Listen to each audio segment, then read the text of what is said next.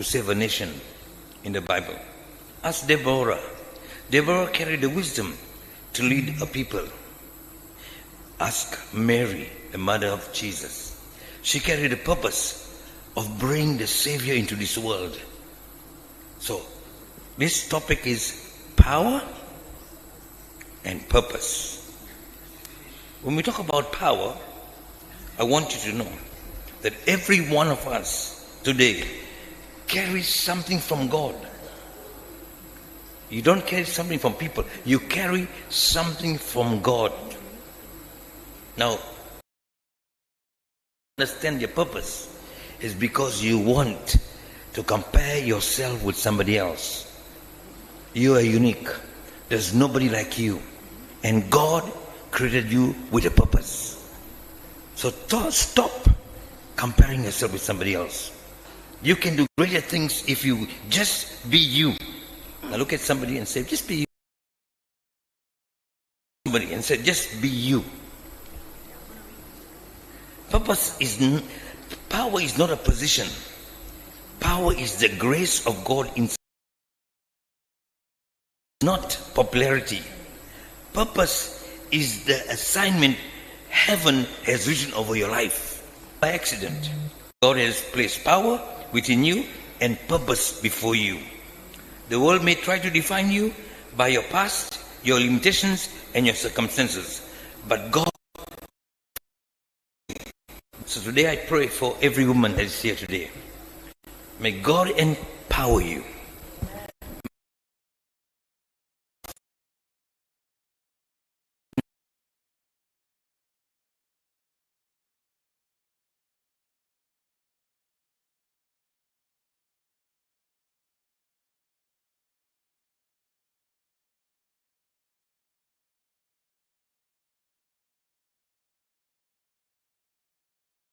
Receive revelation, people receive truth, people receive boldness to rise up to do great and mighty things for you in the mighty name of Jesus. And everybody say amen.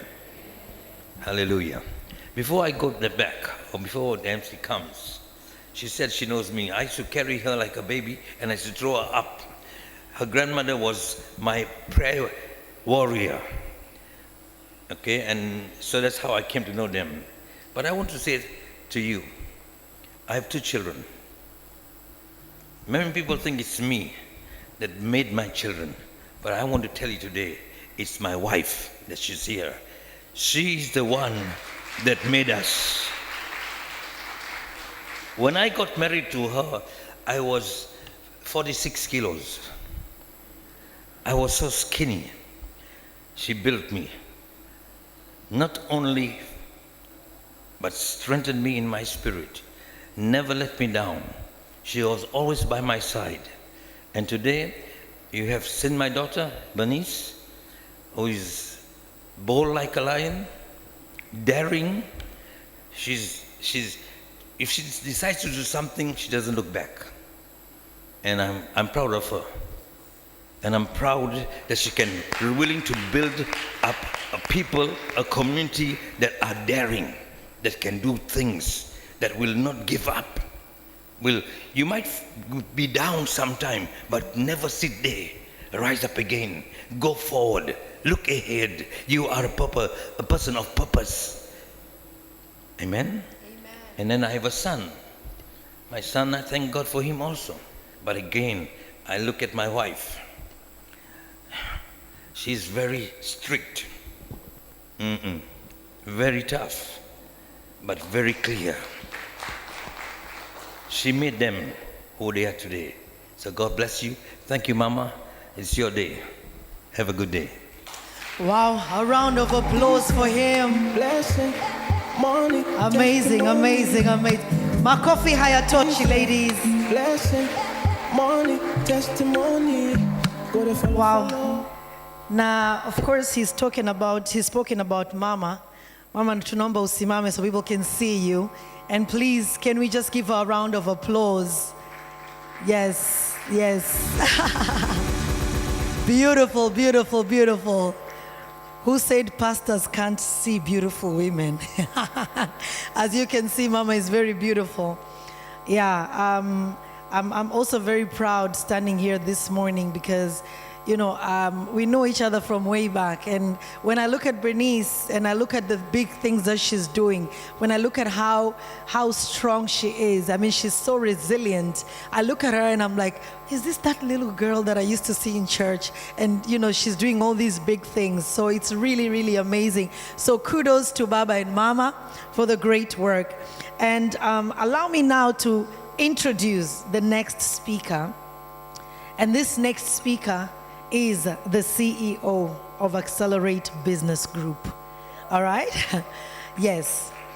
She is the CEO of Accelerate Business Group, a full-service strategy consulting firm that partners with organizations to solve complex management challenges and strengthen growth through a hybrid model of in-person and virtual training. The firm focuses on advancing human capital development and entrepreneurship across Africa.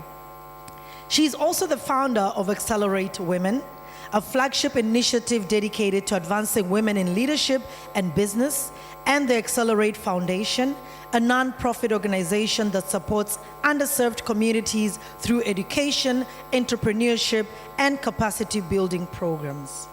Her work in gender equity and economic empowerment has earned her multiple awards and recognition for her contributions to inclusive development and systemic change. Naomba nisikie makofi.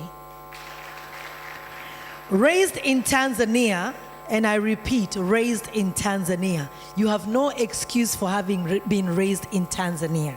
All right? Raised in Tanzania, she pursued her studies in the United States and Germany, holding an MBA in entrepreneurship, a master's in international business, and a Bachelor of Science in finance and media. She began her corporate career in the United States before returning to Tanzania to lead transformational work across sectors. How many young people do we have these days who go to America and other countries and never want to come back to Tanzania? Bernice decided to come back to Tanzania, and she did it not for herself, but for us, Sisi wa Tanzania, because she knew she has something to give to us. As you can see, this is happening. In addition to her leadership roles, she's a board member, advisor, executive coach, actress, speaker, moderator, corporate trainer, and a management consultant. Whether in the boardroom, on stage, or in community spaces, she brings a unique blend of strategic insight, storytelling, and impact-driven purpose. Guided by the belief that to whom much is given, say that louder, to whom much is given, yes, she is committed to using her voice, skills, and platforms to build a more inclusive and empowered future for all. Ladies and the few gentlemen in the room, please allow me to now call up on stage Miss Bernice Fernandez. Please come forward. Naomba tumpigie makofi mengi mengi. Yes, yes. Tumsindikize na makofi. Hey, yes, yes. She's coming up here. She's going to tell us the aim of this event. Kwa hiyo naomba tumsikilize kwa umakini sana. Congratulations, and I welcome you here on stage. Thank you so much. Wow, thank you so much, MC Lena, for that wonderful introduction. Good morning, ladies Good morning. and gentlemen. Good morning. Our guest of honor, the DG of TBS on behalf of the Ministry of Industry and Trade, my beloved parents, Apostle Dr. and Senior Pastor Dr. Annie Fernandez, our special guest speakers, Ms. Prudence Masoko, Ms. Sharmila Bhatt, and our other speakers who are still on the way, and all stakeholders, dear sponsors, partners, team members, all protocols observed, welcome to our 4th edition of the Accelerate Women's Executive Summit. We are so excited to welcome you here this morning. Amidst the rain, amidst the storm, you pushed through and you made it here because you are destined for a divine time such as this, to discover your power and your purpose. And it is not by accident and it is not by a mistake that God brought you here. So today I'd like to share a little bit about the aim of the event. While going through our series of themes that we've had from the beginning, our very first theme was breaking glass ceilings. How do we break through the ceilings that have been put above us, right? How do we break through the barriers? That was our first edition. We learned the tools through our speakers, through the knowledge that was shared. Our second edition was, now that you've broken the glass ceilings and you've reached a certain level, how do you ignite that fire? How do you washamoto and show people the fire that you have within you? Because we all have fire within us. Then we went into our third edition called Unstoppable Woman. What is stopping you as a woman? What's stopping you?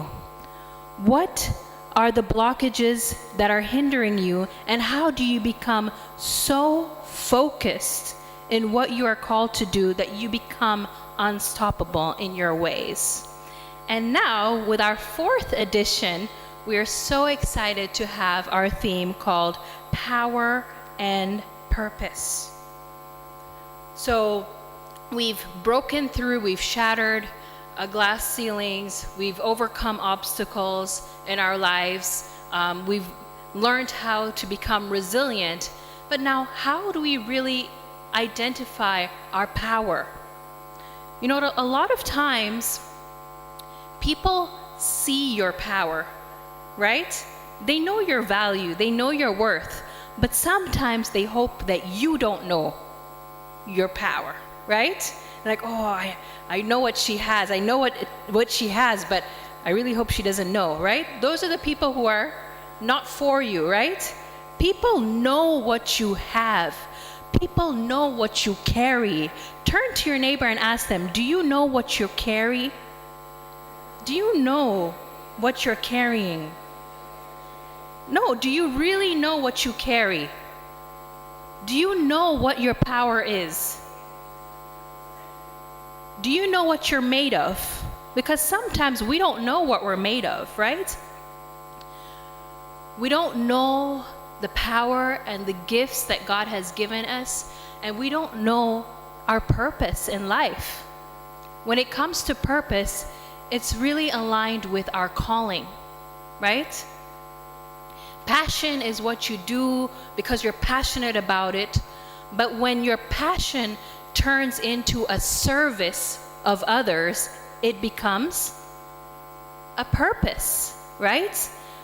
When you discover what you're passionate about and you use that passion to serve others, that becomes your purpose. Think about it. What do you do in your free time that nobody's paying you for? Just think about it. Turn to your neighbor and share. What is it that you do that you're not paid for? You wake up and you're like, I just need to do it. I'm so passionate about it. Anybody? Anybody have anything to say? Any volunteer in the crowd? We have one over there. What do you do when you're not paid? It's something that you really want to. Morning, ladies. Good morning. May I answer that? I help out with Chinese translations for ladies maybe at hospitals who don't speak Swahili and English. I'm blessed for languages. Thank you. Wow. Oh, that's beautiful. Amazing. That's beautiful. Wow. Anybody else? We have someone over here. Thank you.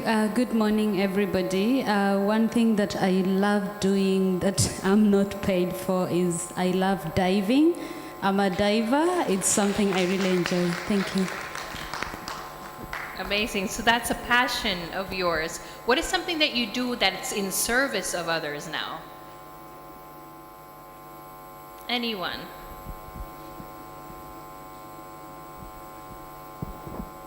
Hi, Bernice. My name is Caroline Clear, founder of Color Creative House. I am invested in personal branding. That's my forte, and I actually love to do that as well. Awesome. Thank you so much, Caroline. So we all have different gifts and capabilities that we have. And there are things that are pulling us towards our passions, but then also our calling in life. What is your destiny and where are you heading, right? If you aim at nothing, you will hit it every time. If you aim at nothing, you will hit it every time. If you don't know where you're going to be lost and you'll have no direction. You're just going to go with the trend. You'll see somebody is doing this, let me do this. Somebody is trying this, their business is working, let me try that, right? Oh, I think this is a good job opportunity. Ngoja nijaribu. But is it really your purpose? Is it really what God has destined you to do? And I believe that everyone in this room and everyone on this earth was born to solve a problem. You were born to solve a problem. Turn to your neighbor and tell them, you were born to solve a problem. And ask them, what problem, do you know what problem you're solving?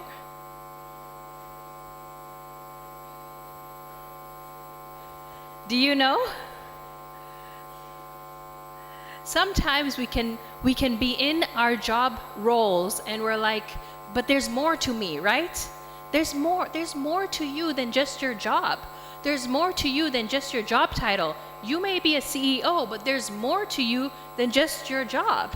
We have an incredible CEO in the room, and she's also serving in philanthropy and Rotary. There's more to her than just being a founder and in the tech world. So, I mean, and we're gonna learn from her, but there's more to you, and I really want you to discover that. Sometimes we don't know. A lot of women come to me, Bernice, I don't know what to do with my life. I don't know what to do. I don't know which job to apply for. Or I don't know what business I should get into. I tried this, I tried that. There's a lot of confusion, right? Have you ever experienced that? Right? Let's be honest. Sometimes we go through that, and there are different seasons in life that we pass through, right? That say, I don't really know. I have this deep desire within me that's really pushing me to do something. I don't know what's driving me, but it's that inner calling that God has given you to do that. I'll tell you how I began Accelerate Women. Accelerate Women was in me more than a decade before I even began. But it took me a whole decade.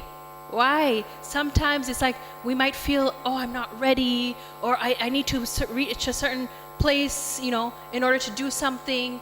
There's a lot of things that go, we are our own worst enemy of progress, right?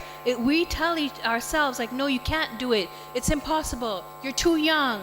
There's so many other things credible. No, you can. And it took a specific pain point that I had to go through, and I said, enough is enough. I am going to start Accelerate Women because I am going to solve a problem to help women, to raise the economic status of women, to raise leadership in women, to be a voice for women, and to empower women so that their voices are heard and that they can become bold, they can take bold action, they can take big decisions, and they can become unstoppable, and nobody can stop them, nobody can put barriers, and that they can succeed to the highest potential.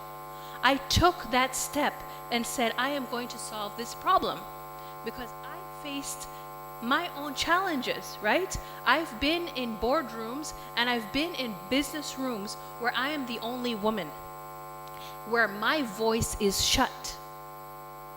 Have you ever been in rooms like that? Have you ever?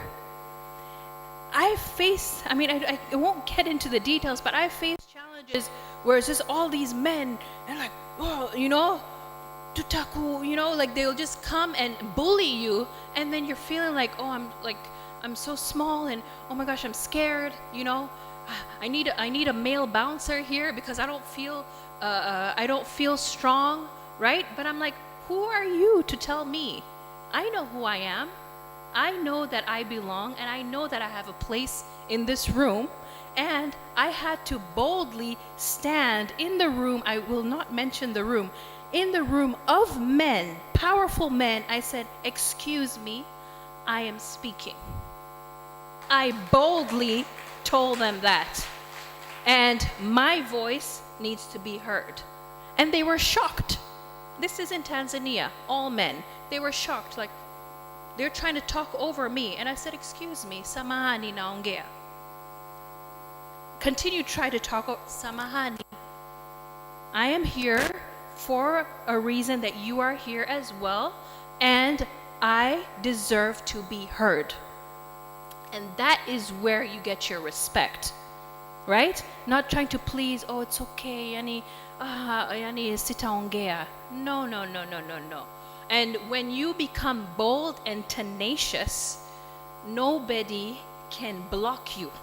Nobody.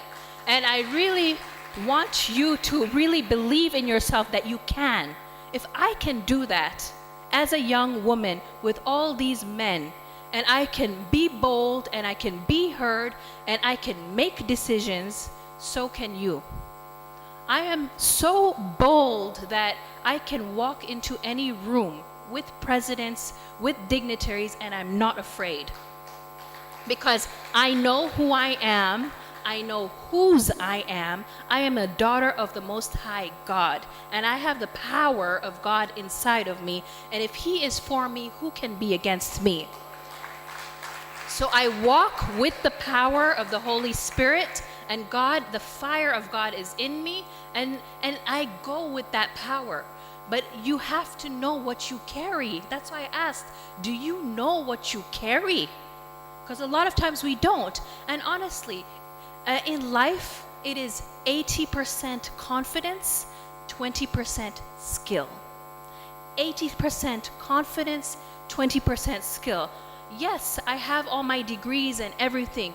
A lot of people have a lot of degrees, but how do you carry yourself? You may have everything, but can you carry yourself with confidence? Do you know who you are? Are you not afraid?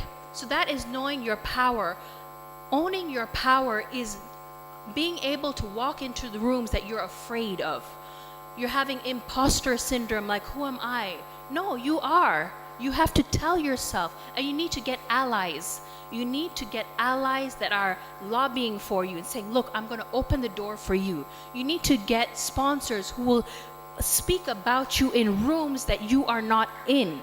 And you need to be very specific in looking for mentors who will mentor you in the specific industry that you are trying to grow, and they will nurture you. But being in rooms like this, a lot of women get mentors being in rooms like this, and they have grown. So today is your day to find a mentor, to find a sponsor, to be bold, to step into your purpose, and to discover your true power. Because when you know your power, you are undefeatable.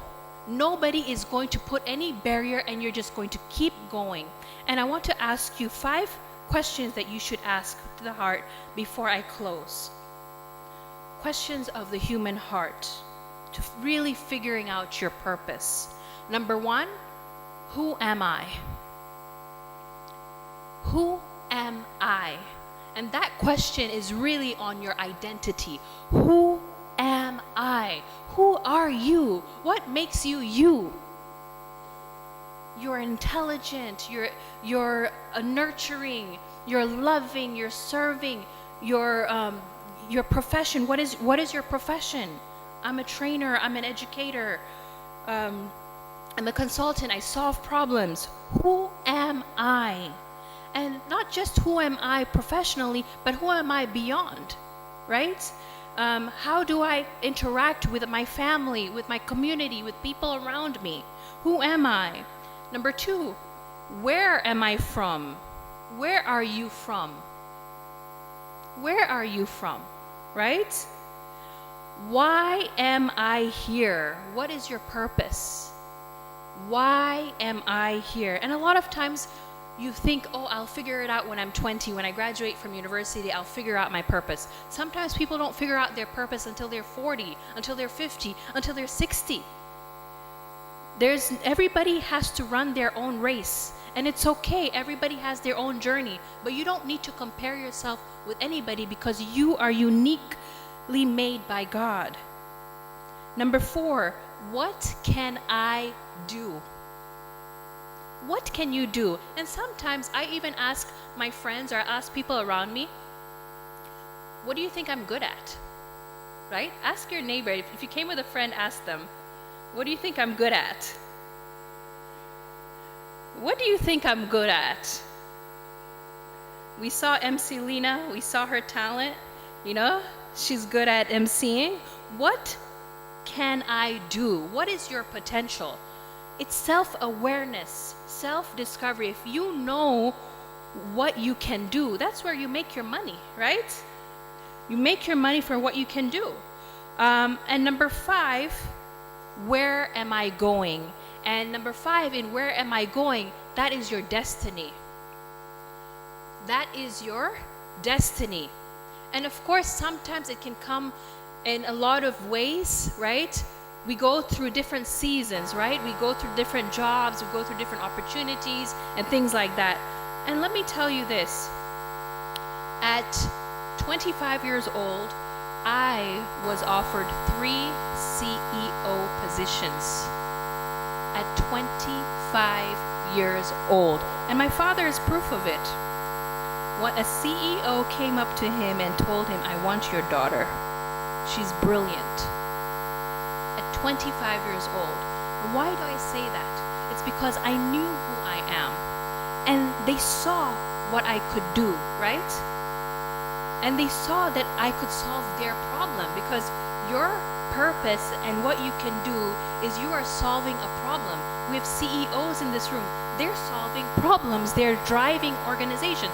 I said no because I wanted to focus on my calling. I said, I did an MBA in entrepreneurship. I want to build my own business. Instead of building other people's businesses, I want to build my own business. I already had clarity. It's not an easy journey to say no to that, right? It would have been an easy, wow, young female CEO, 25 years old. And I know that if I were to step away from Accelerate Women, I would just have be called here and there. Why? Because I know who I am and I know the power that I carry. Last year, I was also pulled to be a CEO of an American organization, and I said no.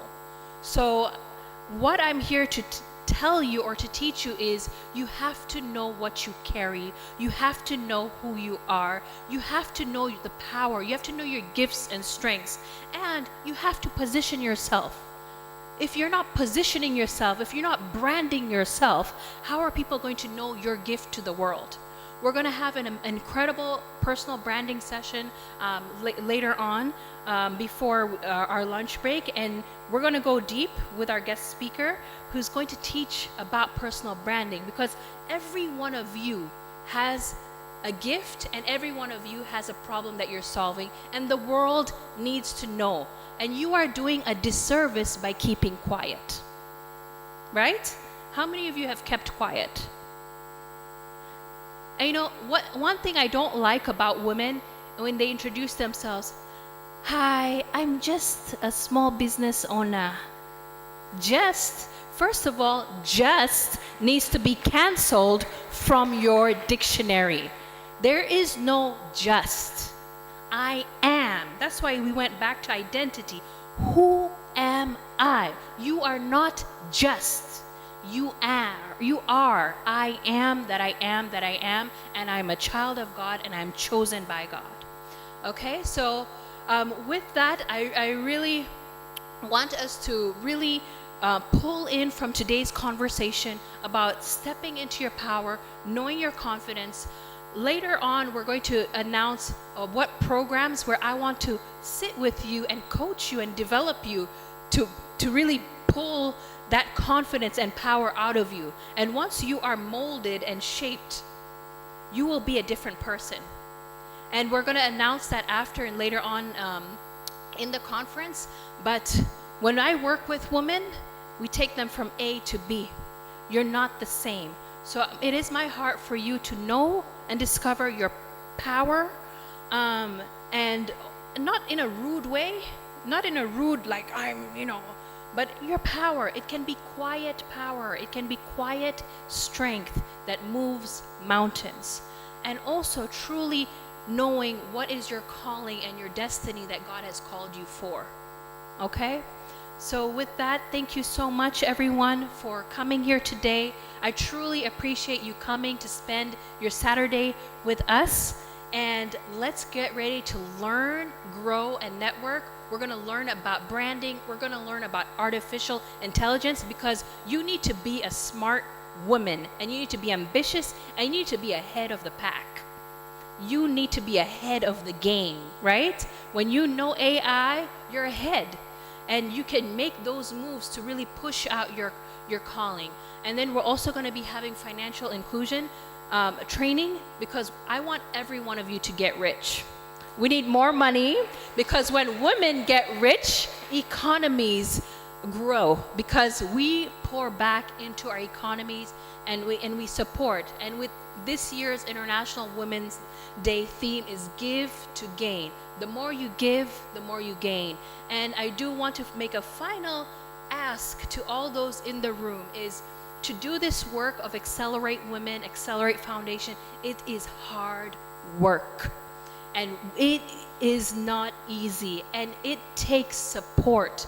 We need support, technical support, resources, financial support to really make things happen, but also to reach more people. So if you can understand the heart behind this, and if you can stand with us, trust me, we are going to go far, and there's big things ahead for not only Tanzania, but also beyond. Last year, we launched Accelerate Women in Kenya for the very first time. And we had Kenya's richest billionaire as our keynote speaker. And people asked me, how did you get him? And what did I do? I went up to him 3 days before and I said, hi, I'm doing Accelerate Women East Africa. I want you to speak on my stage. Immediate yes.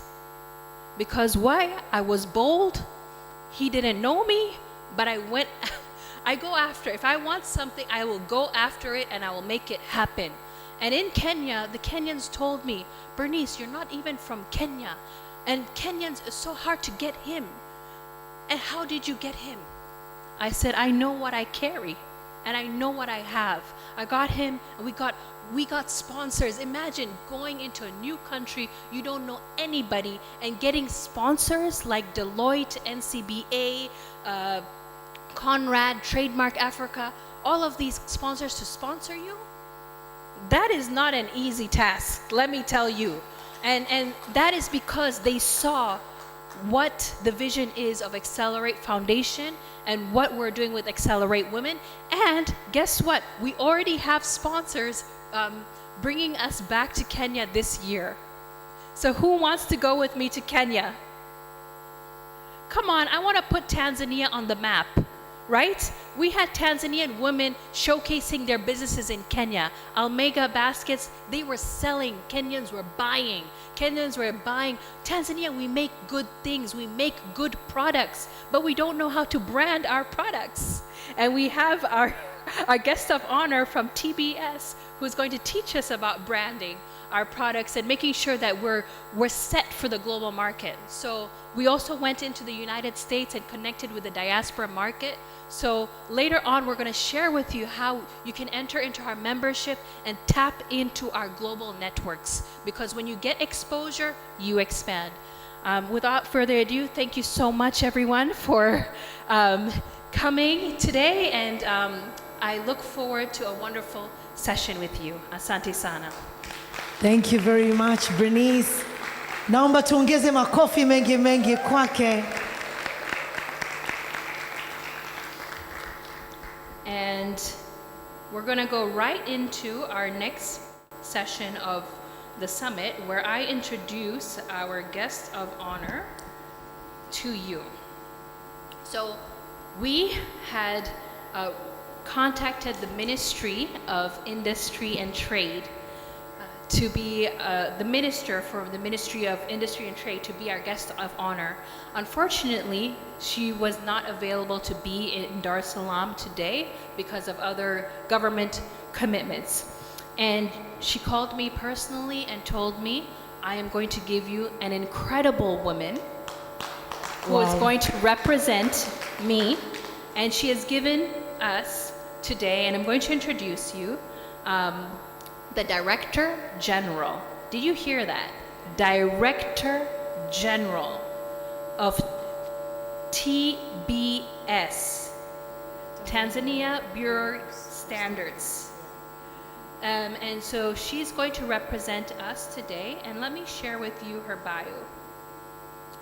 So Dr. Ashura Abdul Katunzi, she has over 15 years of experience working at TBS in standardization, quality assurance, inspection, and testing. Half of her tenure at TBS was spent in different leadership roles. Her experience at TBS is diverse, covering the core activities of the bureaus, including overseeing product certification activities through conformity assessment activities. Dr. Ashura is currently the Director General of the Tanzania Bureau of Standards, which is mandated to ensure the quality and safety of products in the country through standardization, conformity assessment, and metrology activities.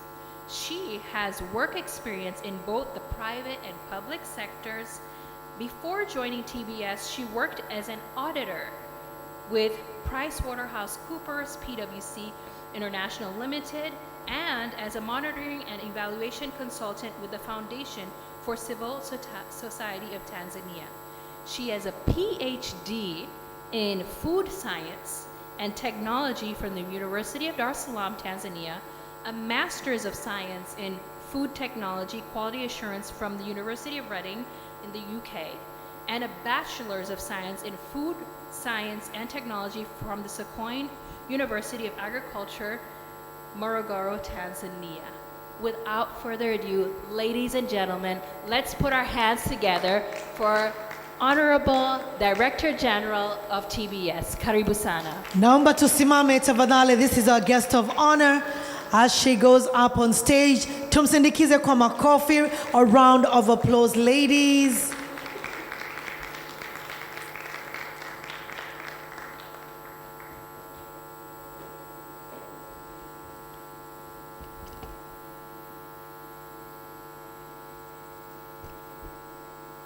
We can all be seated. Thank you. Good morning, everybody. Thank you so much, Bernice, for the wonderful presentation of my bio. It's a pleasure to stand before you all. The management of Accelerate Foundation, keynote speakers who have met them this morning, the family of Dr. Fernandez, it has been pleasure meeting you in person today. Everything has a God's purpose. Indeed, it was a pleasure to meet you today. Distinguished guests, all protocol observed. Good morning again. Kazi na utu. The voices are so down. Are we all fasting? We had a wonderful breakfast outside there. I hope you had time to drink. Kazi na utu.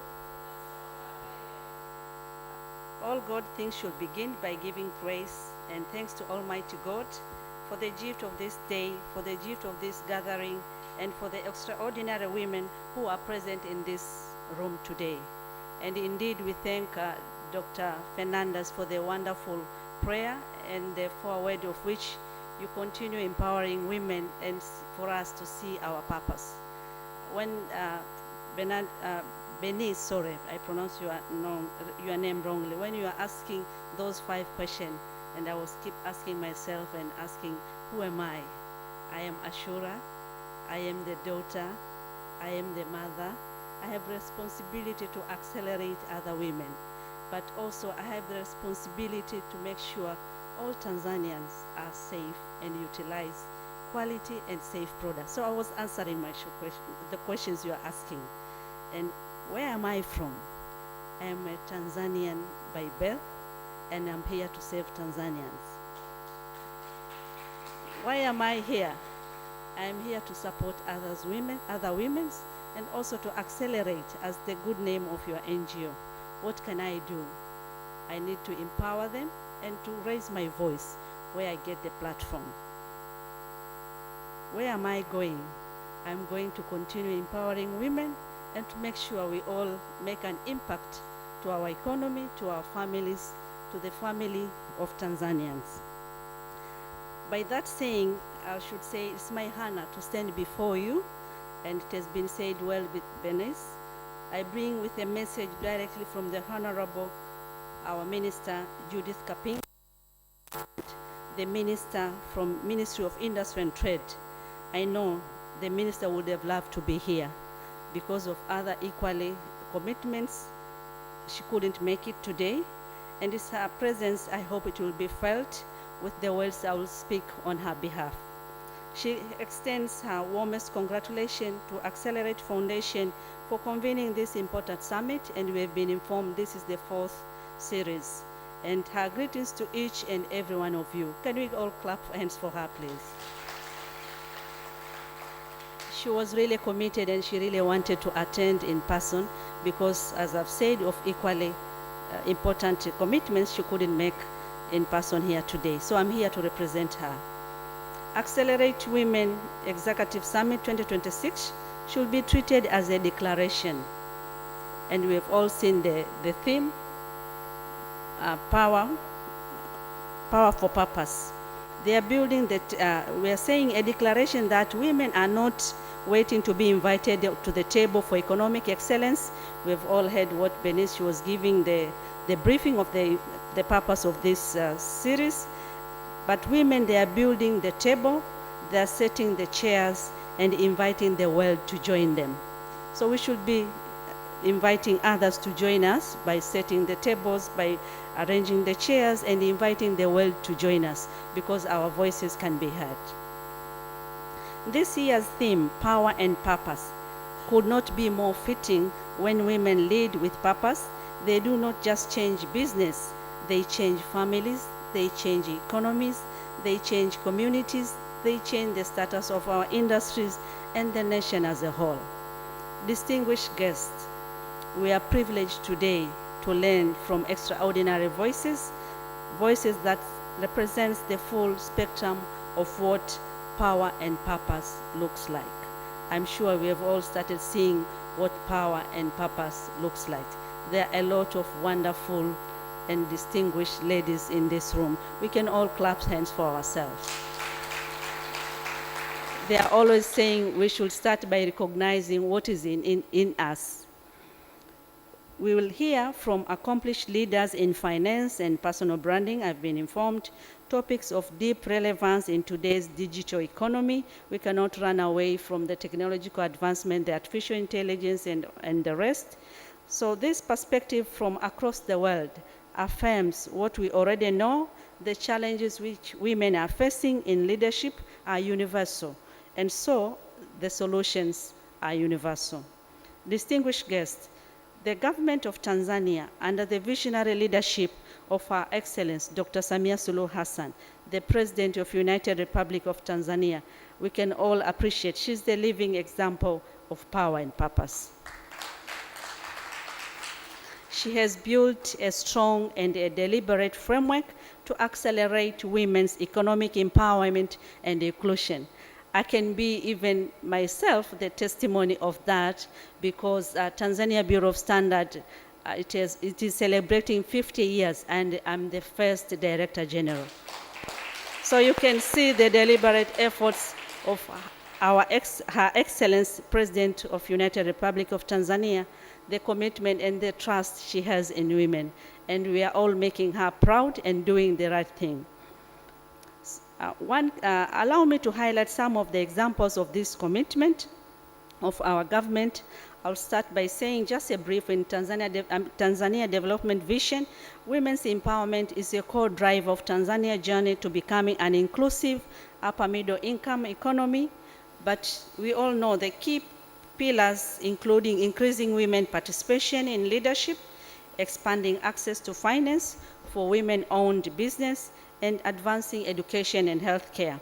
The visions commits to eliminating gender-based violence and shifting social norms to unlock women's full economic potential. With women currently holding approximately 37% of parliamentary seats, the Vision 2050 framework is actively working to further strengthen women's role in high-level decision-making with an ambition we all know of 50-50 representation in both public and private sector. I can give an example at our institution. At TBS, as of now, we are standing at a count of staff with a permanent job, 805, but with others with the contracts almost 100, so we are running at around 1,000 staff. But with that number, the women at our institution, they are only 30%. But we are making our institution proud, and we are leading with excellence. So we are saying this year, International Women's Day theme, it is powerful, rights and equality for women and girls, inclusive foundation towards Vision 2050. But vision without resources is just an aspiration, and we don't want to live in aspiration. We have to live by doing. What distinguishes this government is its readiness to back its commitment with budgets, institutions, and political will. Under the leadership of Her Excellency Dr. Samia, these policies are being turned into reality, and I'm sure we've been witnessing in a number of areas. For instance, in access to finance, I know today there's a topic of finance. More recently, Tanzania launched 262 billion shilling Pamoja project inaugurated under the Minister of Community Development, Gender, Women, and Special Groups. It's a landmark initiative dedicated to advancing gender equality and women's economic empowerment nationwide. But also government regulation in the public procurement, because once you do the procurement services for the government, you get the economy, you get the finance. We are saying the government economy regulation now reserve a dedicated percentage of public procurement opportunities for women-owned, youth-owned, and SME enterprises, creating a direct pipeline from a public sector to women entrepreneurs. So I argue the business women to get advantage of this dedicated platform for you to do business with the government. But make sure you have the right, you formalize your business so that you can do business with the government. So there's a room for that. And every institution in the government, you have to set 30% of your procurement needs for the special groups. So these special groups, they are the youth, they are the women, and they are the youth and the women for them to do business with the government. But also in the areas of skills development, we know institutions like VETA, CEDO, in the briefing, Benes told me about they are working with CEDO. I think it was one of the speakers. CEDO is a small industry development of organization which they are building the technical capacities to the women and the youth so that they can be competitive in the market. And other various government ministries, they are providing training programs and are being scaled specifically to equip women and the youth with the digital information, financial, business management skills for today's economy. You cannot run away with the skills for you to do a formalized business.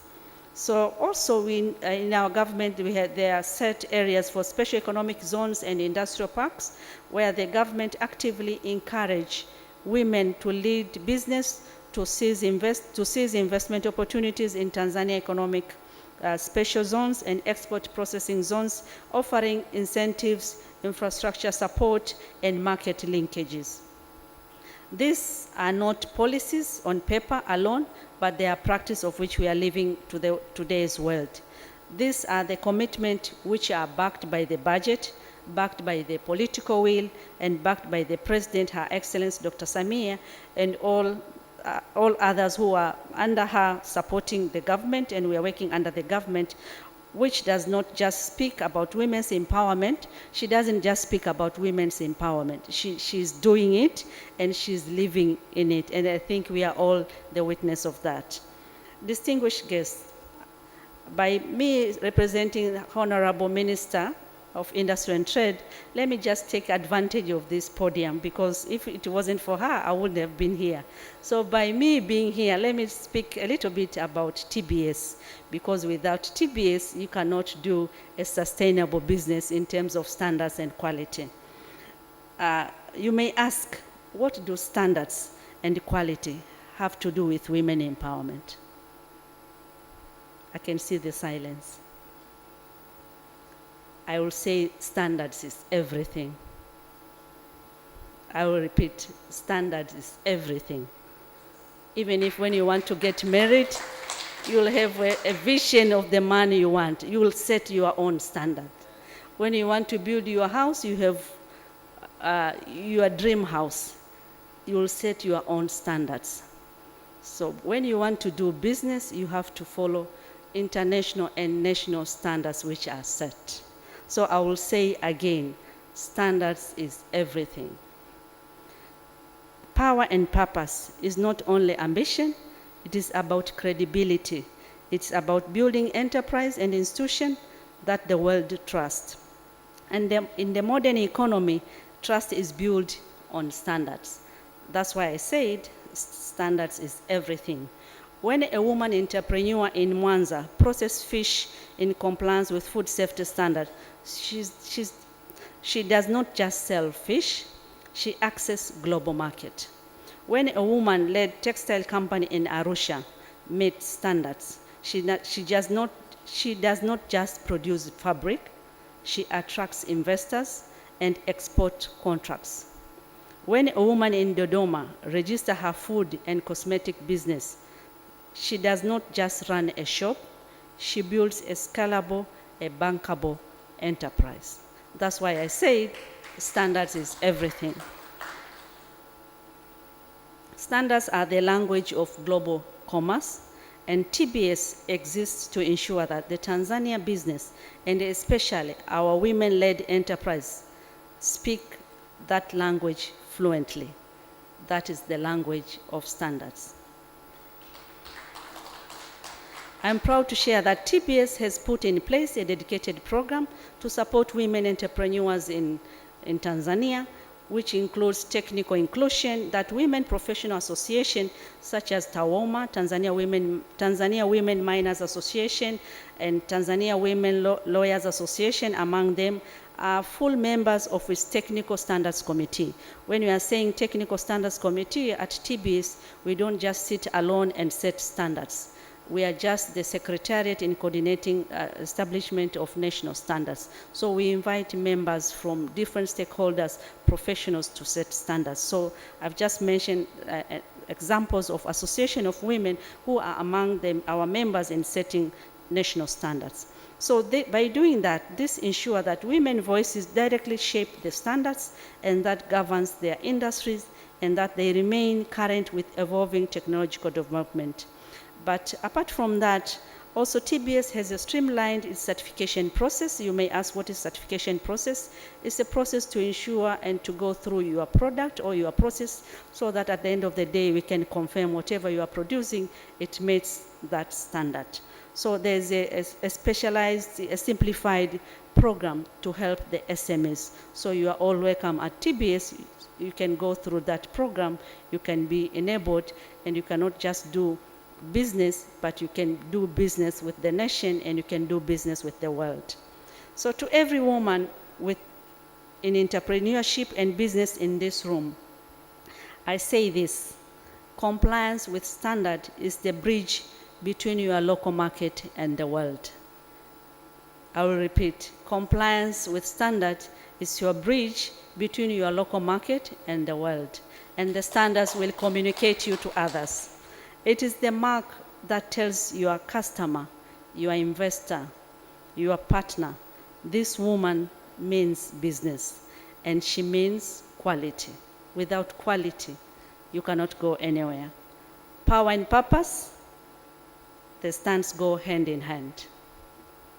distinguished guests, let the international perspective we receive today sparks new partnership. Let the conversation on AI remind us the future belongs to those who embrace innovations. Let the wisdom shared on personal branding, I can see Fatima Dewji, she's here now. She will tell us a lot about personal branding. Empower every woman to show up boldly and authentically in every boardroom, even if you are a woman alone in that boardroom, every market, every screen, and every stage. The government of Tanzania will continue to be your partner so that the Ministry of Industry and Trade and Tanzania Bureau of Standards will continue to be your quality partner and your quality anchor to make sure that you communicate with the world. And Accelerate Foundation, through platform like this, will continue to be your bridge. On behalf of the Honorable Judith Kapinga, the Minister of Industry and Trade, I congratulate Accelerate Foundation for this outstanding summit. I commend every speaker and every participant and every sponsor who has made this summit possible. Job well done, congratulations, and I urge you to continue doing that.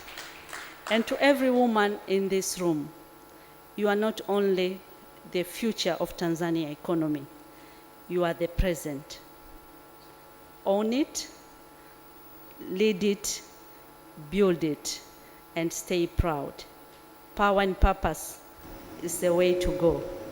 Thank you so much for listening. Asanteni sana, and wishing you a fruitful meeting. Wow, amazing, amazing. Naomba tuongeze makofi. Please don't come down. Please don't come down. I'd like to ask you to please just remain on stage. And I'd just like to ask Bernice to please go up on stage. She has a very special gift for you. Accelerate team.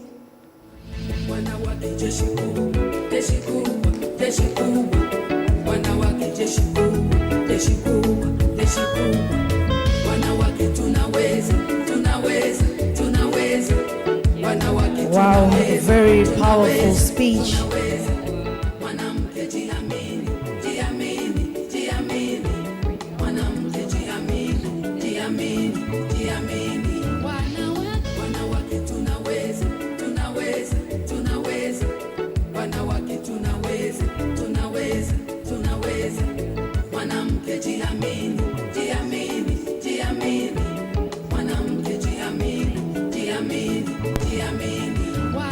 Wow, let's give her a round of applause for an incredible welcome address on behalf of the Ministry of Industry and Trade. That was beautiful, and she told me she wrote it at 1 a.m. So thank you, Malkia Wanguvu, Director General. When I was writing her name this morning, I was like, wow, this is power. It's powerful. I love to see women in power, but also intelligent and doing great things for the economy and making an impact through your work. So thank you so much for your time. So we would like to give her a special gift from our sponsors. And it's a very beautiful gift just to say thank you and to appreciate you. If our sponsor GemPoint is in the room, GemPoint, if you are here. Okay, great. So GemPoint is giving you a Tanzanite as a gift. Let's take a picture. Are we allowed to give Tanzanites to government officials? Yeah, they want to see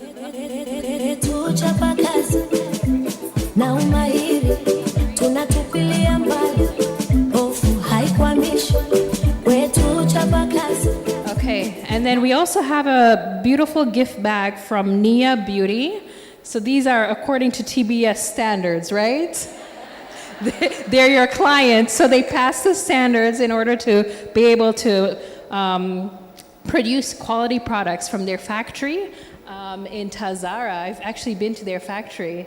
So this is a gift for you on behalf. Do we have Nia in the room? Thank you so much. Thank you so much, Nia. Thank you so much. And do we have Korean Cosmetics?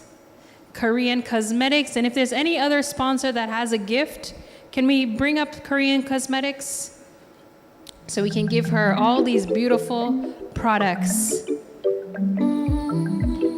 from our wonderful, wonderful sponsors.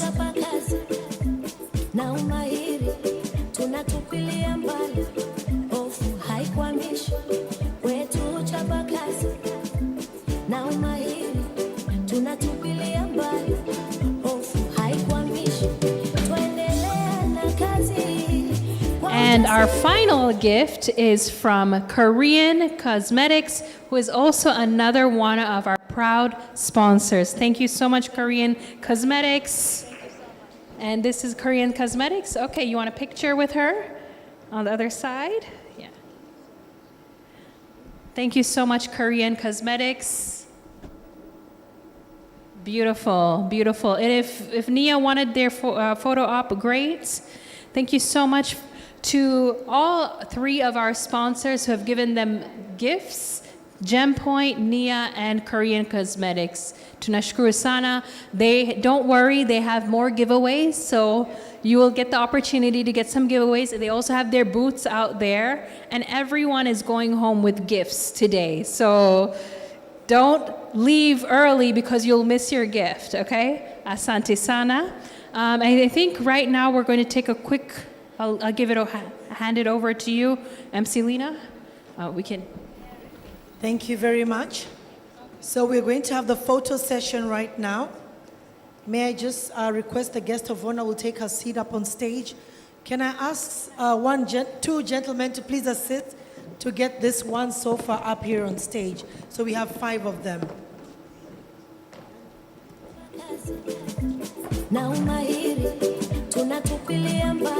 Can we have a gentleman please to help us with one sofa? Just put it up here on stage.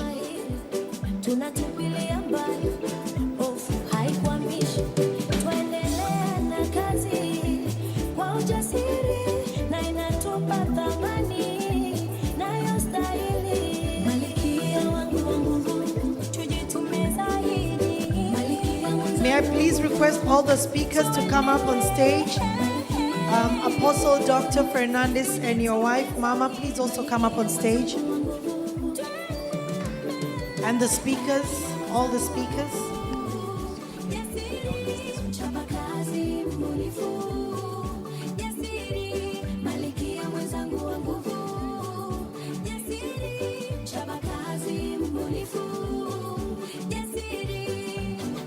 Sponsors, please get ready. Sponsors, please prepare yourselves.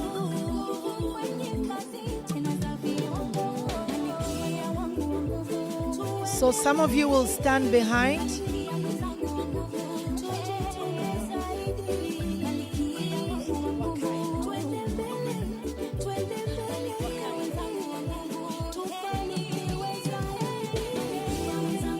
So you'll take one photo standing and then another one. Some of you will sit and the others will stand behind.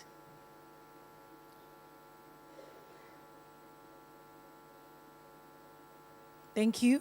5 of you, please take the seats, and then the remaining ones will stand behind. There's another seat here, Tabia. Okay. Sponsors, please get ready.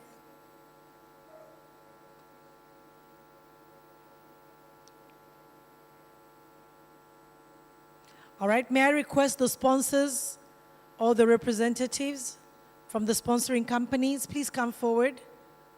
Sponsors? Sponsors, I see CRDB, Crescencia, ABSA, Cellcom, UTT Amis, Revolution, App Store, Hugo Domingo, Korean Cosmetics, Nia Cosmetics, Nia, Assemble, GemPoint, Urban, All the sponsors, please. All the sponsors. Yeah. Or just a few reps to represent the sponsors. Sio lazima mje wote. Okay, so may I request we cut this right here. Can you guys just stand aside here and wait? And then let's take this photo. Precision Air, please, if you're here. Let's look at the photographers.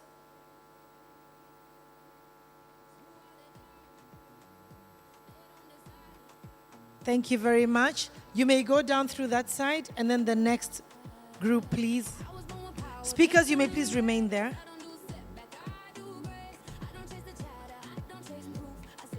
If you're a sponsor, please come forward. ICCP Studios. In Focus as well.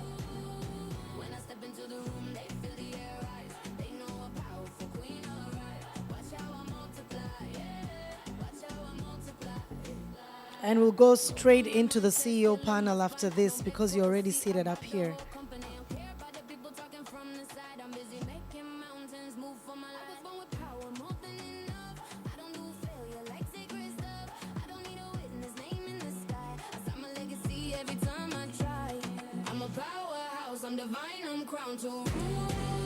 All right, thank you very much. You may take your seats, but may I just ask the CEOs to remain up here on stage.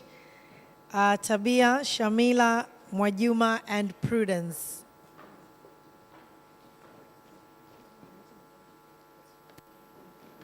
It's right here.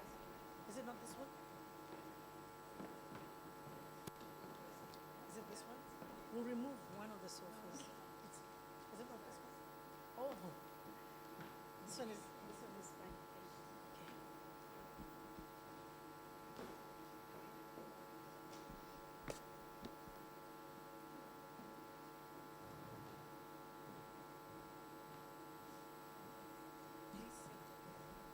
Okay. Can I request the gentleman who assisted us earlier to please get this off stage? Thank you. Asante sana. So we're going to have this panel, the CEO's panel, Path to Power. As you can see, we have amazing, powerful women seated up here. And the moderator for this panel will be Bernice herself. She'll be moderating this panel. So over to you, Bernice. But before, as you're getting yourselves ready, I would just like to remind you of what our guest of honor was talking about, and she's from TBS, Tanzania Bureau of Standards. So I just have a question for you ladies, and as we are waiting to hear from the CEOs here, what are your standards? Ask yourself before you leave this room. Ask yourself now, what are your standards, all right? But also, how high are your standards? What kind of standards have you set for yourself? How high are the standards? All right? Set meaningful standards for your life, like feeding yourself with professional forums like this one. By also joining, we have the Accelerate community. If you want to join, we have the Accelerate crew that are here.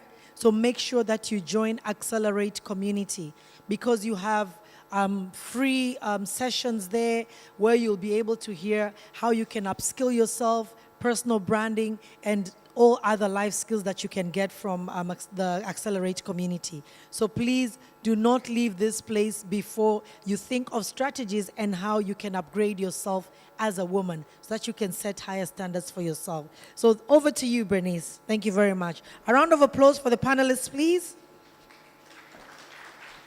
Asante sana. Thank you. Thank you so much, MC Lena. So, I have here today an incredible powerhouse female CEO panel. And this is usually a highlight of our Accelerate Women's Executive Summit every year, where we get to learn from incredible CEOs who are either building businesses or leading organizations, and all at the heads of their organizations. So before we get into our questions, I just wanted to share with you who we have on our panel today. And our panel is called Paths to Power. Paths to Power. How did you grow on your journey in becoming a powerful woman and a woman in leadership. So we have right here with me Sharmila Bhatt. She is the co-founder and director of Soft Technologies Consultants Limited, and she is also the Rotary International past district governor of Tanzania and Rotary's public image chair for Eastern and Southern Africa. So she's serving in a philanthropic leadership role where they raise millions of dollars and they set up hospital wings like CCBRT and schools and things through her free time. Not only is she an entrepreneur, but also a philanthropist and a leader of many leaders and businesses. So we are so happy to have you here. Thank you so much. And she doesn't just go anywhere. So we are really privileged to have her here with us today. We also have with us the country director of CARE International Tanzania, an international organization making an impact globally across the world, and she's leading the Tanzania chapter, Miss Prudence Masoko. We are so grateful to have her here as a leader, and she makes a lot of impact through her organization that is global. And then finally, we have the managing director / CEO of Assemble Insurance Tanzania Limited. She is leading a major insurance company in Tanzania as the CEO, and she has built her years and her resilience and her effort in the insurance industry and also in different sectors before she was entrusted and appointed as CEO. So let's give a round of applause for our incredible panel that we have, and we're going to dive right into the questions. So, Sharmila, you lead a technology company, and you also serve on Rotary International, overseeing over 15 countries. As a leader, have been a leader in Tanzania, driving change and influence for philanthropy and humanitarian work. How have these two roles shaped your understanding of leadership and influence? Because you're leading not only in business, but you're also leading in the humanitarian world. And you're a trusted leader in both worlds.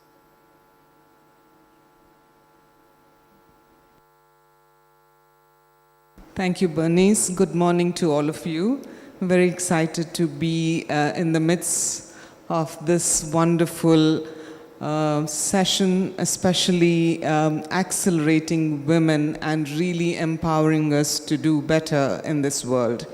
To give you a brief background, as she's explained to you, 35 years back, from scratch, I use the word scratch, we started an organization, co-founded an organization, which is called Soft Tech Consultants, primarily offering technology solutions to governments around Africa. We started off as a very small organization with just 6 people, providing services just in Tanzania, and to date we operate in about 6 countries offering integrated financial management systems, especially for government to be able to service their citizens.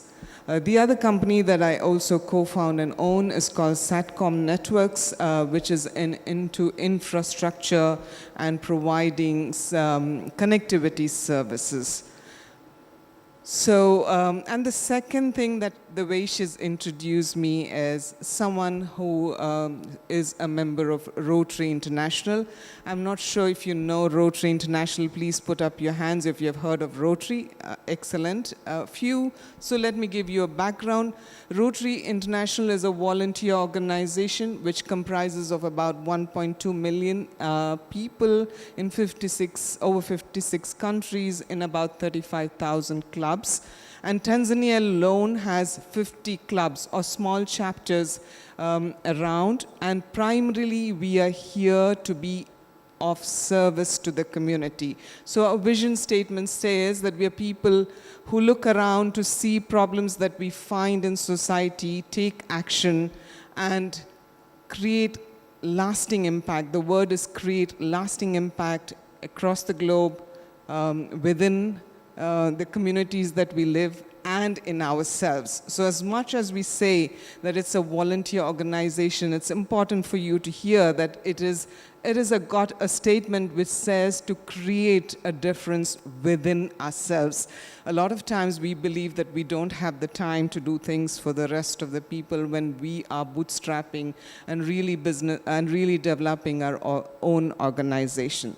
Now, in terms of soft tech, what leadership has meant to me over 35 years, I just want everyone to know here, you come from SMEs, you come from corporates, and I know in the beginning, one or two of you very proudly mentioned that you're starting off businesses, successful businesses, etc. So I've been there. It's just that 35 years, it's taken us 35 years, and the challenges have never changed. It's the same challenge that I've had in the first year, and it repeats 35 times. It's just that the scale or experience that we have had, we're able to brave some of the issues that we face on a daily basis. So leadership in soft tech really has helped me to build teams, to be able to create value addition, to see what services are required by people, and keep at it in order to be able to sustain the business. But in terms of Rotary, the good thing is it's a volunteer organization. We in fact pay to serve. And therefore, leadership there is very, very different. And what it teaches you, in fact, is a practical MBA, which you don't really gain when you go and pay for you to get an MBA. Because you're leading peers, people who are similar to you or above you in terms of caliber and competence. And the only way you can lead people is to inspire them to be able to show what difference you can do during your year, maybe in that role, and to take them along, because that is when you can lead them. It's purely empathy and humility which is taught and which you learn in that organization. And I believe those skills is something that we need in our organization as well. So if you bring those skills that you learn in leading volunteers and bring it to your own organization, you will only lead it in a more meaningful way. Wow, thank you so much, Sharmila. You're an incredible leader with 35 years of experience, and to be honest, like I've been part of Rotary, and in my journey in Rotary, Sharmila is a big deal. Like everyone respects her. They're like, wow, the DG, like she's huge. She has quiet power, quiet strength. Her leadership is shown in her action. She doesn't need to make big announcements, but people trust and respect in her leadership, and I think that is so admirable. It's not easy. As she said, she pays to serve. We all paid. As a Rotarian, you pay, unachangia, to be a volunteer. And then now you have to lead other leaders and other CEOs who are around you, and just looking at you as a woman as well, you know, in that role, and having all the men and women also respect you. I think that's really commendable.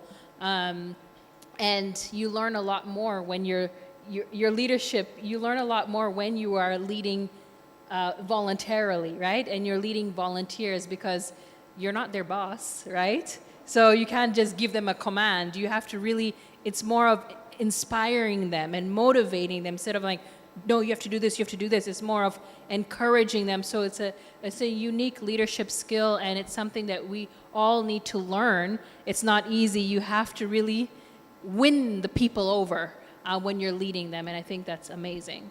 So, Prudence, in your journey as a leader and up until your role as becoming country director of CARE International, when you were younger, did you ever realize or have a vision that you're one day going to lead a global international organization?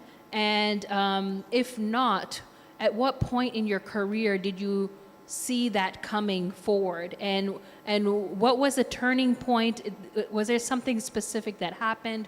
Did you have a mentor or somebody that guided you and said, hey, Prudence, I see these leadership qualities within you. I think I can empower you to take on more roles, and then that's how you ended up becoming the country director. Walk us through the path that it took to becoming appointed as a leader. Good morning, everyone. Thank you so much, Bernice. And I think it's a lovely question. I love it. And I love it in a sense I've seen a lot of beautiful young faces here. And I'm looking at those young faces in the next 5 years to come. And you guys do better than what you're seeing here. You have it all. You have all it takes. So yeah, I'm from a family of 6 kids. And I was asking my mom, how did you manage? Because I have 2 lovely, handsome boys. And it's a hell lot. But I love doing it. So in the family of 6, being the third born, I've been the connector. Though they say the third born is usually a connector in a family, I've been a connector, very confident. And at one point, I think my mom used to use me to tell something to Dad, though I didn't know. I was sending the message, and he was listening. So yeah, so that is the story about my childhood. I used to be a leader from my primary education to the university, but I didn't think one day I'll be maybe a country director of an international organization. But right after graduating from Sokoine, where our guest of honor was also there, we used to share classes at one point. After graduating, I joined World Vision and I did my intern. And then that now exposed me to the development work and to the international development organizations. By then, most of the international organizations had country directors who were expatriates. We could do things like maybe project managers and so forth, but most of them were people from far from Tanzania. So I worked in one organization, then I left, went to the other. I had this urge, in most cases, like I used to get bored in a very short period of time when I'm doing the same things, all the years, the same things, and I was like, what am I gaining here? So I used to quit, but quitting in a very good way. I used to leave a lot of marks and legacy, positive ones. And I used to work very, very hard. So in a way, basing on what I was doing, I was likable because I could deliver. Any employer likes a person who can deliver. So I left my job, I went to study in the UK, and when I was about to graduate, one of my country directors wrote back to me, we have your job again. Someone who took that job is away. So right after completing my master's, I went back to that job. But I told him, he was a British guy, and I told him, I think I'll just be around for a short period of time because I don't want to do the same things all the time. And the time I quit here, when I come back here, I'll be the country director. So he was looking at me, really? I said, oh yeah, I'll be one. I've come to see people are expatriates, but I don't see like we are the same, to be honest. We can set goals, we are smart. Why not me? But in a way, it was a kind of a dream, seeing like there were very few Tanzanians who were operating those positions. So that's why he looked at me, had that smile, the smile like, maybe. Anyways. So he left, and then I went to another job, and in that job, I did my interview, and I was really prepared for the interview. So I could give my interviewers the responses they needed to see. So I got that job.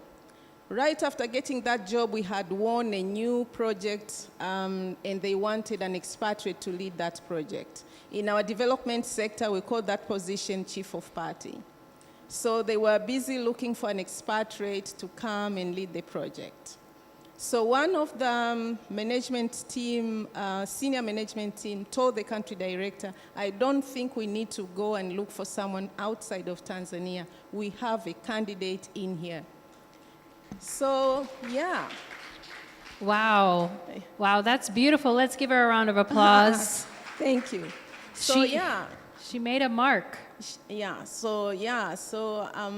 then the country director called me. She was a lady from Uganda, and she told me, I didn't know you have a very strong CV.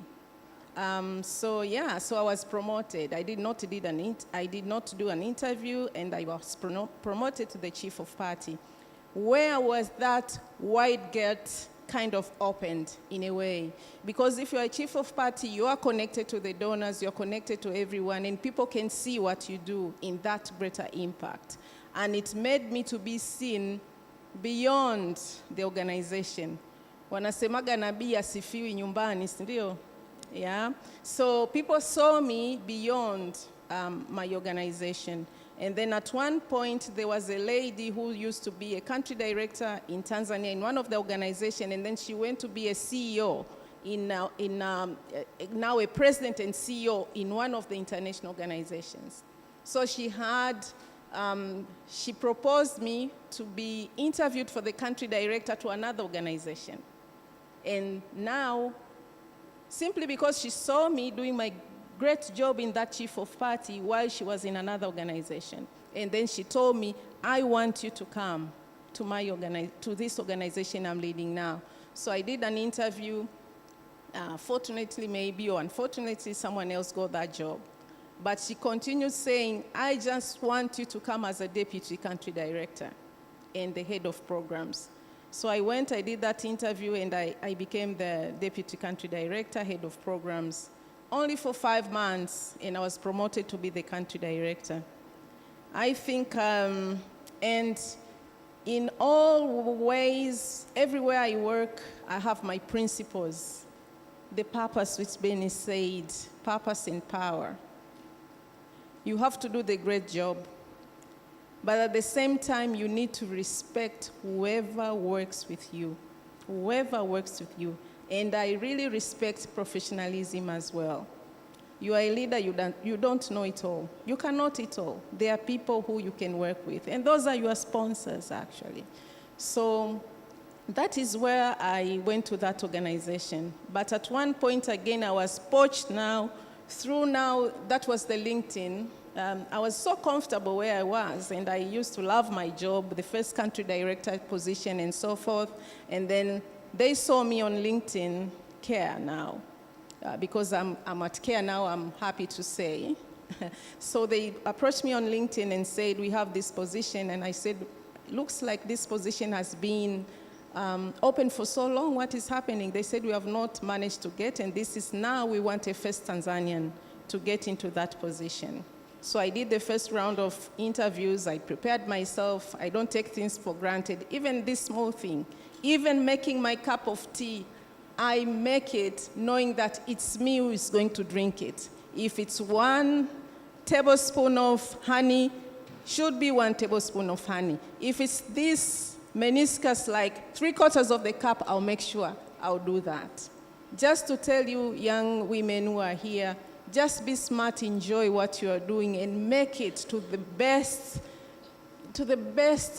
quality you want, because it's you, end of the day. You start with you, and then goes others. Now they will see that quality because they will know, like our guest of honor was saying, standard is everything.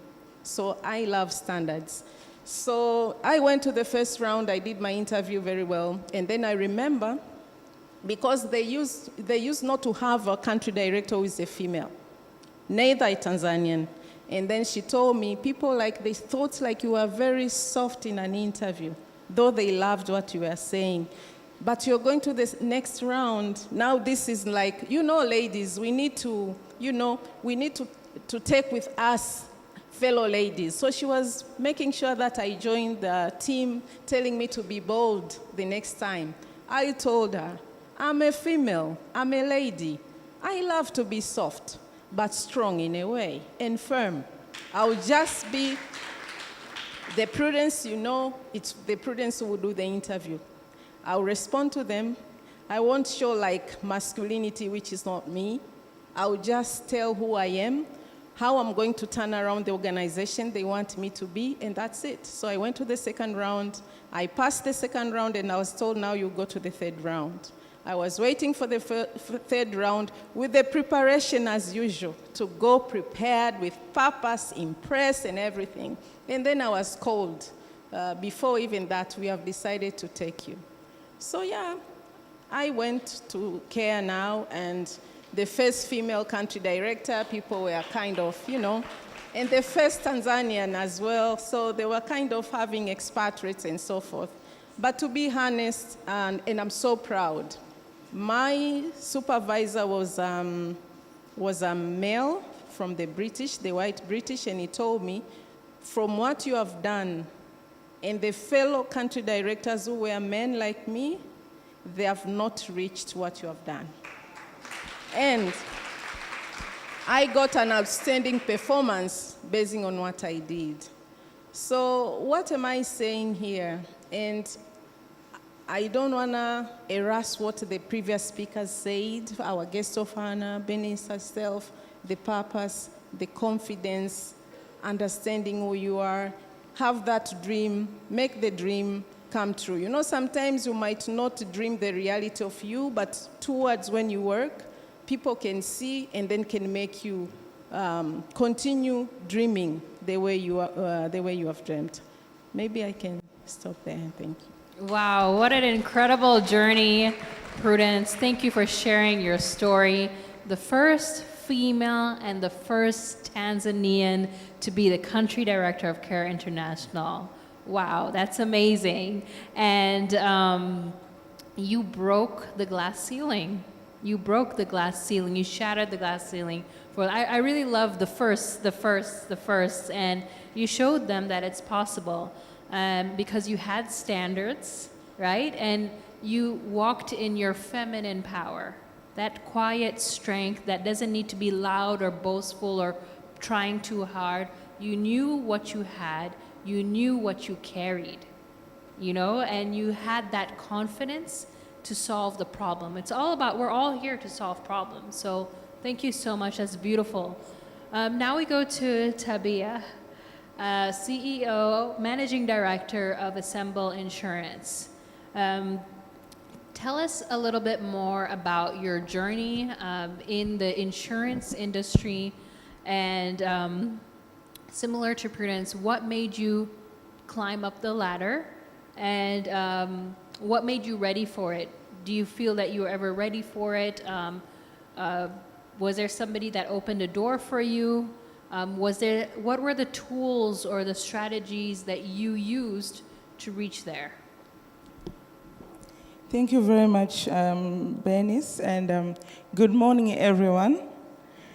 For me, it's really such an honor to be sitting in this wonderful platform of Accelerate Women, but mostly appreciating, being in the same room with Dr. Fernandez and Mrs. Fernandez, people who I actually, love to listen to them. When I was told to come and speak to this panel, I think I was called a very few days. And my first response was, Bernice, let me think about it. I've got a lot in my plate this week. And then she told me one thing. She was like, Tabia, it's like God is talking to me and he wants you to talk in that platform. God wants me to talk in this platform. And that meant a lot to me, Bernice. Now, back to responding to the question in terms of my journey, I think mine is a little bit interesting.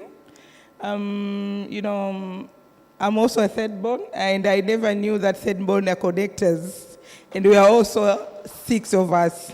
But as Prudence was talking about it, then I knew that, I'm a connector. I've connected so many people, so many businesses, so many deals in the field that I am in. So I started my field, way back in 2002. And I started working with an insurance company, Strategies Tanzania. At that time, the company was not 100% licensed. And by the way, it was a position that I got straight from the university. So we were just three of us, the CEO, myself, and the other colleague. And we were just, the first month we were paid salary, but there's no license. The second month, the third month, the headquarters was in Harare, Zimbabwe. And then the head office said, we cannot keep on paying you while you are really not working. So, you have to come work here. So I was sent to Harare in 2002. And I was, thrown in a pool of expatriate in a health insurance. Mind you, I'm coming straight from the university. Health insurance is a new concept in Tanzania. Their expectations were very high. And I was employed on the Department of Customer Service and Sales. What happened in the very first week, they had an important client to poach and do presentation.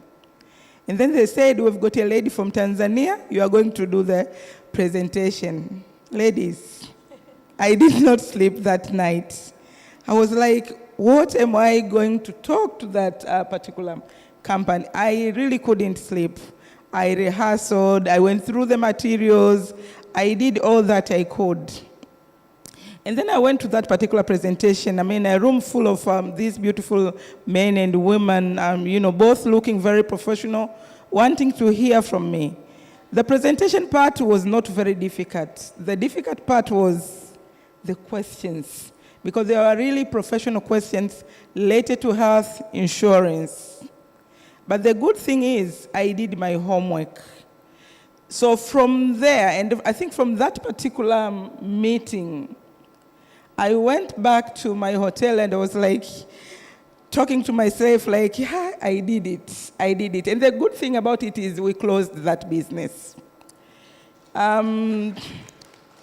Later on, I think around 6 years down the road, when I came back from Zimbabwe, worked with our strategies here in Tanzania, I was also approached with an international airline company, Swiss International Airline, to again do marketing for that particular airline. I think the beauty part about that company was it really exposed me.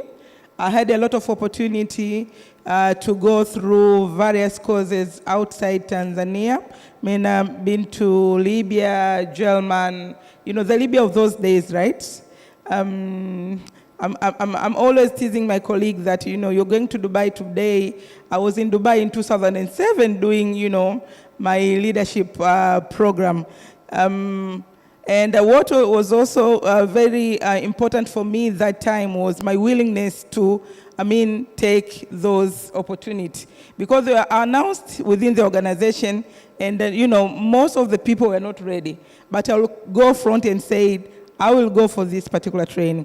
I'll go for this particular engagement. And that really built my capacity in terms of now, even understanding the international forums, because there you're going to all these programs with people from different parts of the world. And I worked with that particular organization for about 3 years. And then I was also approached by a health delivery company that was AAR Health, again to work on the marketing field. Now imagine, the salary was good.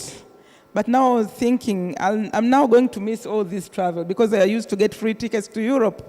So, in between the luxury of having fun and the good salary. The good salary was very important to me because by then, my father was very sick. I told you we have 6 in the family. I'm the third born. My mother was the only person who was working as a banker. So I needed, a little bit have income. So I chose to go and join AAR. The fun thing happened into that particular organization. When I joined, the then marketing manager who was existing there position was from outside Tanzania. And I joined today, he left tomorrow. So really, there was no time for handover. Again, I had to learn a hard way. I mean, with a very little support, very little handover, and there are all these expectations for the organization for me to deliver.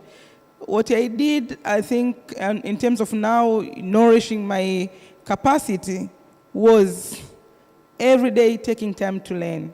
I would read the policies, I would read the guidelines, I would call, my peers in the same industry and speak to them. And that is very, very important, in terms of, the journey to grow into leadership. Talk to those who have been there in the maybe similar position, not necessarily in your organization, but from other organization. You will definitely get to learn. That was also one of the most important thing in the leadership that I practically practiced for me to grow.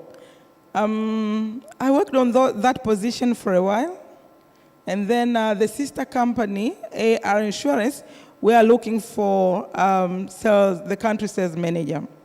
Actually, because for over 15 years back then, that position were headed by people from outside Tanzania. So definitely they were looking for somebody from outside Tanzania. The position remained open for quite a while until the other day when I was called by the HR office and say the MD said you should update and show your CV. You must go for an interview for this position. I said, no, I'm not going, I'm not ready. But then there was this wonderful lady, may her soul rest in peace, called Florence Kazanja. She was CEO, the group CEO of the organization. She invited me for lunch the other day at Oyster Bay. And, going there, I did not just meet her. The CEO for Bank ABC, then also from Zimbabwe, was also there, but this one was a male, a male figure. So both of them started to talk to me, and Florence told me, Tabia, you've been invited to take this position to go for an interview, but I'm told you are saying no. Why? I told her I'm not ready. She said, no, you are ready. And then, they sweet-talked me, they encouraged me. While driving back home, I was like, I was trying to recall some of, the things they were telling me. And I went back straight home and talked to my mother, shared the story. And she said, why don't you think you are not ready? I said, there's a lot of politics in that particular position. It has been open for a while. There's a lot of fight about it. I know others want a person A to be there and a person B to be there. And my mother told me that God wants you to that position. Go for it. Just go for the interview. So I went in through the interview and boom, I got the position. Head of Sales and Marketing, Assemble AR Insurance Group. And my role was not just to, oversee the Tanzanian market, but the entire East African market, including Kenya and Uganda. That now is a story for another day. Now you can imagine coming from Tanzania and, go to inquire for sales target to, your colleagues in Kenya. That was another nightmare. But, well, I did it. Well, in 2021, things happened within, AR Group, and that necessitated the company to change from AR to Assemble. That happened in April 2021. 4 months down the road, the managing director resigned because she was appointed in a government position. And little did I know that I was supposed to, take the position. But I guess that time I was ready. and I got the appointment to be the managing director, CEO of Assemble Insurance Tanzania. Wow. But I think it's also fair to mention that, back then, even when I was at school, I was that one kind of a person where, you'll join the school and you'll get an appointment, a school head prefect, a class monitors. Well, that's small things, but they gave me opportunity to learn to deal with a problem, to solving problem. Yes. So really it's how you take it, how ready are you to, go front and say, I can do it.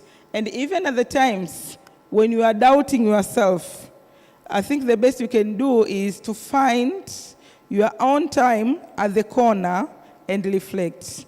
That reminds me of an incident happened in 2011 when I was about to get married, and the Tanzanians have got these things of kitchen party. I used to be very friendly with one of the famous ladies. I think most of you knows her.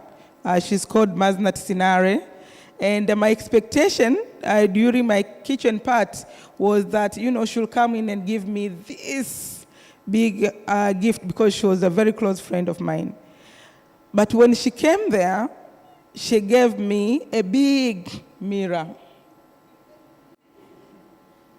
And she told me, Tabia, I'm giving you this mirror for you to be able to have a reflection of yourself.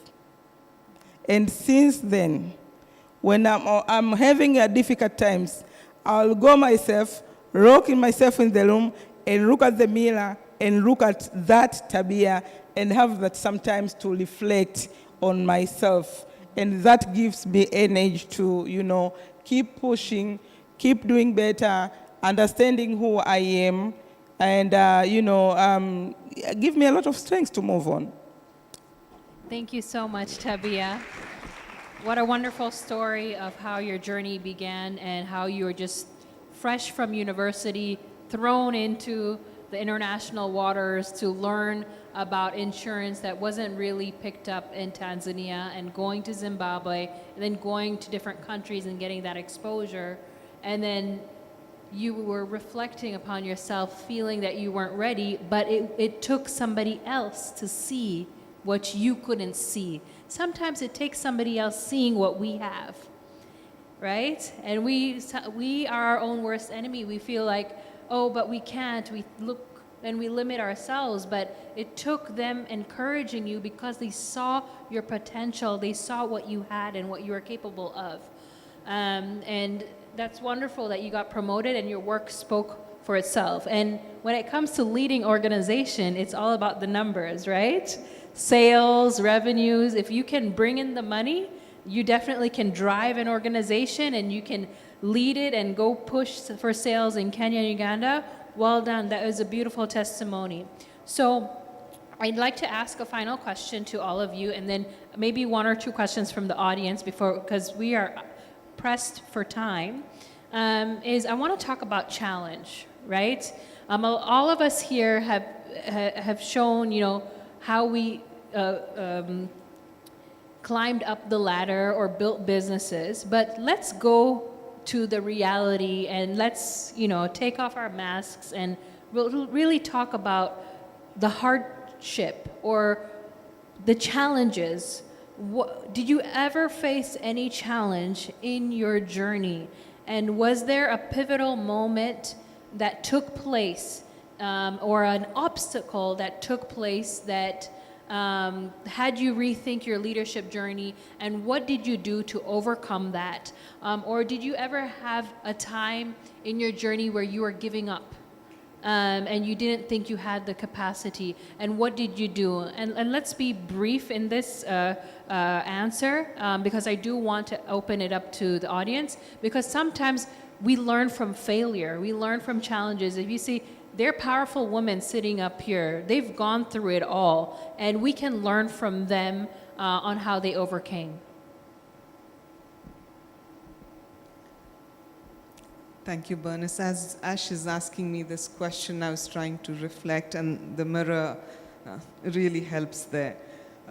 So I was just telling you when I opened as well, I've been around for 35 years, and therefore whether today looks different from year one, at times when I reflect, I feel it's not. It's the same challenges that we face, because as we grow, we're trying to scale, we're trying to grow in terms of business, in terms of employees, in terms of geography, in terms of compliance, in terms of standards, because we, as a technology company, we need to be ISO certified. As a cybersecurity company, we need to be certified.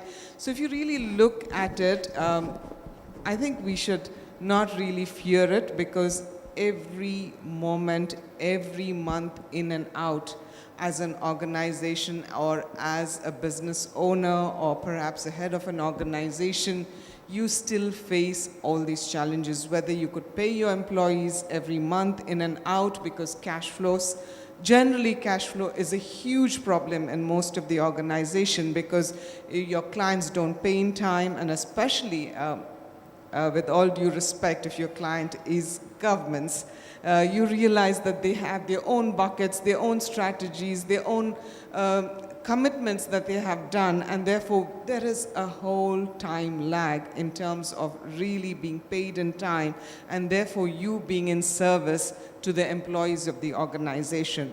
The challenge is there's no one, as when you're on the top of the business, Bernice, where you can go and actually literally talk about issues that you face, because you can't really go and explain to your employees that we are not paid this month and therefore we cannot do the same downwards. That never happens, right?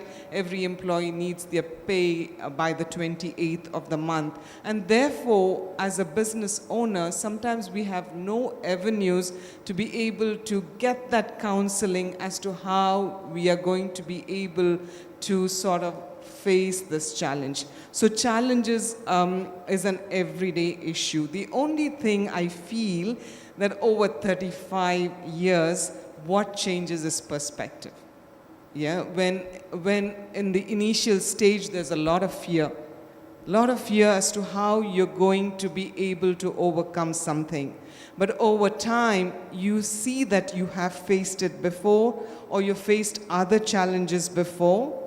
You have resources and networks that you can rely on, and therefore somehow it gives you that confidence that you are able to face whatever is coming on. So it is there. It's not like it goes away. It doesn't matter how long you're in the business. The scale just changes, because the ambition also changes. Because if you want to be where you are, perhaps you're comfortable where you are, then you can do what you're doing at times. But as you want to scale, as you want to really impact lives, you want to really make sure your businesses thrive, people enjoy being part of your businesses, I feel it's an everyday issue.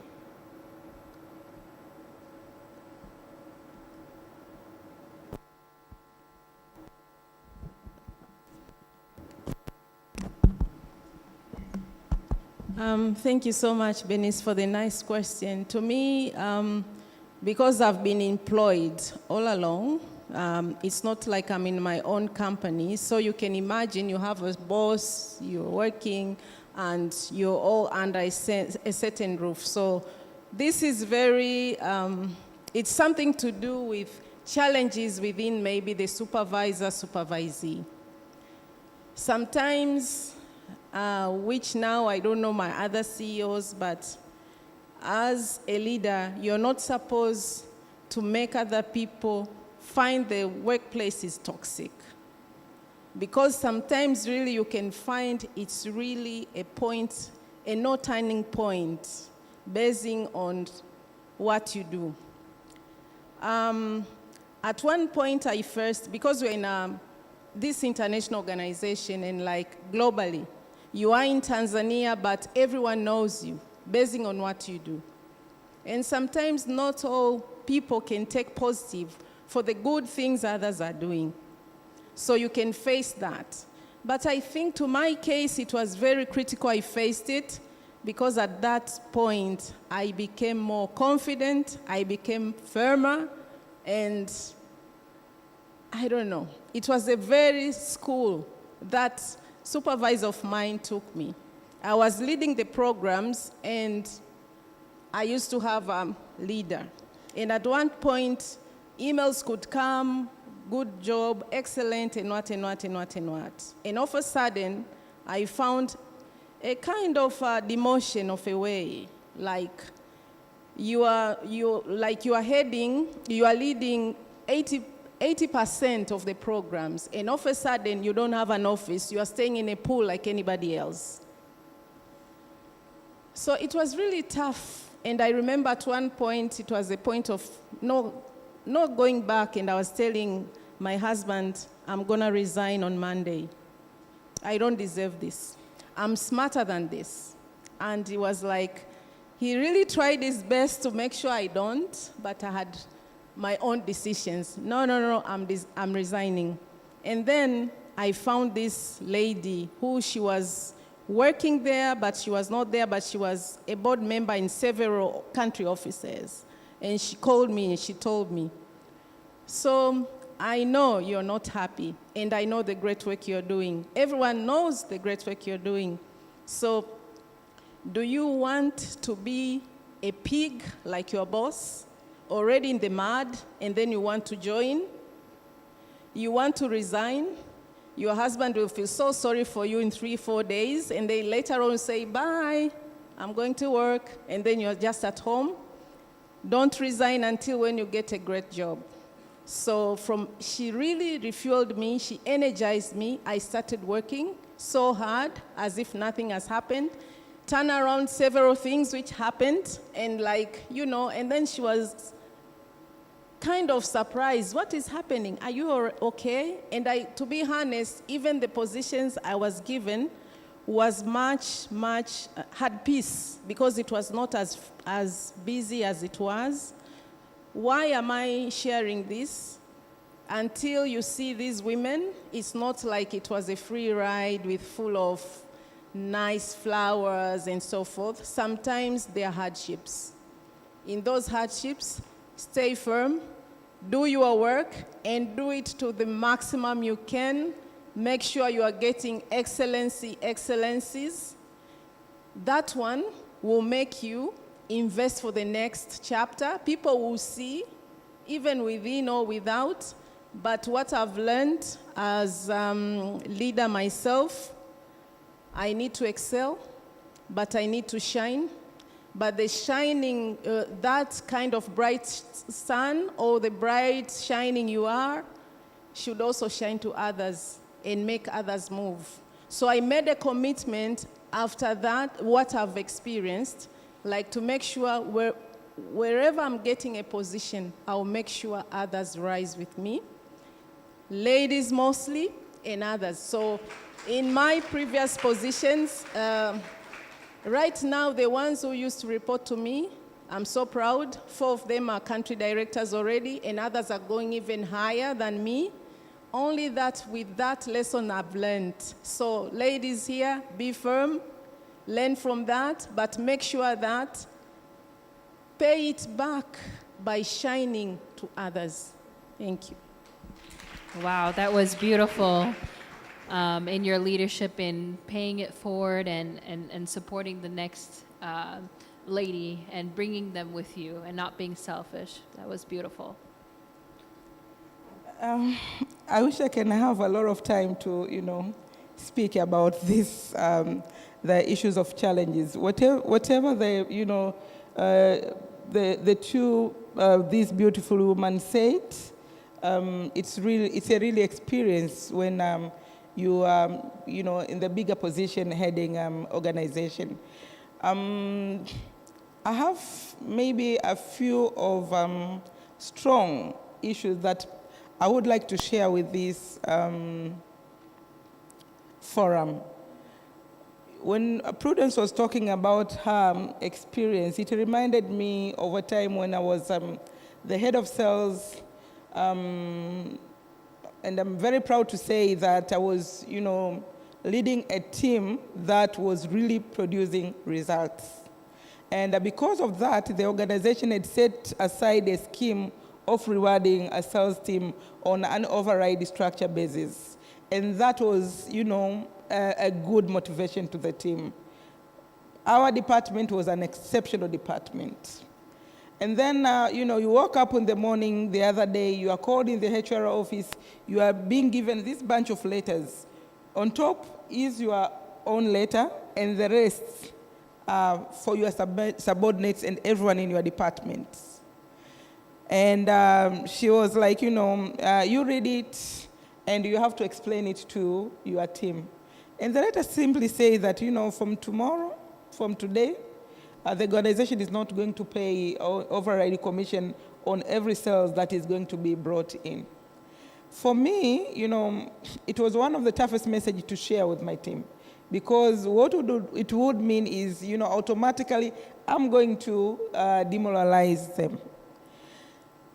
I was demoralized myself anyway. So, how am I going to speak about the same thing with my team? Then I said, okay, I collected the letters, put them on, locked them on my desk, and, I went on to do something else. But later on, at the middle of the day, I decided to knock in the office of the managing directors with all the letters. And my question was, how am I going, what is happening? Why is this? No explanation. I'm giving a bunch of all these letters with these major changes. And, I asked a lot of questions. I was just bombing him with a lot of questions. He didn't even have time to respond. I said, what are your expectations? How are we going to make sales? The market is very competitive. And then now you're coming, front to demoralize the team. No, we can't accept this. We're not going to do this. I'm not going to talk about this. Let's think of something else. And I was very bold, very firm. Then she said, he told me that, go back and come back to my office after 3 hours. At around 4 in the evening, I went back. And he said, the best we can do is we can adjust a little bit for your team, but we'll completely remove yours. I said, we negotiated, and then we had to come to some sort of deals, and then I accepted. For me, it was, I would rather not disappoint my team, the team that work very hard to support the result that I have to, present to the management. It was not easy to give up just like that, but at that point, I had to do it. Of course, at some point, I had the thinking that, should I resign? But I say, no, let me just continue. So I keep on pushing myself. The good thing is, 4 or 5 months down the road, I was approached by the competition on the same position. And I was like, wow. And that was very simple for me, because what I did the next morning was to, go back and hand over my resignation letter. By that time, competition in the health, private health, platform was very stiff. I think around, in 2 days' time, I was informed that the chairman of the board wants to speak to you. So I went to see her, and she was like, she was not easy to, not an easy person to speak to. And she's that kind of a bold lady who was like, I'm told you are resigning and you're going to join the competition. I was like, oh yeah, you've heard it very well. I'm going to join the competition. And she was like, and are you okay about it with, all the job that you've done so far to this company? You want to, give it up easily? And I threw it, in front of her. I said, only if the company would have recognized that I did what you are saying. But contrarily, the past few months, I got all this, the organization's decision, we were not involved, we were not part of it. honestly, that really disappointed me. So I opened up, we had a conversation, and then she said, would you mind to bring in, the offer that you got from the other side? The overrides, everything were there. So I handed her the offer. And then she called the managing director, I'm sending Tabia back to you, match whatever she has.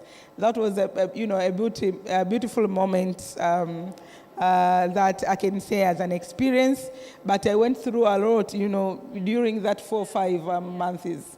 But allow me to also speak about another, major challenge that I think it's very important to share with this forum. Let's do it short because we're... It will be very short. Okay. In 2021, AR as a company changed. For some reason, the shareholding changes, rebranded from AR to Assemble. And it was the same year that I was appointed as the managing director. You have this baby brand that you need to grow up, but at the same time, you are operating on an environment where you used to have a sister company sharing the name AAR that had closed its services in Tanzania. The perception in the market was, AAR is dying. And now you are being given this new company, new baby, new brand name to grow. The best experience, the worst experience about it is you're taking over the position and boom, the company lose 10 billion Tanzania shillings. I was appointed in August. We've got a board in September. There are all these intellectual, old men who expect you to do miracles. And you go into the boardroom, you are telling them that, the business dropped this much. Some of them stood and say, well, unatuchezea akili, eh? Why did you accept the position? And everybody got panicked. And I was looking at all of them, their board language is like, oh my God, maybe we've made a mistake, you are not going to do it. And I looked at them and I stood. I said, Chair, directors, if you allow me to speak. I told them, I can see, in your face, and some of you have spoken that everyone is panicking. Please, let's not panic. I've got these plans. If you can allow me to explain to you what we are going to do, myself together with the management team back in the office. So I explained, they gave me 6 months to turn around the business. And they would check every other month. That was hectic. It means sleepless night. It means working 16 to 18 hours a day. Remember, I grew from within, right? Those people who are reporting to me used to be my colleagues whom I would go to Kibao Kata with. Going back, commanding them that we need to turn around this business, sometimes they'll joke, they will not take it very serious. It was very difficult, but I'm proud to say from where we are coming from to where we are today, the 10 billion that we've lost, we doubled it in, 2-3 years. Wow.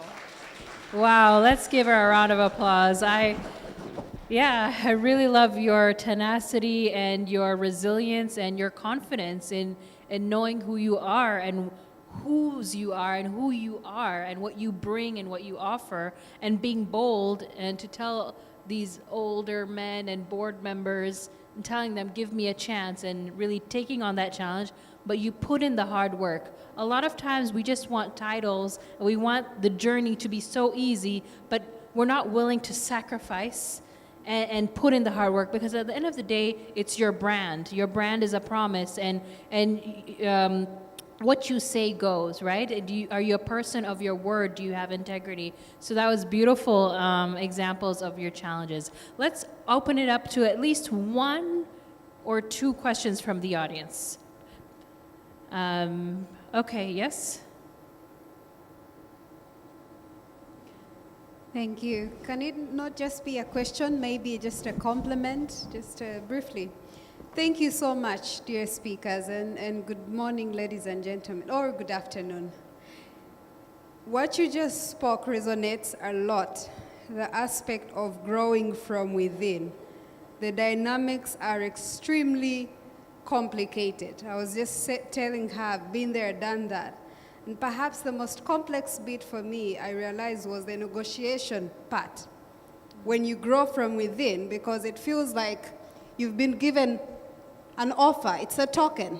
You know, you were not supposed to have it because, you know, you are a child from within. The system has groomed you, so it's a favor they're giving you.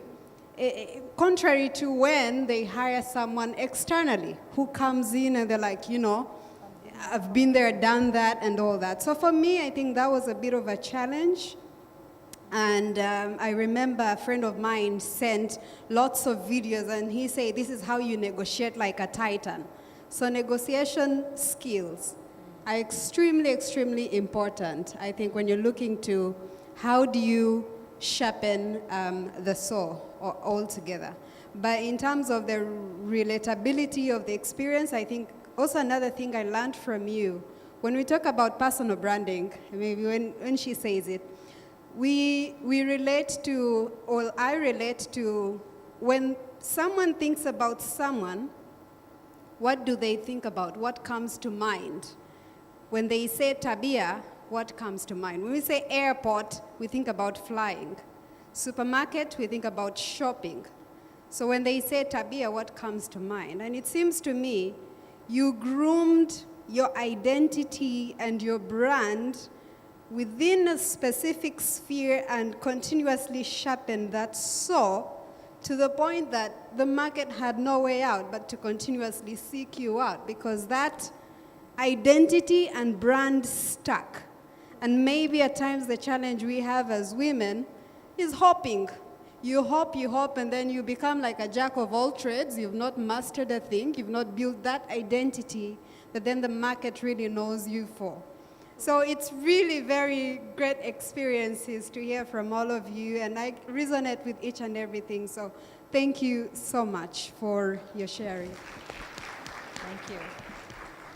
Thank you. There's a question in the back.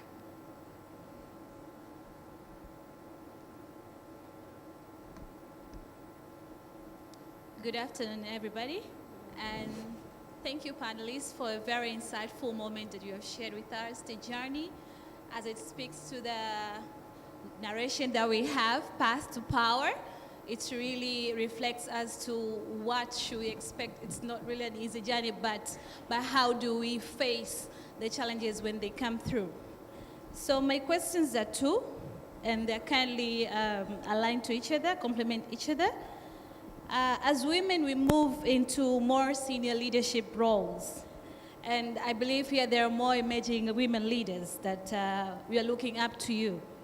We often encounter informal power structures that are not always visible. How did you learn to navigate and influence those spaces effectively? And my second question will be, as leaders grow into greater responsibilities and influence, it's common to find that professional and personal dynamics with peers begin to shift.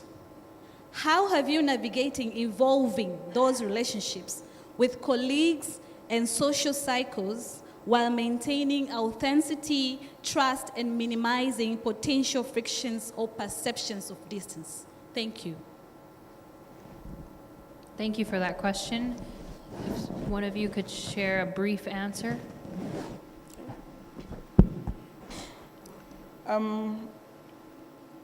Now, speaking from our own experience and maybe responding to our first question, for me, one of the important things to help me navigate, all these informal challenges, especially from peers, not necessarily from within, but even from the industry that we are in. Remember, I'm in the industry which is, highly male dominated when it comes to leadership. There are about, 36 insurance companies And there you find about, four female CEOs. Now you can imagine sometimes discussions in the association's room with that kind of platform. The best for me was and has, and it is always been, a personal drive to sharpen my skills, reading, learning, understanding, what is happening in your market and even outside your market. So I would say sharpen your skills, learn, learn, learn. And it is a continuous, life aspect of a leader. I hope I've answered your first question.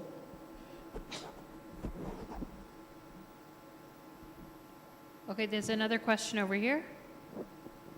Or this.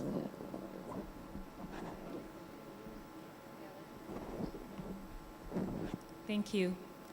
I wanted to ask, because when we speak of women in career, you cannot separate women with families. I know you're all mothers.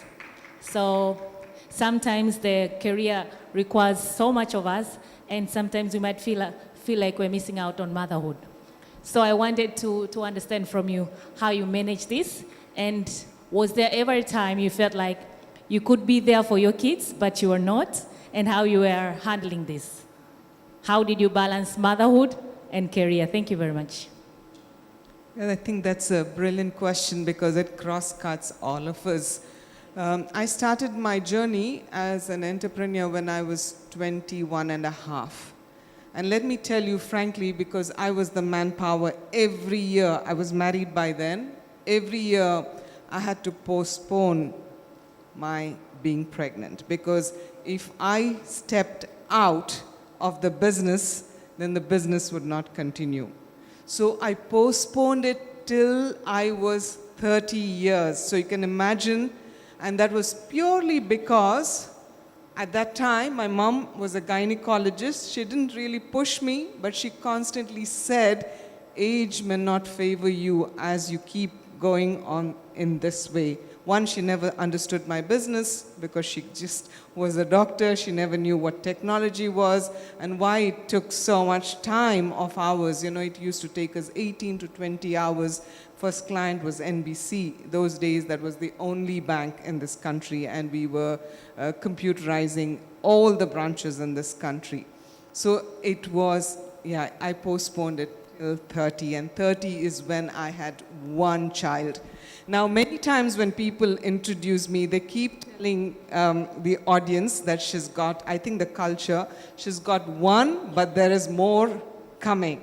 But they don't realize age is still not in my favor. So I actually just stopped at having one child. You may think this is, this is really, it's something that perhaps in all cultures, it's not understood. It's not even understood in our Indian culture. We come from large families, but it takes its toll. It takes its toll, especially if you're running the business. I know when you're employed, you get all these options to be able to be off, sort of take your maternity leave, which I did. 3 months later, actually, I had to take my son every day to work. I was carrying him in my, arms and going to work when he was just 4 months. And he too learned, I think perhaps learned what a mom was doing. And the reason I did not become a doctor was my mom never managed to have a meal with us on a table, because every time we sat on a table, there was a case where someone was ready for delivery. And that's when I had thought that I'm not going to be a doctor. I think I need the time for my family, but let me tell you, history repeated again. So we really need to be conscious of this, because, we can't sacrifice one for the other. Work-life balance is extremely important, and perhaps this is talked about a lot more now than when I was 35 years back. Maybe just to add to that, I think the biggest thing to understand as a woman, your brain is the same with a male's brain. If our brains are the same, don't expect superiority. Just expect commitment, professionalism, and like what my colleague was saying here, you need to be committed to make sure you know things. First of all, that should be in your mind, and then that will bring you confidence. You don't have that, you think you are that kind of a person, not a full human enough. No, we are the same. There are biological issues, which we are talking now, which are different. I'll be pregnant for 9 months. But you are lucky, young women of these days. There is issues of negotiation when you are starting the relationship. You have gone to school, place it in the table. What kind of a woman you want to be. Very nicely, calmly, in a female way. Not in a bold way. You know, being powerful doesn't mean, make sure you don't cause any harm, but just cause calmness. You know, sometimes maybe pressures can say, I just need to get married. But it's good to have those kind of discussions so that someone can understand. You also want to grow, you want to be somewhere, you discuss, and it helps a lot. No one has a contract of the lifetime, knowing you're going to be alive tomorrow or the day after. It's the same, a father, a mother. So it's good to discuss and say, suppose anything happens, what does it mean to the kids? And now I'm going back to the spiritual world. Like, you have to pray to have a good husband, a good wife who understands what is the mission of you being into that relationship. Because it's a project, it's a mission. So that you get someone who can understand, can support you to be whoever you want to be. You have kids. Yes, they are very early days. There is no way you need to be there as a mom. But when the kids grows up, let him take charge. But I know sometimes our norms and what. But I'm telling you, kids who are raised with parents, all the parents were there for them. They are very nice kids. We have seen a very good testimonial here of the parents. The doctor, the apostle was talking here, the way the mothers kind of supported. So just as a female power, let us have those discussions and try to understand at least the partner. I know sometimes you have pressures. When are you get married? When are you going to get married? So whoever comes, it being a woman or a man, you said, okay, now I'm ready. Make it when the time is ready. She was deferring having kids until when she was 30. It means there was those kind of discussions. Otherwise, it could be a disaster. It's difficult. There is no one size fits all, but I think it helps if you use your time to discuss so that everyone understands the essence of your parents taking you to school as a woman.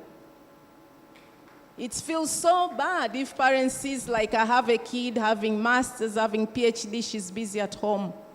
And we have seen women who at home, their husbands die, and it's a disaster to the kids. Just discuss those things. And those are the things which I was also asking, what is our Vision 2050? Thinking of removing the attitude of intentionally giving power, the power which we want for women in Tanzania. And our minister in that forum, he said there is a lot of policies and what, but the issue is the attitude. Now, basing on what you can, try to address those attitudes while you're looking for partners. Sometimes partners may change, but try. To me, I prefer like trying things, even though they don't work out maybe later on, but at least I've tried. And during the trial, try to do your homework and your research. Does it help me or it doesn't? Because sometimes you might end up in a mess. Maybe it's better to avoid that mess beforehand. Thank you. Bernice, allow me to add a little on this interesting conversation. Honestly, it is very difficult, but it is truly doable. You can be the CEO, you can be the wife, you can be the mother. In addition to whatever has been said with my colleagues here, I think the best you can also do is to create good supportive system in your office, at home, in your community. Remember, once you are known as a CEO, it is not just the office that demands you. It is not that your children that, are seeking for your attention. It is your neighborhood, because they know, she's the CEO of Wasembo. We go with this issue, she should be able to resolve. It is your community. It is the entire, ecosystem that expects a lot from you. But the best is, create a very good supportive system that will give you time to do all these things. I mean, you'll definitely need people. At times, you need to escalate some of your duties. But what is very important is make sure that you are, you're making time for your children. You're making time to know them, to understand them, to give them good time. I think one of the good things that is available at Asembo is a program which is called Wellness Program, helping people to be able, and these are people from, all these other angles, not just CEOs, but everyone who is, in the working community, a personal entrepreneur, giving them knowledge on how to balance, work, entrepreneurship, and family life, which really concentrate on how to build the health of the mind of a person. And it really gives you some highlights on how to go about it. But for me, my best message is, take time to create a very good supportive system to help you accomplish your duties as a mother, as a wife, and as a CEO of an organization. Wow, thank you so very much. All three powerful leaders, CEOs, country directors who are leading organizations, building businesses, leading other leaders, and who are women of influence, for sharing your journey and also opening up about motherhood and how you've had to balance or manage it, right? And I really like what you said about creating systems in place and a supportive system to help you, because you can't do it alone. Because mom guilt is real. A lot of moms have that guilt of, I shouldn't be enjoying myself because I need to be responsible. So as women, there's a lot of responsibilities that we carry, but you're able to manage your time and where you invest your time and your energy and your efforts, and that's how we see the results of our efforts. So let's give them a round of applause for a wonderful power panel. Did you enjoy something today? Did you learn? Yes, it was good? Yeah, so great. These are your next mentors, your next sponsors. Make sure you grab them, get a hold of them, because they're here to pave it forward and to give you that wisdom, years of experience, and put into you. So thank you so much. I think we can have one photo op. And then we also have gifts for the speakers. If we can have Mr. Iqbal from GemPoint. He's giving them gifts for our speakers.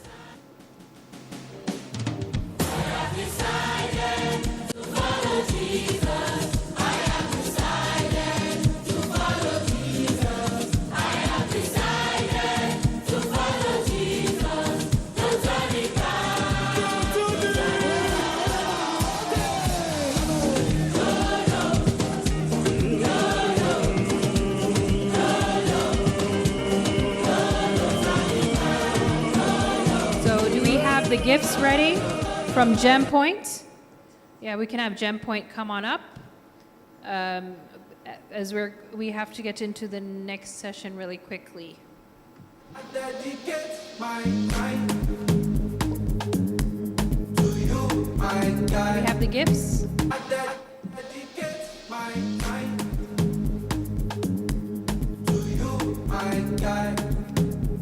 Even if the road is rough, I don't mind.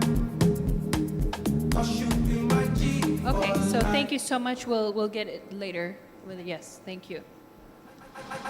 All right, thank you very much to all our speakers and to Bernice for moderating the session.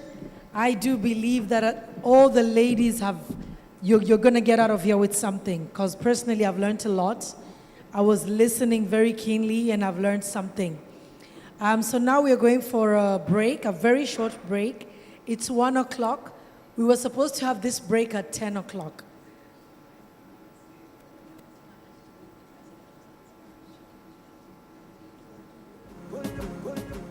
All right, so I'm told that we will have one more session and then we'll have the break. And the reason is we started a bit late. So we welcome our next speaker and then after that we'll have the break, all right? Kwa hiyo naomba tuendelee kuvumiliana for just a few more minutes and then we will have our break.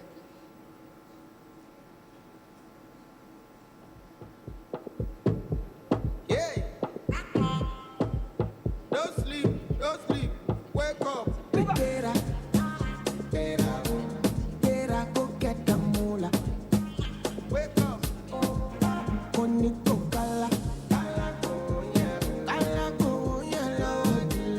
Can we just request some gentlemen to assist us to remove these sofas off stage, please? Or just move them aside. But we're actually done with the panel, so they can be removed. Tunaomba wanaume mtusaidie tafadhali.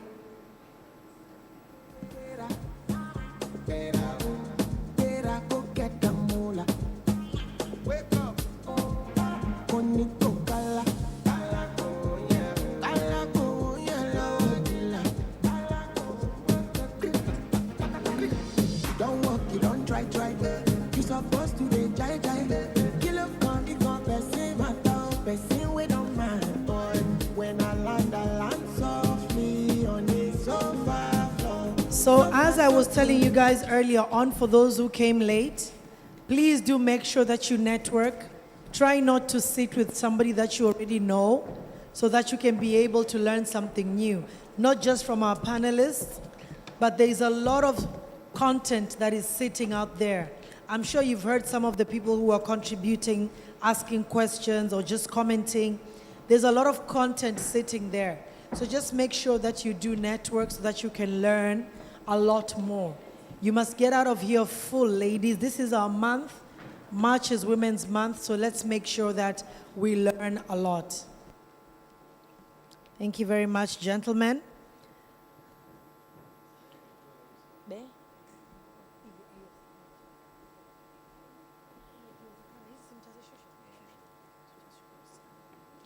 And now may we please welcome our next speaker.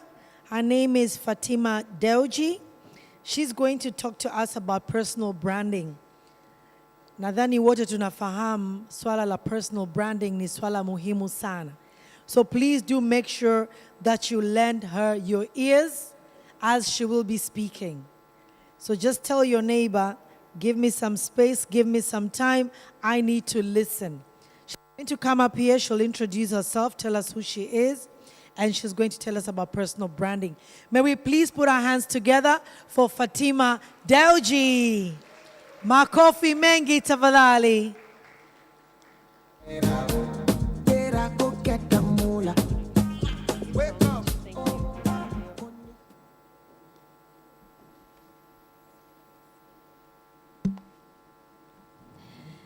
So I'm going to start with a short story. 15 years ago, I graduated from Georgetown University and I came back to Tanzania with a degree in finance and management. And I was super excited to start a job in finance. So my dad said, go and work at our oil refinery. So I sat behind a computer and I was bored to death.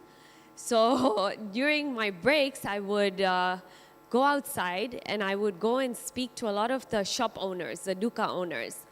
And I've always been a very inquisitive person. I'd observe, I'd look around, and I was just excited to learn, what was going on, what products people had, why they were displaying certain products. And I started to get into conversations with a lot of these duka owners. So this is where my journey started. I got so interested in marketing that I decided that I was going to set up the marketing department at METL. METL is one of Africa's biggest business conglomerates. And at that time, about 16 years ago, we didn't really have a marketing department. And what was interesting was that I was a one-person show at that time. It was me, and I had just hired a designer called Robert, who's also still with me after 16 years. And when I started the department, I was young. I didn't know anything. I didn't know much about marketing. I didn't have much confidence. I didn't have much self-belief. So whenever I would go into meetings, when I would read a book on marketing or watch an interesting video, I would post about it. And the reason I was posting about it was for my own gain. It was so that I could, one, have proof that, hey, I'm building self-belief and self-confidence. But slowly what I started to realize is that it started becoming a great engagement for people. People started asking me questions in the comment section, right? They wanted to know what I'd learned, where I'd had challenges. And very quickly, it became a lot of fun because through the 16 years, I just kept engaging constantly on social media, and that is where my brand grew. Sorry, Bernice, can I get my presentation? Oh, okay. I've created a beautiful presentation for you guys. So I urge you, please, engage. I have some really good gifts as well for you guys, for whoever engages. But don't worry, I will also send the presentation across to Bernice, and she can WhatsApp and email it to all of you guys so you can have it with you. Yeah? So, what did this personal brand do for me? Yeah? My name is Fatima Deoji. I am the marketing director at METL. So I handle about 150 brands. I'm the author of 10 books now. 3 books on, the first one's called Marketing for an African Powerhouse, which is a story of my journey, as well as 7 other ebooks. I'm also the founder of Bloom Hub, which is a STEM lab where we teach the next generation coding, robotics, 3D design, and AI. I'm also the founder of FD360, which is a consulting firm, but also a social media agency. And so as you can tell, I wear many hats. But how did I get here? I got here because I've built my personal brand. And through that, I was able to take opportunity to be able to grow this platform, right? Because of my growth and the personal brand that I created, creating Bloom Hub became easy because people already trusted who I was, right? And because they trusted who I was, it became easy to get clients. So this is the power of a personal brand. And this is why I urge all of you to create a personal brand. Okay, next slide, please. Yeah, so someone very interestingly said, if you don't carve out your personal brand, people will give it to you anyways. They will associate a name, an identity to you if you don't do it yourself, right? So it's how people recognize you, remember you, and trust you. So it's important that you take control, especially as a woman, of your own personal brand, of your own identity, and you carve it out, and your personal brand exists whether you like it or you don't. Get to the next slide.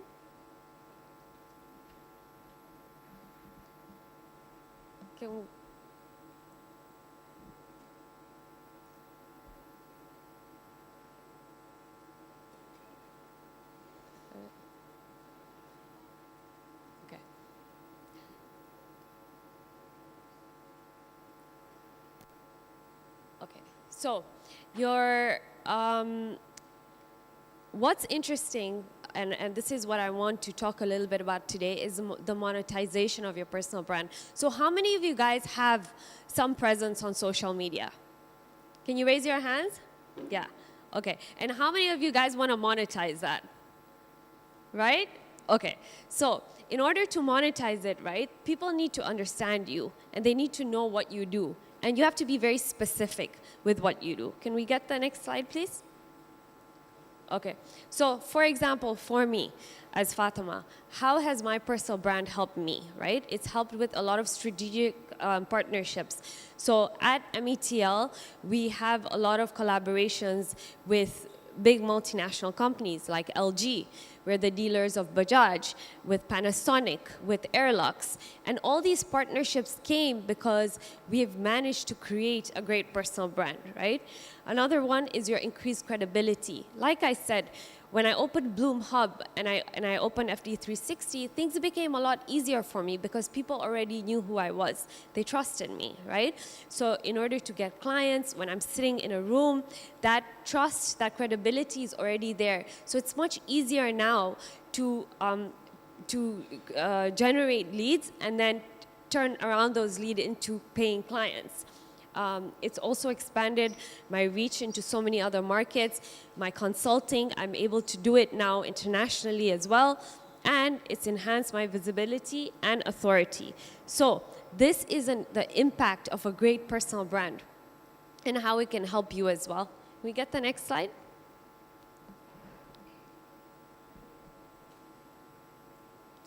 Okay, so I just want you guys to take a note here, right? Just a mental note that write down one moment that has shaped you, one skill you've built over time, and one experience people often come to you for, right? And these clues are things that it's important that you sit with yourself and you ask yourself these questions because it will give you a direction. You know, when there's a quote that, you know, if you don't know who you are, right, anyone's going to tell you who you are. So it's important that you sit and you understand, right, yourself. You understand what direction you want to take your life into. Can we get the next slide? Okay. So when people could clearly explain what I do, opportunities started finding me. So it's important to be clear. And this is going to move on to the next segment, which is how to create a niche for yourself. You know, oftentimes when I mentor a lot of creators, it's very interesting because they'll come to me and they'll say, I want to create a personal brand, but then they will post about everything. You'll get someone who will post about nutrition, they'll post about marketing, they'll be modeling one day, and it becomes very messy, you know, to your clients as well and to your consumers because they don't really know what you're good at.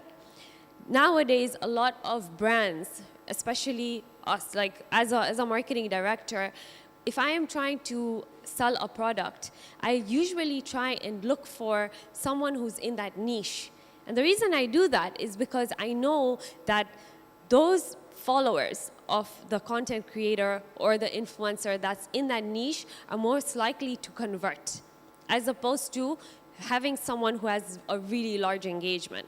Now, of course, I do use people who have big engagements because if I'm trying to launch a product, right? Or if I'm trying to focus on a product that's used for the masses, I would use that.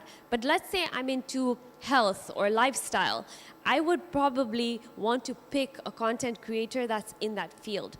So I would suggest that if you're going into creating a personal brand, start to figure out your niche and what kind of circle you want to be in. Okay? So one thing that I have noticed a lot, okay, because I am a brand and I work with a lot of people, and this is just a life lesson as well, is that unfortunately a lot of people who have created a bit of a personal brand, they start to become very arrogant. And it's quite sad because, you know, I talk a lot about this, how you have to maintain the same personality online and offline. And this is in various ways, whether it is your body language, whether it's the way you speak, but also your humility. I feel like as a young leader, I started working at 21 years old, and the only thing I feel, if you were to ask me the most important thing that has got me to where I am, it's that I was open to learning. I was someone who really killed, there's a beautiful quote, it says, kill your ego before you die. And the reason is that if you are humble and you are open to learn and you're open to different people's perspective, you will more likely get more opportunities in life, right? You will be a more open person. And you know, as a woman, I know that a lot of us, we have these challenges because we're in male-dominated, in places, right? You'll go to boardrooms and it's full of men. And I've myself experienced this so much. And I think that one thing that I have kept with me is a sense of humility regardless. That if you're a woman, keep your softness, right? If you're a woman, keep your humility going. Because you don't understand that when you're creating a personal brand, people will remember you. They will remember your attitude. They'll remember the way you treated them. And also, it's for your own, it is a selfish way to be because it will open so many doors for you as well. So have a humble attitude, yeah? So, when you talk about niche marketing, what does it mean, right? It's a space you choose as your own. So it's a reason people follow you, it's a reason people respect you and trust you, right? Next one. So a niche is a problem that you solve, a conversation you lead, and it helps people understand you in seconds. So I saw Nora the Explorer, are you here? I saw you earlier. Yeah, hi. Okay, so can you come up on stage actually, please?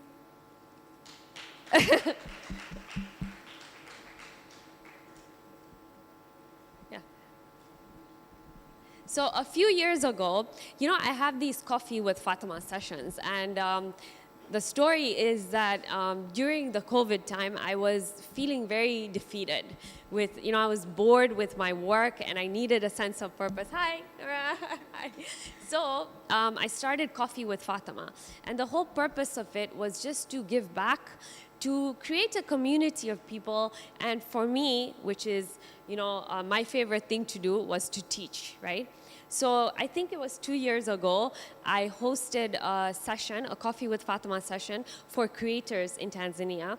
And Nora was there, and I actually use her example a lot when it comes to niche marketing. And the reason is that Nora focuses on travel, right? Content. And I want you to maybe tell the audience, why did you go into travel content and not just do everything? Hi. I went to travel content because it's something that I like. I am very passionate about traveling, and I had an audience who were asking me more about my travels. So I wanted to learn more there. But I post a bit of lifestyle content. But yeah, it's because of my audience. That's what they wanted, so I wanted to learn more on the travels. Yeah. It's nice to see you again. Yeah. So Nora's a good example of because I follow you and I've seen on your page that a lot of the brand deals you get are focused on traveling, like MasterCard, right, or airlines, right? And this is why it's so important to go into a niche. You can have a seat. I don't want to keep you standing, but thank you so much. Round of applause for Nora. Yeah. And she's a great example of someone who's really taken advantage of that niche, right?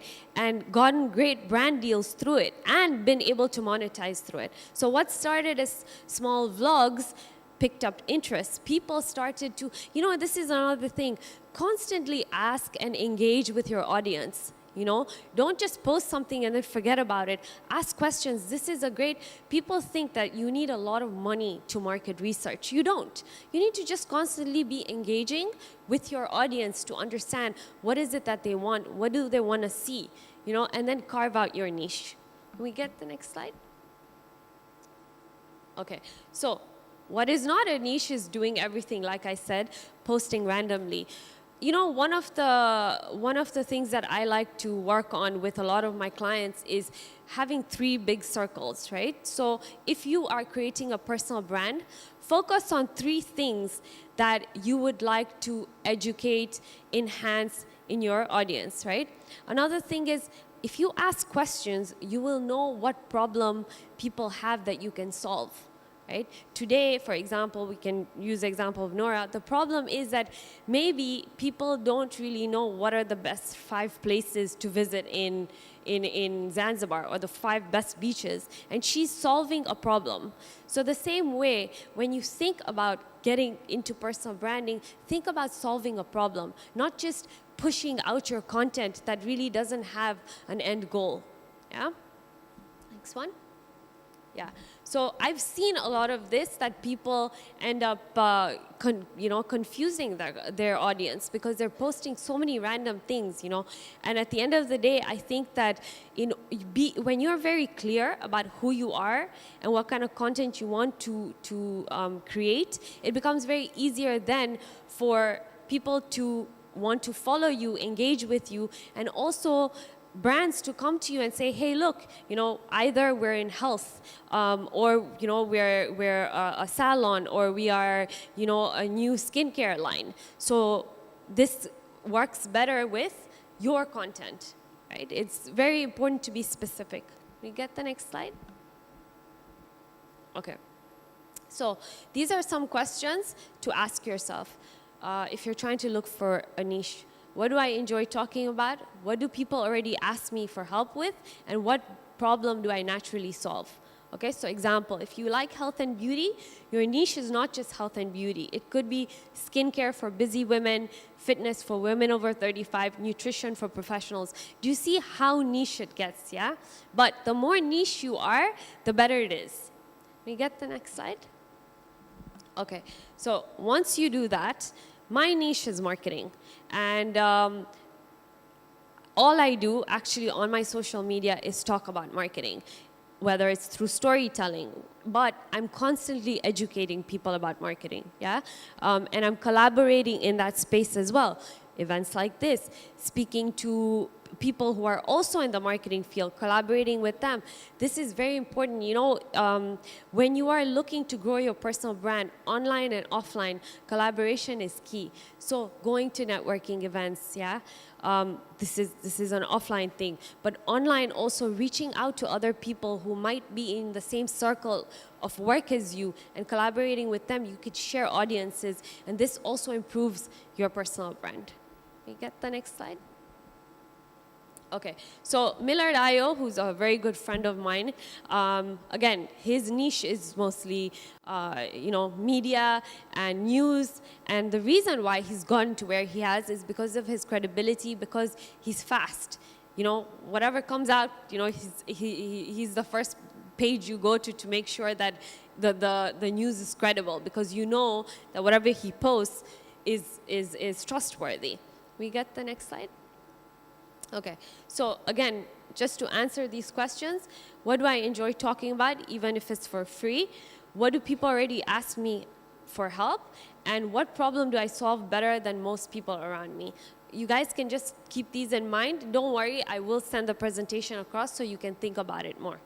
You get the next one? Okay, so so we've already talked about creating your personal brand and having a niche. Now, it's the platforms. How do you get your message across, right?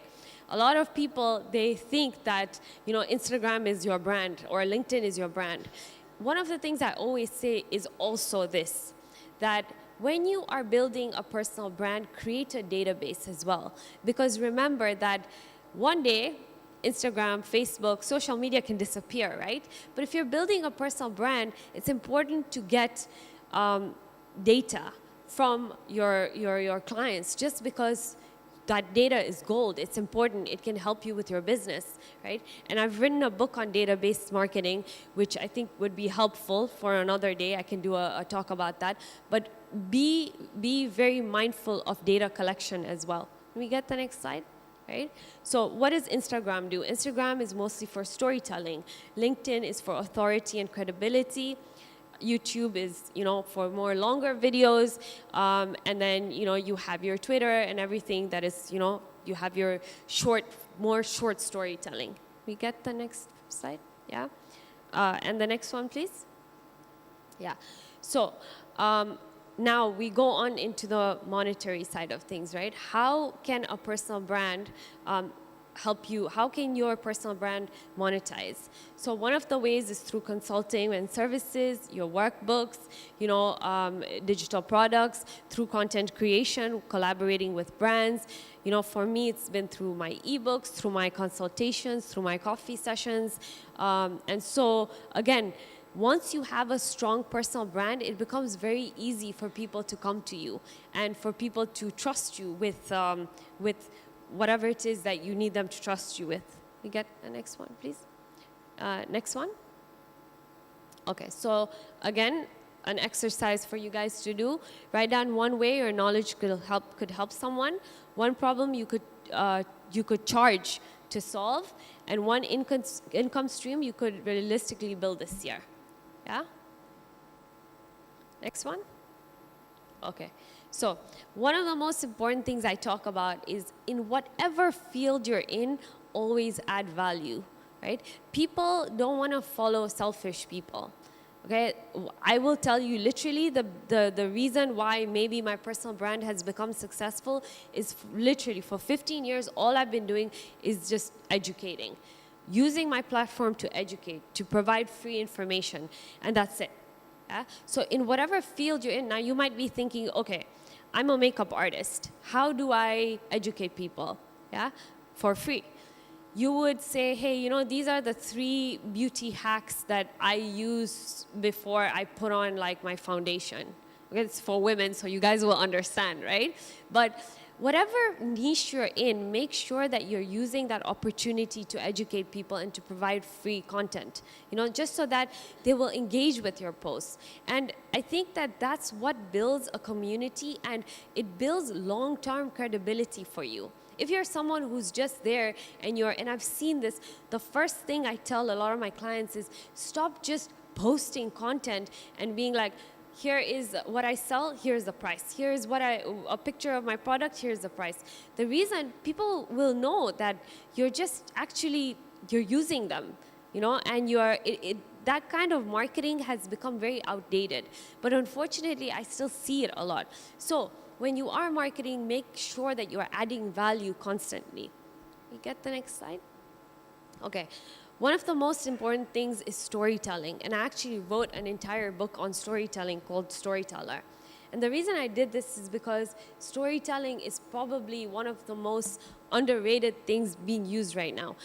When I'm doing my marketing content, a lot of times I use stories of, a lot of the clients that I've worked with, or people I've had incidents with where, there's a lesson to be learned or something that's happened. And I feel like it resonates more because it's more of a human connection. So make sure that even when you're building your personal brand, that you're using storytelling as well. Yeah. Okay. So again, engaging on different platforms.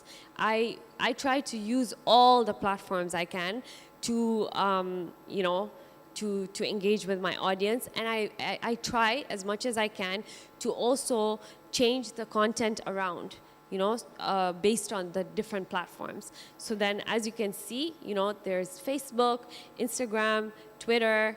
Can we get the next few? Yeah. So it's important that you do use the different platforms you have to engage. So, I'll give you a very simple example. Let's say I'm talking about Bloom, right? On Instagram, Bloom is all about engaging with the kids, the different kind of products we have to, and services we have to offer, testimonials. Those are things that would go on Instagram. And the storytelling. But on LinkedIn, I would talk more about, the development of Bloom Scholars Program, how it's going to help Tanzania as a whole. Those are things that I would talk about on LinkedIn, right? Because LinkedIn is more about thought leadership. You know, Instagram is more about the storytelling. So do your research and try to also figure out how you can use different platforms to your advantage. Can we get the next slide? Okay, one before that. Yeah, okay. So, you know, a few years ago, I gave a TED Talk. And I remember that it was the first time I was speaking on stage. I don't know how many of you guys have been to a TED Talk or given a TED Talk, but it's one of those talks where, first of all, you can't have a piece of paper in front of you. And number two, you have to rehearse several times beforehand. And what was interesting is when I went to my TED Talk, I remember I was, you know, when this was during the rehearsal time, I was getting very flustered. I was getting scared, like it was something that you could see I was not confident at all. So I went to YouTube, which is my best friend, and I said, hey, look, you know, let me try and look for something, a resource that could help me. And I came across a really beautiful video by Amy Cuddy, who talks about body language, okay? And essentially in the video, what she says is that if you want to seem confident, sometimes your body has to go before your mind, yeah? A lot of times when you are feeling small, what do you do with your body? You curve up, right? When you're feeling small and you're feeling like threatened, you'll curve up. But if you see in the animal kingdom, a lot of animals, in order to show how big they are and, you know, in order to show that, you know, they're especially against their prey, what they will do is that they will make themselves big, right? Whether it's the peacock or the gorilla, right? They'll always make themselves big. So one exercise you guys can do is 2 minutes before you have the next meeting you have to go to, or, you know, you have an interview. Make yourself bigger physically, yeah? Do exercises that make yourself bigger. So whether it's the star pose, right? Or, and you know what? Sometimes it looks very, very silly. So go into a room if you feel like you need to, but do it, because I promise you, just doing that every day, yeah, it helped me a lot. It helped with my confidence a lot. Can we get to the next slide? Sorry, I've been told that I have to hurry it up a little bit because there's lunch. But this is a very, very significant part of the today's exercise is the elevator pitch. I want you guys to please, please work on this, because it is single-handedly the most important thing that you can do, right?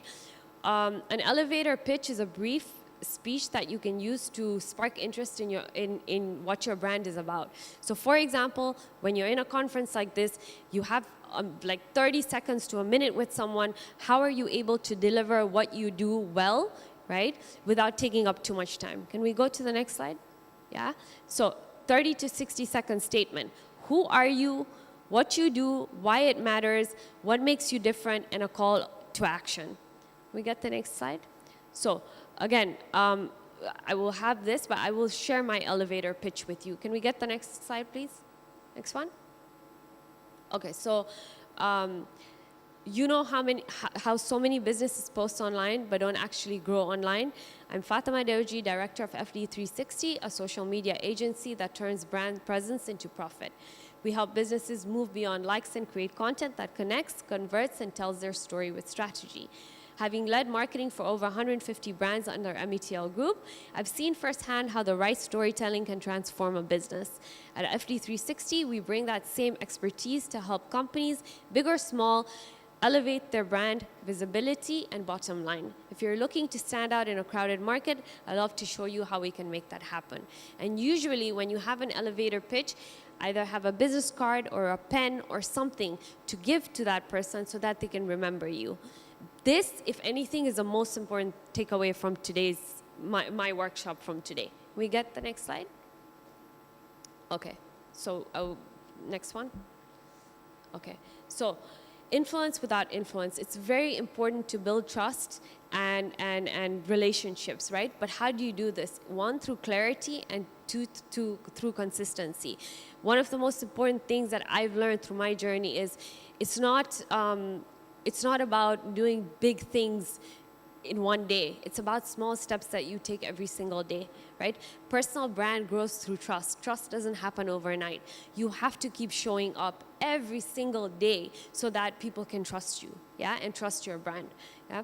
And I'm gonna leave you, since today we're talking about power and purpose, I'm gonna leave you with a story that completely changed my life. And I feel like as a woman, if you can take anything away from today, it will change yours as well. When in 2008, I was sitting in a management class, and one of my professors came up to us and said, hey, you know, today I'm going to tell you guys the secret to success and happiness. And we were super excited because we thought that we were going to learn how to make a lot of money because it was a business class. But what ended up happening is he said something that completely changed the trajectory of not only my life, but a lot of my classmates as well. He said, in order to be successful and in order to be happy, make a difference and have a purpose that's bigger than yourself, yeah? You cannot build yourself without building other people. So today, I ask of you, all of you, you guys are all talented, you have your gifts, you're all doing incredible things. Give back, serve, you know, and you will see your life will just become a lot more enjoyable. You know, when success is not shared, it doesn't really feel like success. But when you are someone who wants to give back and you are someone who knows that, you know, wants to leave a legacy where you're remembered as being of service to other people, you know, you will always find that happiness and success. So thank you so much for today's session, and I really appreciate. Bernice, thank you for having me. Yeah.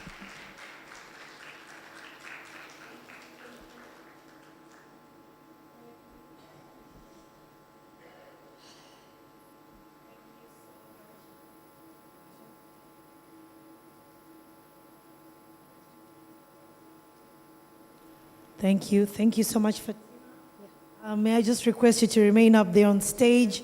There is also a special gift for you. Thank you.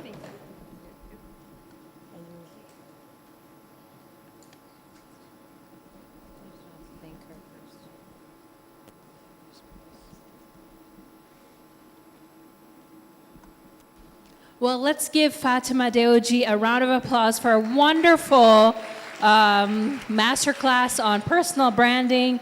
Over the years, she's really shaped her brand and started a whole marketing department from scratch, and her father gave her an opportunity to prove herself that METL needs a marketing department, and sometimes it's not easy when you're in a family business and trying to convince the founder and your father that there needs to be innovation and a new department. So kudos to you.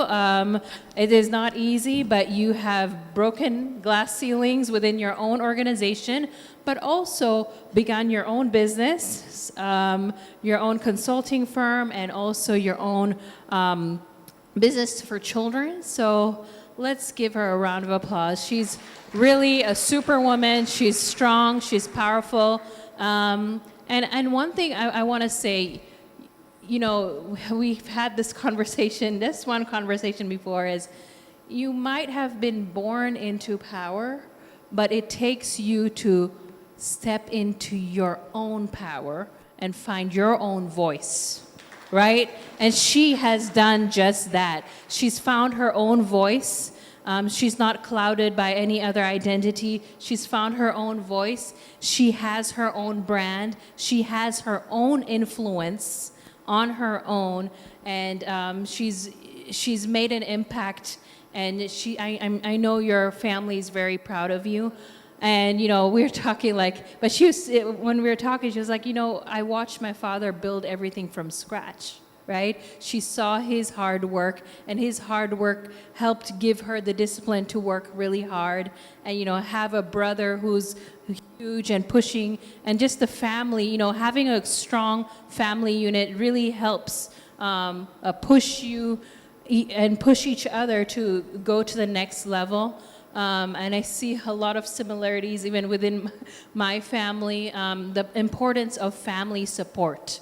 Not everybody gets family support, but it's when you are able to have family support and really bringing out the best in each of you, you can move mountains together and grow a major conglomerate. So thank you so much for your time and investing in personal branding. And every woman should have a personal brand and really uncover and step into your purpose. Thank you so much.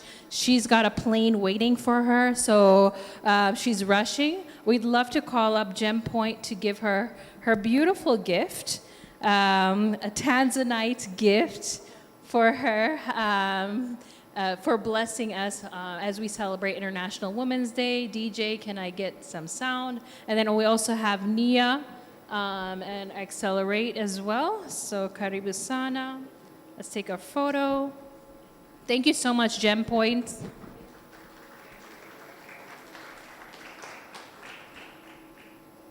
Thank you so much for being our sponsor. And then we have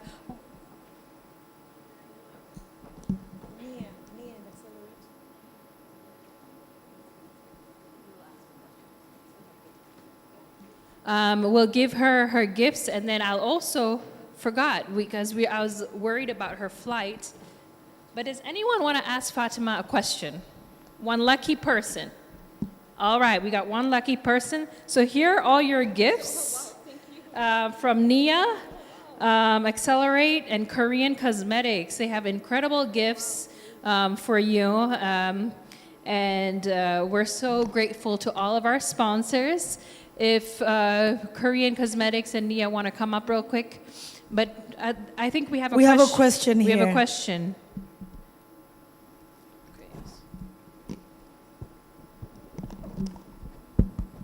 Thank you very much. I have one question. In developing your niche, I would like to know what challenges did you face while you're journeying to develop your niche? So I think the challenge is that it takes time, you know, for people to trust you and for people to be able to trust what you have to say. So, you know, like Bernice said, I come from a family that's privileged, okay? I created the marketing department. But for people to trust me with their marketing knowledge, for me to be able to write books that people buy, it took a lot of time. And so I think that that's one lesson, that give yourself that grace and that time. Things will not happen overnight, you know, but please be consistent. I see a lot of people, they'll post one day and then they won't post for months, you know. It doesn't work like that. You know, better is done than perfect. Don't go for perfection. Just get the work done and be consistent with it. Yeah? Thank you. Please, one more question. One more question here. Yeah. Thank you. Yeah. So the presentation was nice, but I have one question. Sure. What do you have to say about cybersecurity and identity theft while using the online platforms and building your niche and, you know, personal brand online? How do you protect yourself? So, you know, now with AI, things are getting complicated, you know, and I'm getting scared because sometimes I'm seeing videos and they look so real, and then you actually go to the comments and realize it's AI, right? It is getting scary, to be honest. And I think that, you know, look, end of the day, this is a place that we know where it's going. You know, you don't even need to be sitting in a studio to make your videos anymore. I don't know if you guys have seen those videos. You can be sitting in a shop and then AI will have you on a flight somewhere, you know, speaking. So it is a thing that we need to just be conscious of, you know. But like I said, please don't only focus on online. Make sure, you're collaborating offline. Make sure you're creating a database for your businesses. You know, don't just focus on digital. A personal brand is not only digital. Places like this enhance your personal brand. Coming to places like this, networking with like-minded people, this is what enhances your personal brand. Yeah? Okay, just one last question because I have one more book. The last question, just one. right here. Hello, everyone. My name is Aksa Mabula. I own a bridal shop that helps brides feel confident and look good on their wedding day. My question is, you said you should have a niche, but so like me, my niche is talking about brides, giving bridal tips, but according to my life experience, I have something else that I have a huge to talk about to educate people. And you said we should have a niche, one niche. That is a different niche. Okay. What do you say about that? So What's you your mean you advice? have different interests, right? Yes. Yeah? So Yeah. of course you can have different interests. What I'm trying to say is you can even have up to 3 interests. What I'm saying is that I speak to a lot of people that post about everything, you know, together. So when brands come to your page, they're a little bit confused about what you actually do, right? You just said very nicely, by the way, you have a very good elevator pitch, right? You help brides, right, feel confident, which is amazing. That is what you focus on. But if you start tomorrow also doing, I don't know, very random things that, I'll give you a personal example. I work with METL, I have my personal brand, but I have my own page for Bloom as well, right? I have my own page for FD360. And the reason is because I don't want to mix everything together on one page. People will get a little bit confused. Yeah? So your personal brand, of course, it is a personal brand. It's all about your personalities. But at the same time, just make sure that it's not just a random, that when brands go to your page, or when a person is trying to understand what you do, it's easy for them to do it when they visit your page. Does that make sense? Okay, thank you. Yeah? Just Okay, one the more? very last one. Yeah, one more? Yeah. Because you're my neighbor. Yes, hi Fatma, how are Hi. you? Nice to finally see you and meet you. I'm a huge fan. I have one quick question. So I'm also in the market of corporate branding and individual branding, or personal branding. What is one AI tool that is your favorite to use right now currently? That helps you in your journey right now? Okay. I think I can speak with Ikram here. Nano Banana, I think it's very good, especially when it comes to my brands. Nowadays, you have no excuse that you don't have money to market, because for a lot of brands now, it's so easy to use these softwares to create great ads, animated ads at a very low cost. You know, if you go to an agency, for example, and of course, still, please, use storytelling. I still use agencies when I'm trying to create great commercials. But if, let's say, you're just starting out, or you know, you are just dipping your toe into it, use these great tools and free tools, right? A lot of them are free when you have a starter pack to create your adverts. And so I think that for me and my team has been very helpful, because when you're managing over 1,000 products, you're constantly looking for content, right? And that's something that's really helped. Yeah. Does that answer your question? And nice to meet you too. Okay. Thank you, guys. All right, thank you very much, Yeah. Fatima. I'm just going to give my books away to all of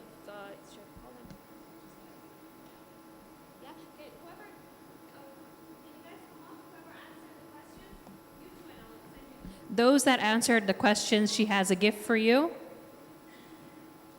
I dedicate my time to you, my guy. Even if the road be rough, I don't mind. 'Cause you be my G for life.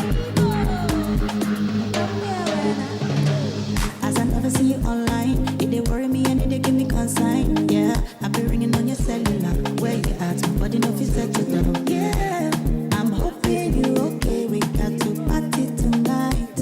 Many just stay for mine. Yeah, me and you feel like they're not my guy.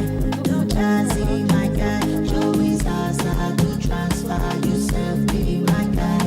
Bado is my guy. My guy. Sorry, one rule, one is enough. So I call your name when I ask me who you are. Naomba tumpigie makofi tafadhali. Thank you so much, Fatima. We really appreciate your time.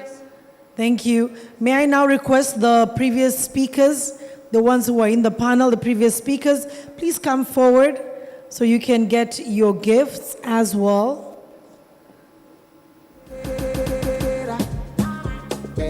The previous panelists, please come on stage. The CEOs.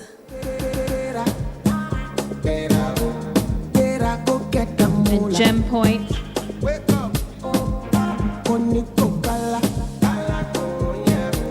If Fatma, you want to join the speaker last photo before you leave, and our DG. First, let's give our speakers their gifts, and then we'll join a final photo.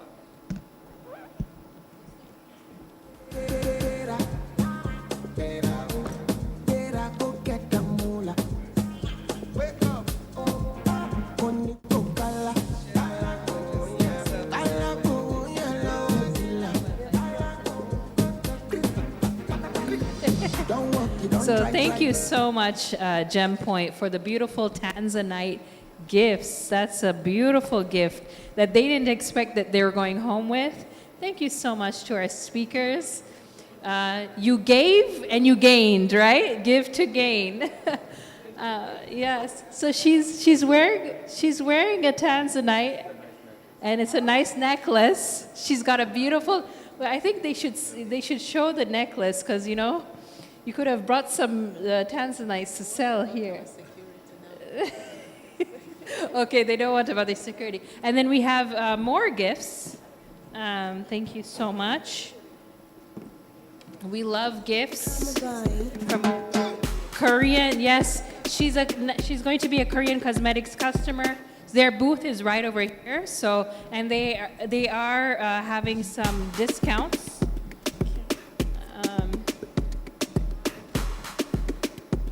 Thank you so much.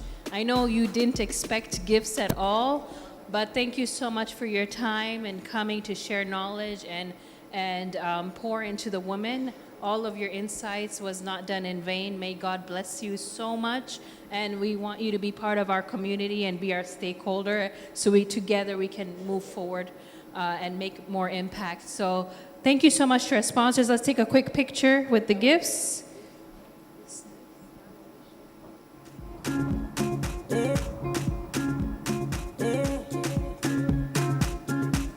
And then our final speakers, Fatima and Honorable DG. Oh, and we have our two AI speakers. Please, can you come forward? All the speakers, so that we have one photograph with all the speakers, please. Make we scatter this place tonight. Dance and sweat till I say a fight. We must settle this thing tonight. Yeah. The lady from UTT. Feelings for night. Yeah. And if you tell me, say make a bello. From ABSA also.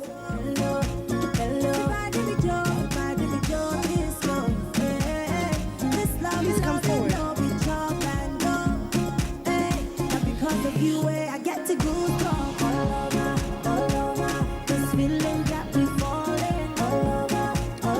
All right, thank you very much.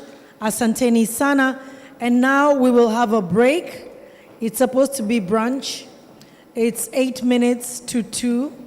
May I request that we come back here by 2:15? 2:15. We have 3 buffets out there. So please, let's try and eat quickly so that we come back in here. Yes, for the AI session, but we also have UTT to tell us about investments. Very, very important sessions coming up after the brunch session. So the brunch is just served outside. If you just walk outside to your left, and then there's a room that's there where you can eat. Karibuni sana. Remember to network. Please do not leave. We have not finished. Remember, there's a gift for each one of you. So do not leave. Otherwise, we'll be left with so many gifts here. So please do not leave. All right, we'll make sure that after lunch, we just have a very short time. We'll keep you here very briefly. But make sure you do not leave. Thank you very much.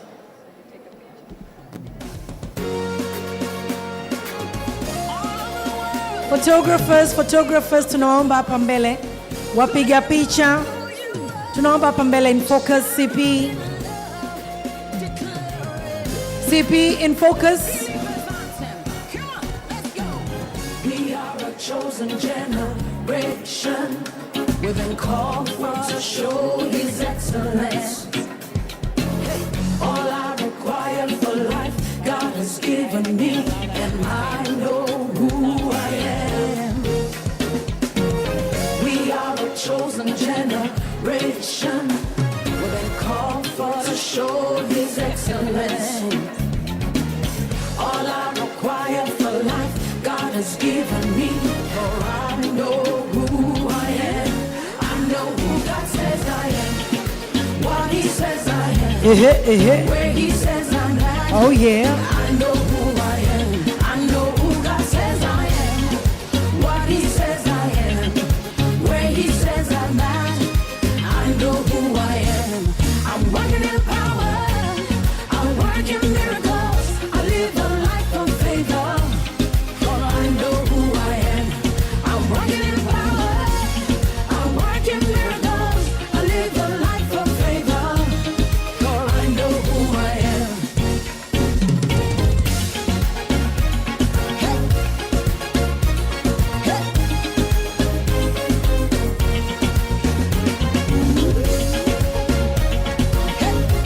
Good morning, Unstoppable Women. Before I go very far, allow me to bring the greetings of my family, our great President of the nation of Kenya, Dr. William Ruto. Today, we realize that what we need is acceleration. We need bold action, and we need intentional action in order to step fully into our brilliance. Being unstoppable means that you have to dare.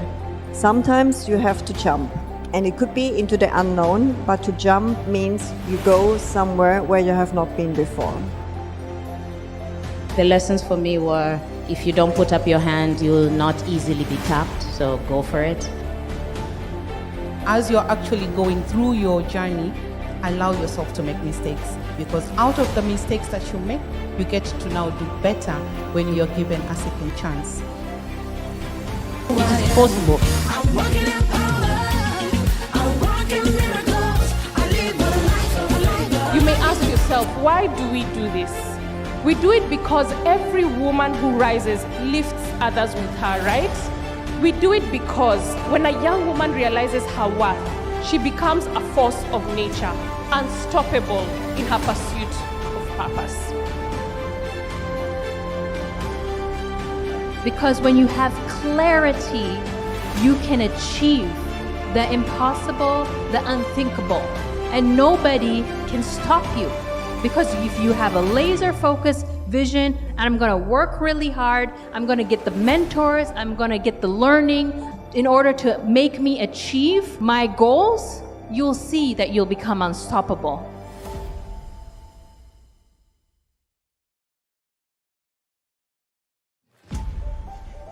Good morning, Unstoppable Women. Before I go very far, allow me to bring the greetings of my family, our great President of the nation of Kenya, Dr. William Ruto. Today, we realize that what we need is acceleration. We need bold action, and we need intentional action in order to step fully into our brilliance. Being unstoppable means that you have to dare. Sometimes you have to jump, and it could be into the unknown, but to jump means you go somewhere where you have not been before. The lessons for me were, if you don't put up your hand, you'll not easily be tapped, so go for it. As you're actually going through your journey, allow yourself to make mistakes, because out of the mistakes that you make, you get to now do better when you're given a second chance. It is possible to be an unstoppable woman, but you are the one to decide yourself. You may ask yourself, why do we do this? We do it because every woman who rises lifts others with her, right? We do it because when a young woman realizes her worth, she becomes a force of nature, unstoppable in her pursuit of purpose. Because when you have clarity, you can achieve the impossible, the unthinkable, and nobody can stop you. Because if you have a laser focused vision, and I'm gonna work really hard, I'm gonna get the mentors, I'm gonna get the learning in order to make me achieve my goals, you'll see that you'll become unstoppable.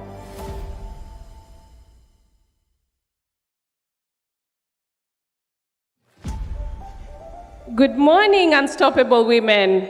Before I go very far, allow me to bring the greetings of my family, our great president of the nation of Kenya, Dr. William Ruto.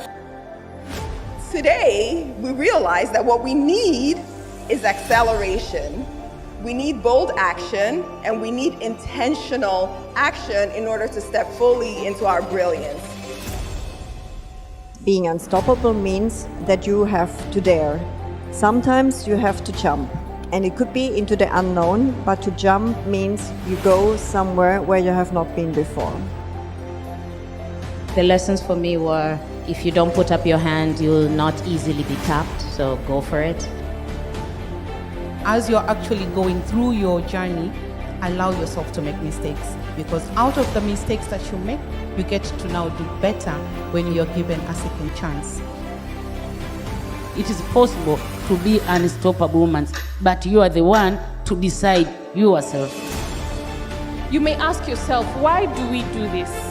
We do it because every woman who rises lifts others with her, right? We do it because when a young woman realizes her worth, she becomes a force of nature, unstoppable in her pursuit of purpose. Because when you have clarity, you can achieve the impossible, the unthinkable, and nobody can stop you.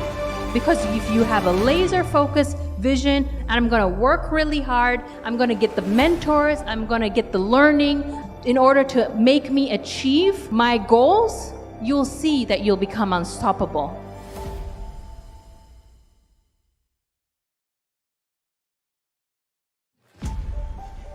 Good morning, unstoppable women. Before I go very far, allow me to bring the greetings of my family, our great president of the nation of Kenya, Dr. William Ruto.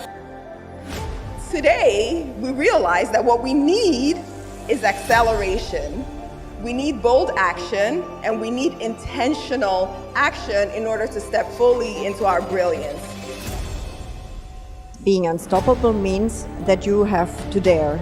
Sometimes you have to jump, and it could be into the unknown, but to jump means you go somewhere where you have not been before. The lessons for me were, if you don't put up your hand, you'll not easily be tapped, so go for it. As you're actually going through your journey, allow yourself to make mistakes, because out of the mistakes that you make, you get to now do better when you're given a second chance. It is possible to be an unstoppable woman, but you are the one to decide yourself. You may ask yourself, why do we do this? We do it because every woman who rises lifts others with her, right? We do it because when a young woman realizes her worth, she becomes a force of nature, unstoppable in her pursuit of purpose. Because when you have clarity, you can achieve the impossible, the unthinkable, and nobody can stop you. Because if you have a laser focused vision, and I'm gonna work really hard, I'm gonna get the mentors, I'm gonna get the learning in order to make me achieve my goals, you'll see that you'll become unstoppable.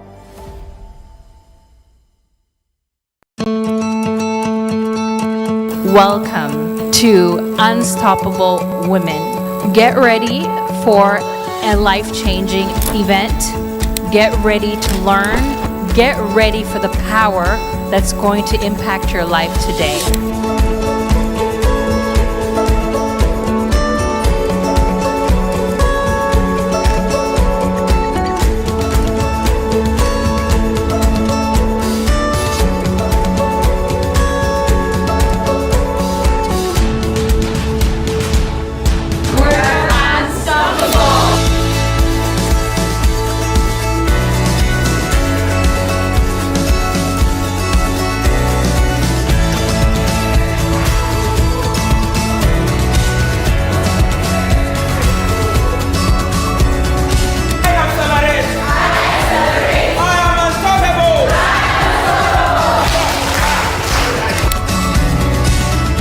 Unstoppable also means you can do it. It's you have it inside you, and it's up to you and your opportunities to move ahead. Before I go very far, allow me to bring the greetings of my family, our great president of the nation of Kenya, Dr. William Ruto.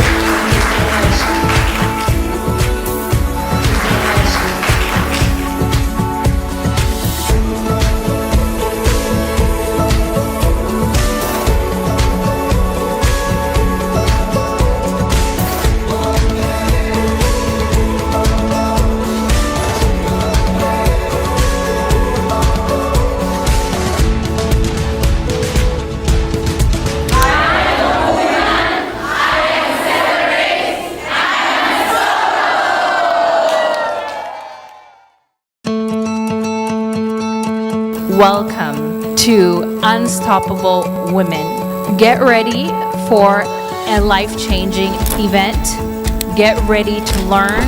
Get ready for the power that's going to impact your life today.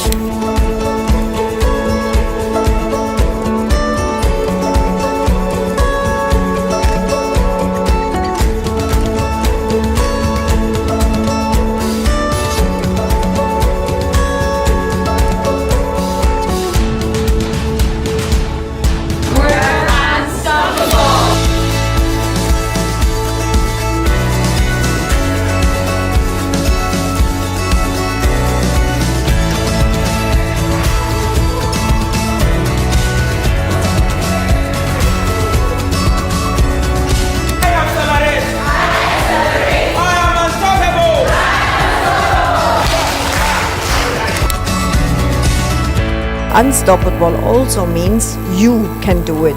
It's you have it inside you, and it's up to you and your opportunities to move ahead. Before I go very far, allow me to bring the greetings of my family, our great president of the nation of Kenya, Dr. William Ruto.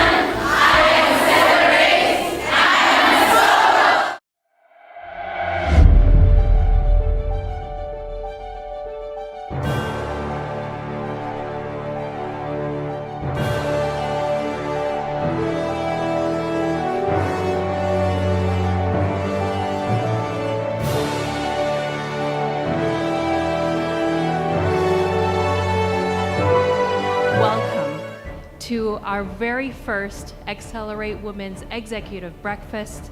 We are so excited to have you here today. It is an honor, and I'm so happy to see all of you in this room and to launch our program.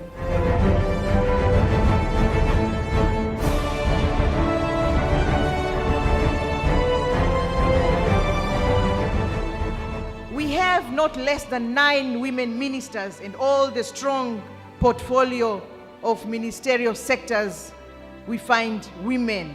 There is no person on planet Earth who has ever succeeded in life without the influence of a valuable woman. Breaking the glass ceiling isn't just about one person accessing leadership. It's about all women of Tanzania having equal opportunities to do the same. Whether we are younger or more seasoned, as I am,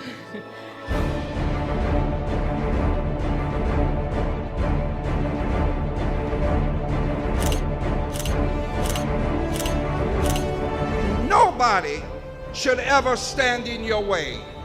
No power, no force, no nation, no capacity, no group, nobody and nothing should ever block your future. You are in the business of moving forward, and forward is the direction that God would have you to move. So let nobody ever stop you keep on moving and doing great things.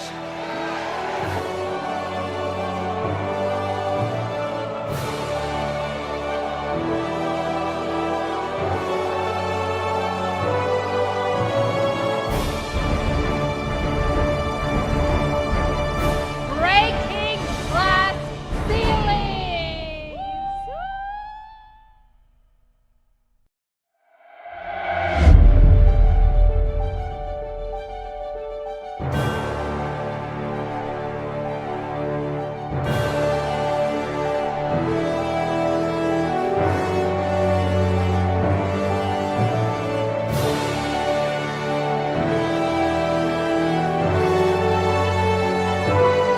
Welcome to our very first Accelerate Women's Executive Breakfast.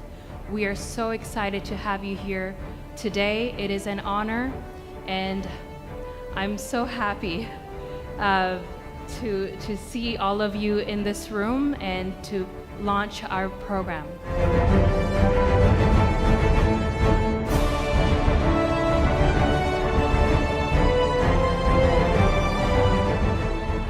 We have not less than 9 women ministers and all the strong portfolio of ministerial sectors. We find women. There is no person on planet Earth who has ever succeeded in life without the influence of a valuable woman. Breaking the glass ceiling isn't just about one person accessing leadership. It's about all women of Tanzania having equal opportunities to do the same. Whether we are younger or more seasoned, as I am,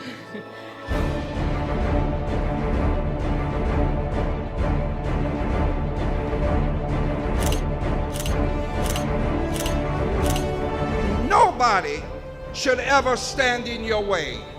No power, no force, no nation, no capacity, no group, nobody and nothing should ever block your future. You are in the business of moving forward, and forward is the direction that God would have you to move. So let nobody ever stop you. Keep on moving and doing great things.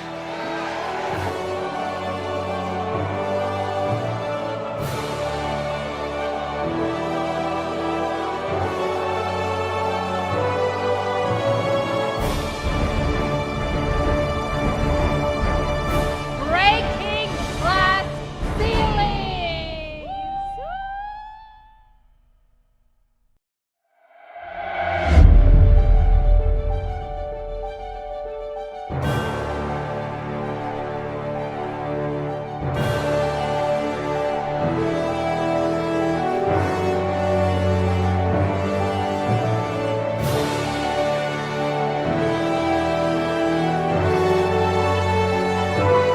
Welcome to our very first Accelerate Women's Executive Breakfast.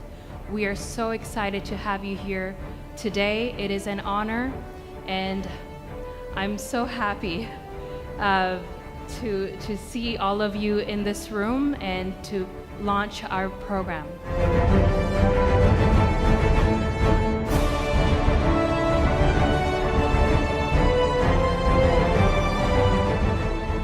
We have not less than 9 women ministers and all the strong portfolio of ministerial sectors. We find women. There is no person on planet Earth who has ever succeeded in life without the influence of a valuable woman. breaking the glass ceiling isn't just about one person accessing leadership. It's about all women of Tanzania having equal opportunities to do the same. Whether we are younger or more seasoned, as I am,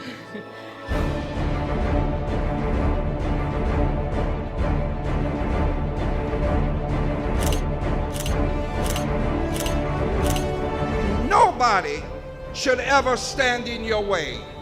No power, no force, no nation, no capacity, no group, nobody, and nothing should ever block your future.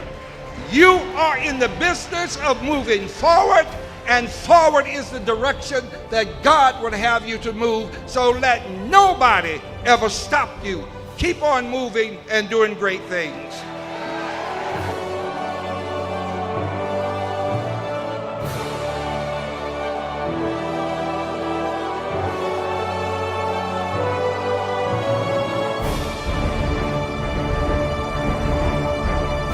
Breaking glass ceilings.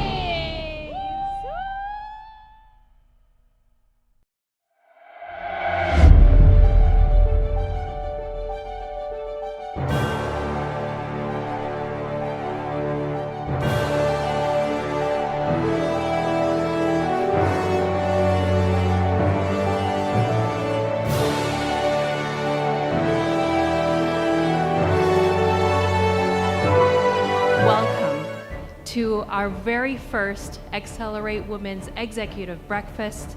We are so excited to have you here today. It is an honor, and I'm so happy to see all of you in this room and to launch our program.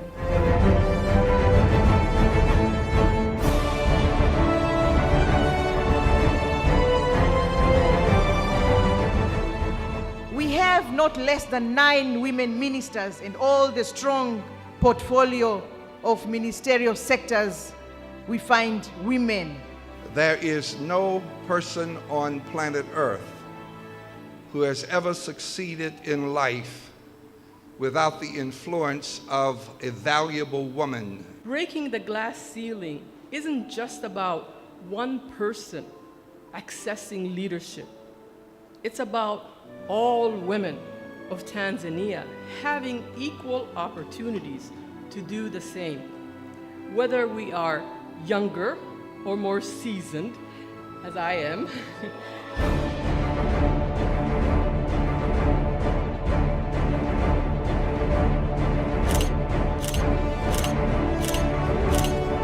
Nobody should ever stand in your way. No power, no force, no nation, no capacity, no group, nobody, and nothing should ever block your future. You are in the business of moving forward, and forward is the direction that God would have you to move. So let nobody ever stop you. Keep on moving and doing great things.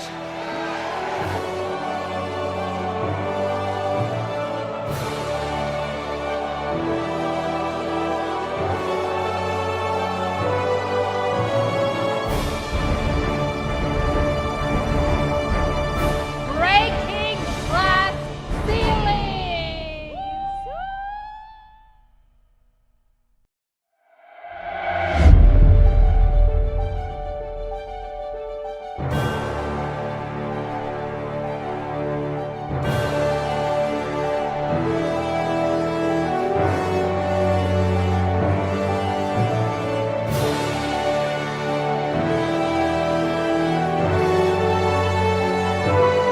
Welcome to our very first Accelerate Women's Executive Breakfast. We are so excited to have you here today. It is an honor, and I'm so happy to see all of you in this room and to launch our program.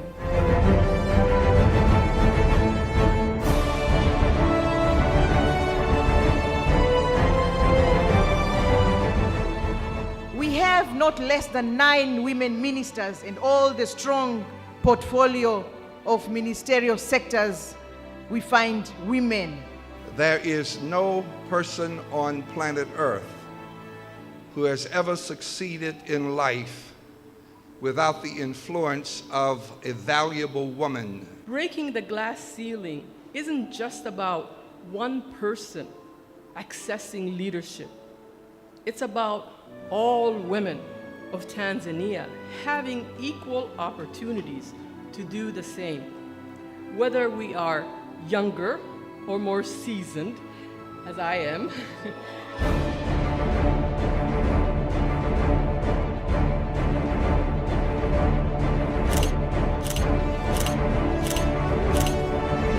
nobody should ever stand in your way. No power, no force, no nation, no capacity, no group, nobody and nothing should ever block your future. You are in the business of moving forward, and forward is the direction that God would have you to move. So let nobody ever stop you.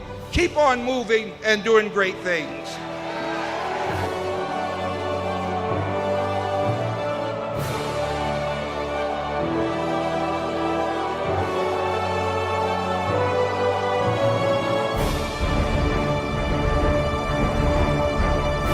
Breaking glass ceilings.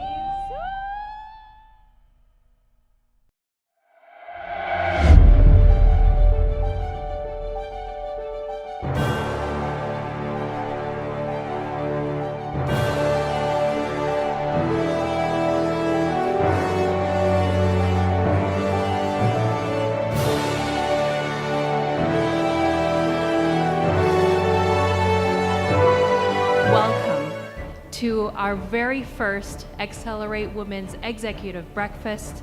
We are so excited to have you here today. It is an honor, and I'm so happy to see all of you in this room and to launch our program.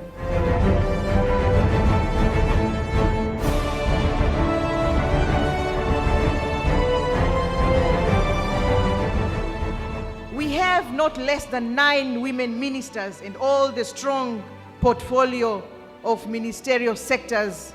We find women. There is no person on planet Earth who has ever succeeded in life without the influence of a valuable woman. Breaking the glass ceiling isn't just about one person accessing leadership. It's about all women of Tanzania having equal opportunities to do the same. Whether we are younger or more seasoned, as I am,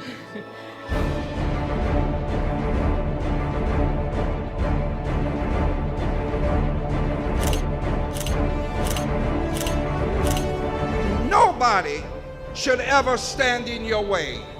No power, no force, no nation, no capacity, no group, nobody and nothing should ever block your future.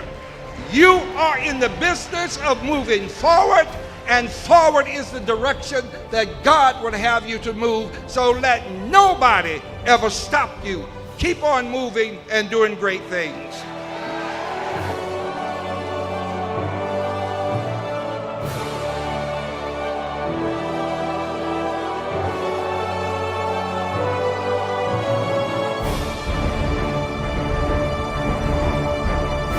Breaking glass ceilings.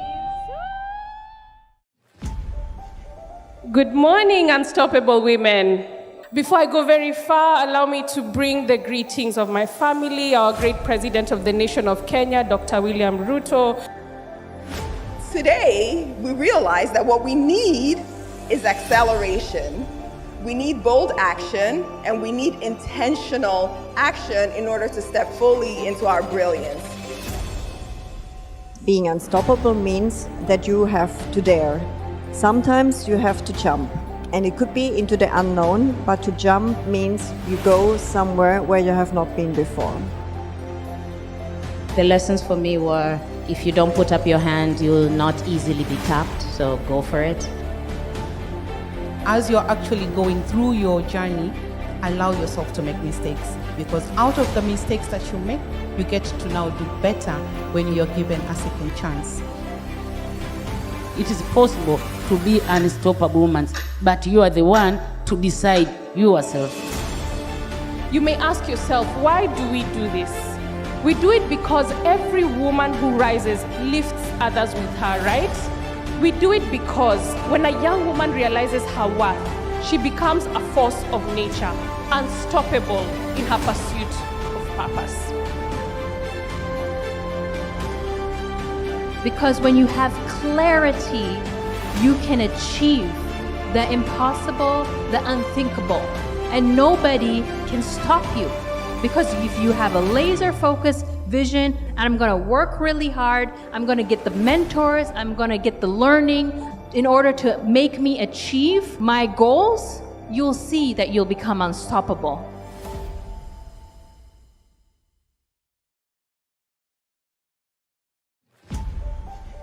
Good morning, unstoppable women. Before I go very far, allow me to bring the greetings of my family, our great President of the nation of Kenya, Dr. William Ruto.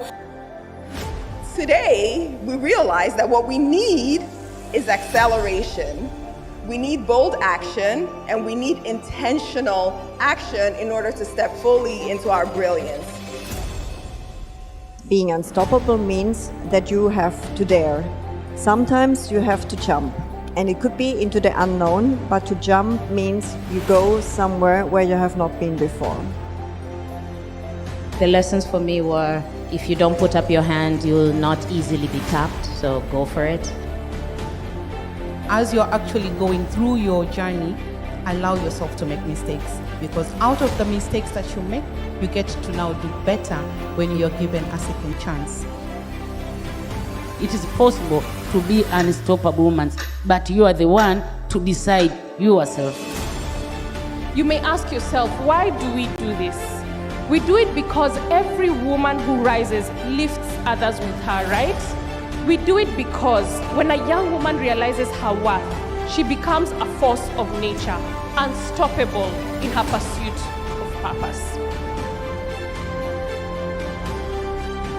Because when you have clarity, you can achieve the impossible, the unthinkable, and nobody can stop you.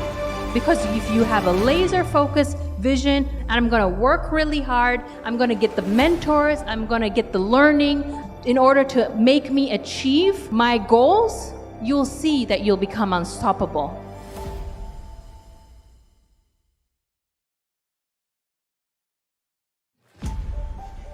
Good morning, unstoppable women. Before I go very far, allow me to bring the greetings of my family, our great President of the nation of Kenya, Dr. William Ruto. Today, we realize that what we need is acceleration. We need bold action, and we need intentional action in order to step fully into our brilliance. Being unstoppable means that you have to dare. Sometimes you have to jump. And it could be into the unknown, but to jump means you go somewhere where you have not been before. The lessons for me were, if you don't put up your hand, you will not easily be tapped, so go for it. As you're actually going through your journey, allow yourself to make mistakes, because out of the mistakes that you make, you get to now do better when you're given a second chance. It is possible to be an unstoppable woman, but you are the one to decide yourself. You may ask yourself, why do we do this? We do it because every woman who rises lifts others with her, right? We do it because when a young woman realizes her worth, she becomes a force of nature, unstoppable in her pursuit of purpose. Because when you have clarity, you can achieve the impossible, the unthinkable, and nobody can stop you. Because if you have a laser focused vision, and I'm gonna work really hard, I'm gonna get the mentors, I'm gonna get the learning in order to make me achieve my goals, you'll see that you'll become unstoppable.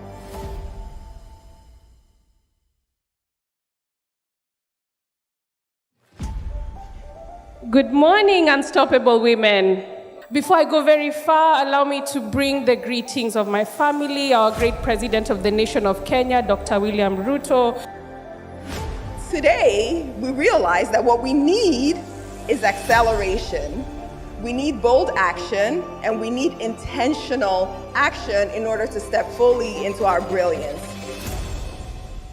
Being unstoppable means that you have to dare. Sometimes you have to jump. And it could be into the unknown, but to jump means you go somewhere where you have not been before. The lessons for me were, if you don't put up your hand, you'll not easily be tapped, so go for it.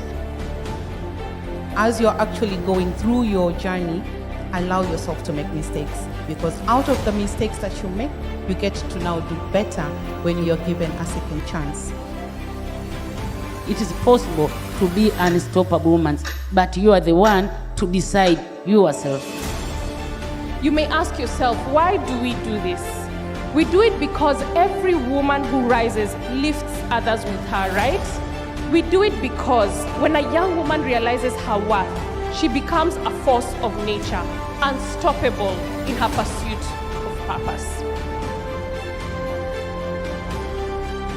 Because when you have clarity, you can achieve the impossible, the unthinkable, and nobody can stop you.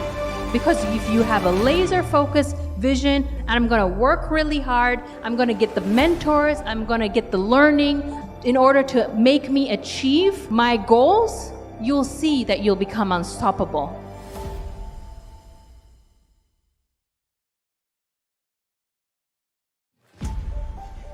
Good morning, unstoppable women.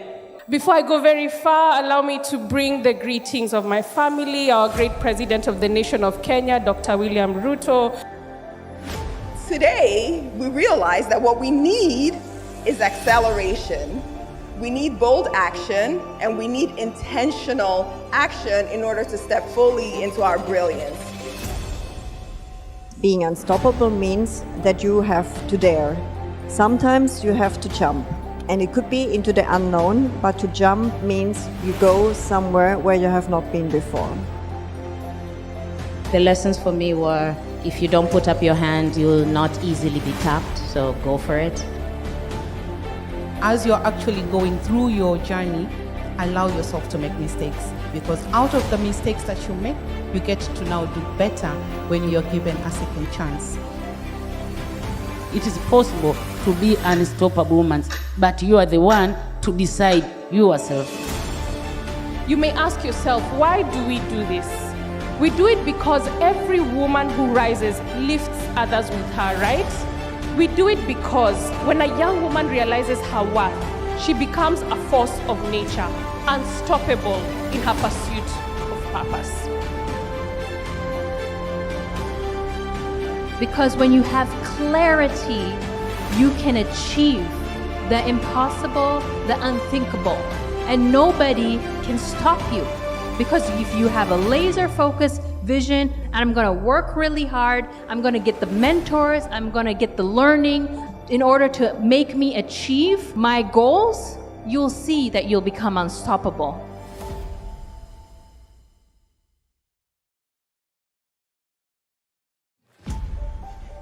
Good morning, unstoppable women. Before I go very far, allow me to bring the greetings of my family, our great president of the nation of Kenya, Dr. William Ruto. Today, we realize that what we need is acceleration. We need bold action, and we need intentional action in order to step fully into our brilliance. Being unstoppable means that you have to dare. Sometimes you have to jump, and it could be into the unknown, but to jump means you go somewhere where you have not been before. The lessons for me were, if you don't put up your hand, you'll not easily be tapped, so go for it. As you're actually going through your journey, allow yourself to make mistakes, because out of the mistakes that you make, you get to now do better when you're given a second chance. It is possible to be an unstoppable woman, but you are the one to decide yourself. You may ask yourself, why do we do this? We do it because every woman who rises lifts others with her, right? We do it because when a young woman realizes her worth, she becomes a force of nature, unstoppable in her pursuit of purpose. Because when you have clarity, you can achieve the impossible, the unthinkable, and nobody can stop you. Because if you have a laser-focused vision, and I'm gonna work really hard, I'm gonna get the mentors, I'm gonna get the learning in order to make me achieve my goals, you'll see that you'll become unstoppable.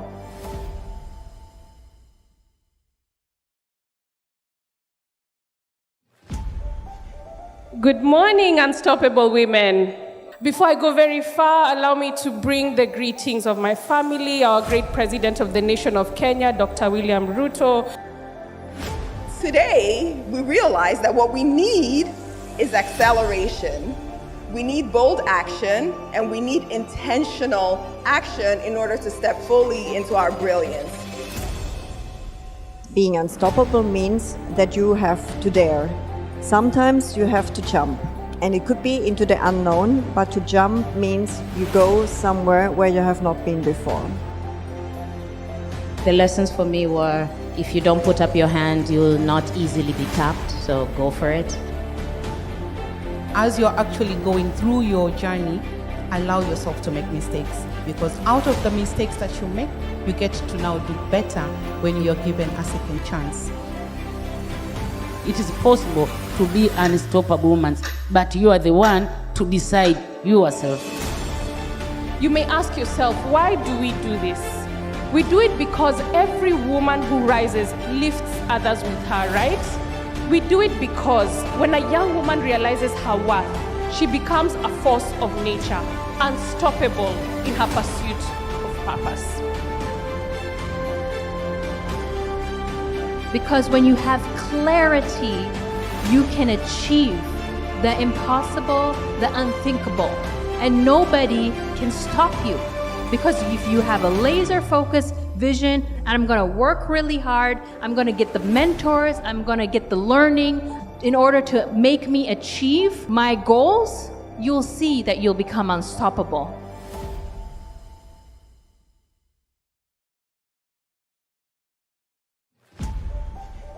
Good morning, unstoppable women. Before I go very far, allow me to bring the greetings of my family, our great president of the nation of Kenya, Dr. William Ruto. Today, we realize that what we need is acceleration. We need bold action, and we need intentional action in order to step fully into our brilliance. Being unstoppable means that you have to dare.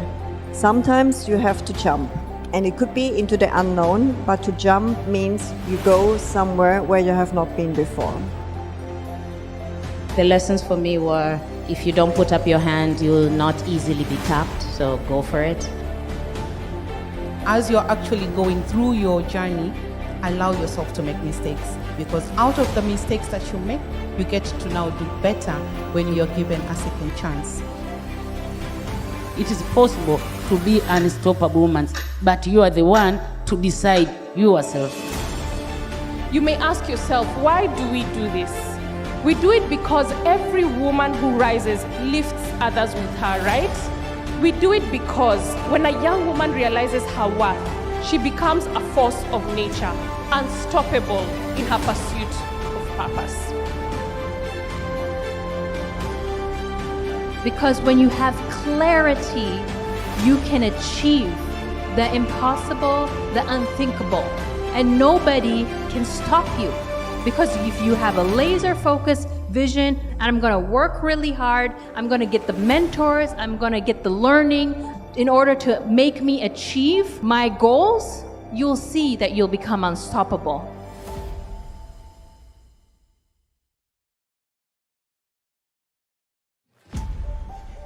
Good morning, unstoppable women. Before I go very far, allow me to bring the greetings of my family, our great president of the nation of Kenya, Dr. William Ruto. Today, we realize that what we need is acceleration. We need bold action, and we need intentional action in order to step fully into our brilliance. Being unstoppable means that you have to dare. Sometimes you have to jump, and it could be into the unknown, but to jump means you go somewhere where you have not been before. The lessons for me were, if you don't put up your hand, you'll not easily be tapped, so go for it. As you're actually going through your journey, allow yourself to make mistakes, because out of the mistakes that you make, you get to now do better when you're given a second chance. It is possible to be an unstoppable woman, but you are the one to decide yourself. You may ask yourself, why do we do this? We do it because every woman who rises lifts others with her, right? We do it because when a young woman realizes her worth, she becomes a force of nature, unstoppable in her pursuit of purpose. Because when you have clarity, you can achieve the impossible, the unthinkable, and nobody can stop you. Because if you have a laser-focused vision, and I'm gonna work really hard, I'm gonna get the mentors, I'm gonna get the learning in order to make me achieve my goals, you'll see that you'll become unstoppable.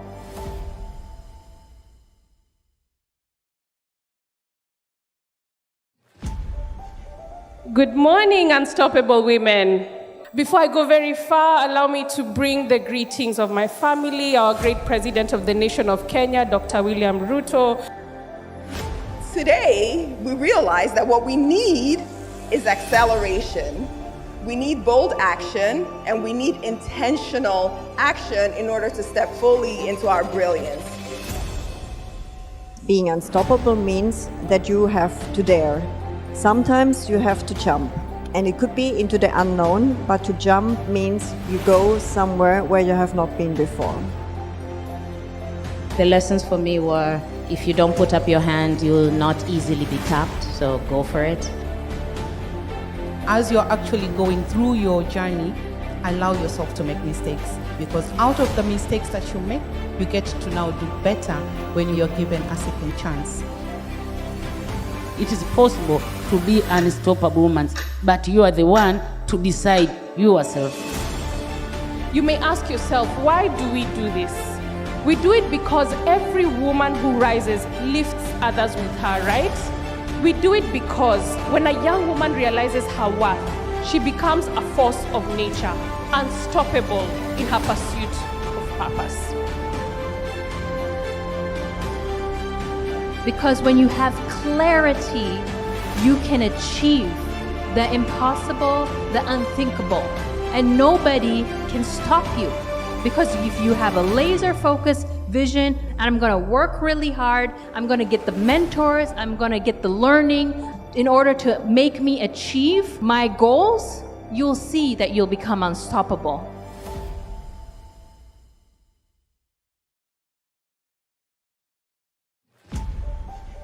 Good morning, unstoppable women. Before I go very far, allow me to bring the greetings of my family, our great President of the nation of Kenya, Dr. William Ruto. Today, we realize that what we need is acceleration. We need bold action, and we need intentional action in order to step fully into our brilliance. Being unstoppable means that you have to dare. Sometimes you have to jump, and it could be into the unknown, but to jump means you go somewhere where you have not been before. The lessons for me were, if you don't put up your hand, you'll not easily be tapped, so go for it. As you're actually going through your journey, allow yourself to make mistakes, because out of the mistakes that you make, you get to now do better when you're given a second chance. It is possible to be an unstoppable woman, but you are the one to decide yourself. You may ask yourself, why do we do this? We do it because every woman who rises lifts others with her, right? We do it because when a young woman realizes her worth, she becomes a force of nature, unstoppable in her pursuit of purpose. Because when you have clarity, you can achieve the impossible, the unthinkable, and nobody can stop you. Because if you have a laser-focused vision, and I'm gonna work really hard, I'm gonna get the mentors, I'm gonna get the learning in order to make me achieve my goals, you'll see that you'll become unstoppable.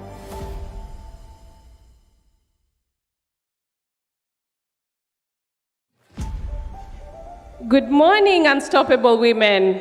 Before I go very far, allow me to bring the greetings of my family, our great President of the nation of Kenya, Dr. William Ruto. Today, we realize that what we need is acceleration. We need bold action, and we need intentional action in order to step fully into our brilliance. Being unstoppable means that you have to dare. Sometimes you have to jump, and it could be into the unknown, but to jump means you go somewhere where you have not been before. The lessons for me were, if you don't put up your hand, you will not easily be tapped, so go for it. As you're actually going through your journey, allow yourself to make mistakes, because out of the mistakes that you make, you get to now do better when you're given a second chance. It is possible to be an unstoppable woman, but you are the one to decide yourself. You may ask yourself, why do we do this?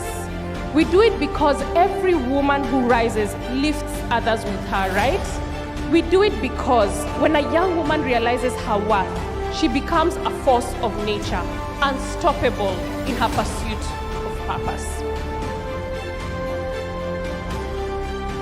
Because when you have clarity, you can achieve the impossible, the unthinkable, and nobody can stop you. Because if you have a laser-focused vision, and I'm gonna work really hard, I'm gonna get the mentors, I'm gonna get the learning in order to make me achieve my goals, you'll see that you'll become unstoppable.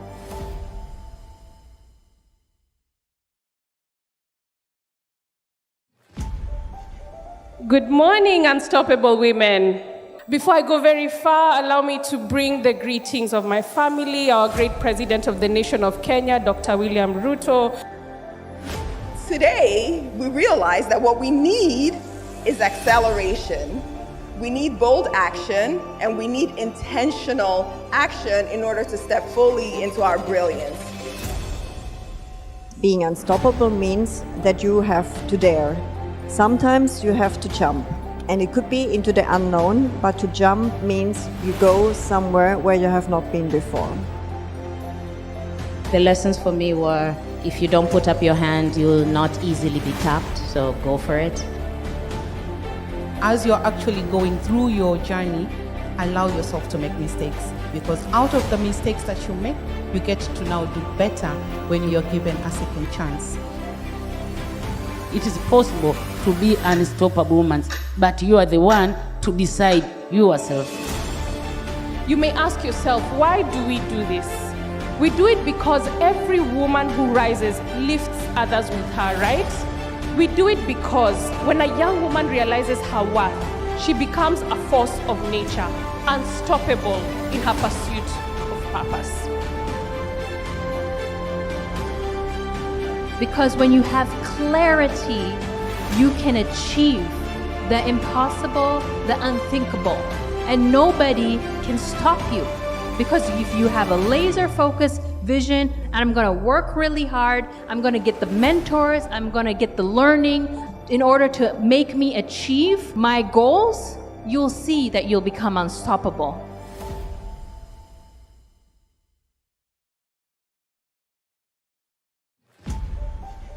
Good morning, Unstoppable Women. Before I go very far, allow me to bring the greetings of my family, our great President of the nation of Kenya, Dr. William Ruto.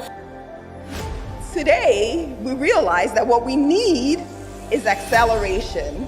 We need bold action, and we need intentional action in order to step fully into our brilliance. Being unstoppable means that you have to dare. Sometimes you have to jump, and it could be into the unknown, but to jump means you go somewhere where you have not been before. The lessons for me were, if you don't put up your hand, you will not easily be tapped, so go for it. As you're actually going through your journey, allow yourself to make mistakes, because out of the mistakes that you make, you get to now do better when you're given a second chance. It is possible to be an unstoppable woman, but you are the one to decide yourself. You may ask yourself, why do we do this? We do it because every woman who rises lifts others with her, right? We do it because when a young woman realizes her worth, she becomes a force of nature, unstoppable in her pursuit of purpose. Because when you have clarity, you can achieve the impossible, the unthinkable, and nobody can stop you. Because if you have a laser-focused vision, and I'm gonna work really hard, I'm gonna get the mentors, I'm gonna get the learning in order to make me achieve my goals, you'll see that you'll become unstoppable.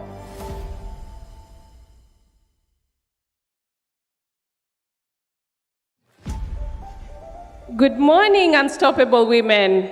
Before I go very far, allow me to bring the greetings of my family, our great president of the nation of Kenya, Dr. William Ruto. Today, we realize that what we need is acceleration. We need bold action, and we need intentional action in order to step fully into our brilliance. Being unstoppable means that you have to dare. Sometimes you have to jump. And it could be into the unknown, but to jump means you go somewhere where you have not been before. The lessons for me were, if you don't put up your hand, you'll not easily be tapped, so go for it. As you're actually going through your journey, allow yourself to make mistakes, because out of the mistakes that you make, you get to now do better when you're given a second chance. It is possible to be an unstoppable woman, but you are the one to decide yourself. You may ask yourself, why do we do this? We do it because every woman who rises lifts others with her, right? We do it because when a young woman realizes her worth, she becomes a force of nature, unstoppable in her pursuit of purpose. Because when you have clarity, you can achieve the impossible, the unthinkable, and nobody can stop you. Because if you have a laser-focused vision, and I'm gonna work really hard, I'm gonna get the mentors, I'm gonna get the learning in order to make me achieve my goals, you'll see that you'll become unstoppable.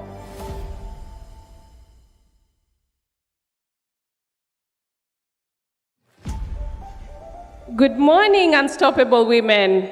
Before I go very far, allow me to bring the greetings of my family, our great president of the nation of Kenya, Dr. William Ruto. Today, we realize that what we need is acceleration. We need bold action, and we need intentional action in order to step fully into our brilliance. Being unstoppable means that you have to dare. Sometimes you have to jump.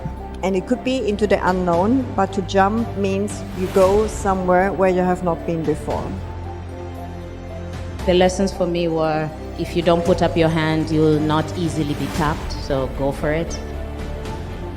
As you're actually going through your journey, allow yourself to make mistakes, because out of the mistakes that you make, you get to now do better when you're given a second chance. It is possible to be an unstoppable woman, but you are the one to decide yourself. You may ask yourself, why do we do this? We do it because every woman who rises lifts others with her, right? We do it because when a young woman realizes her worth, she becomes a force of nature, unstoppable in her pursuit of purpose. Because when you have clarity, you can achieve the impossible, the unthinkable, and nobody can stop you.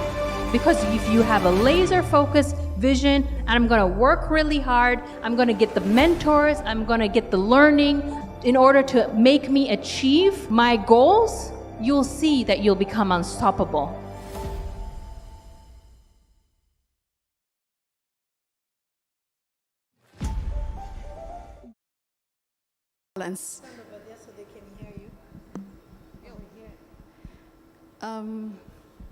Nilipenda sana, kuna mtu alisema brain zetu za wanawake na wanaume haziko tofauti.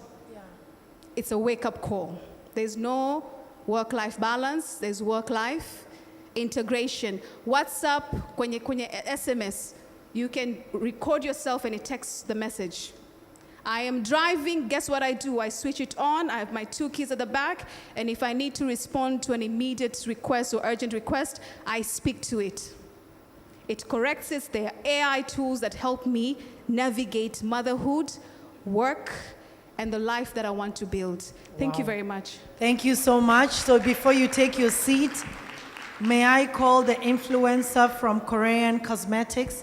Please come forward and help us to give this lady a gift voucher from Korean Cosmetics. Oh yes, you deserve it. You deserve it.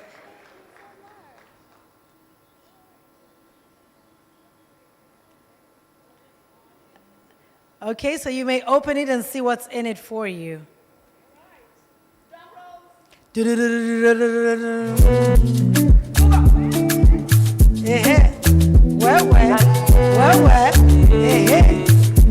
250,000. Beautiful.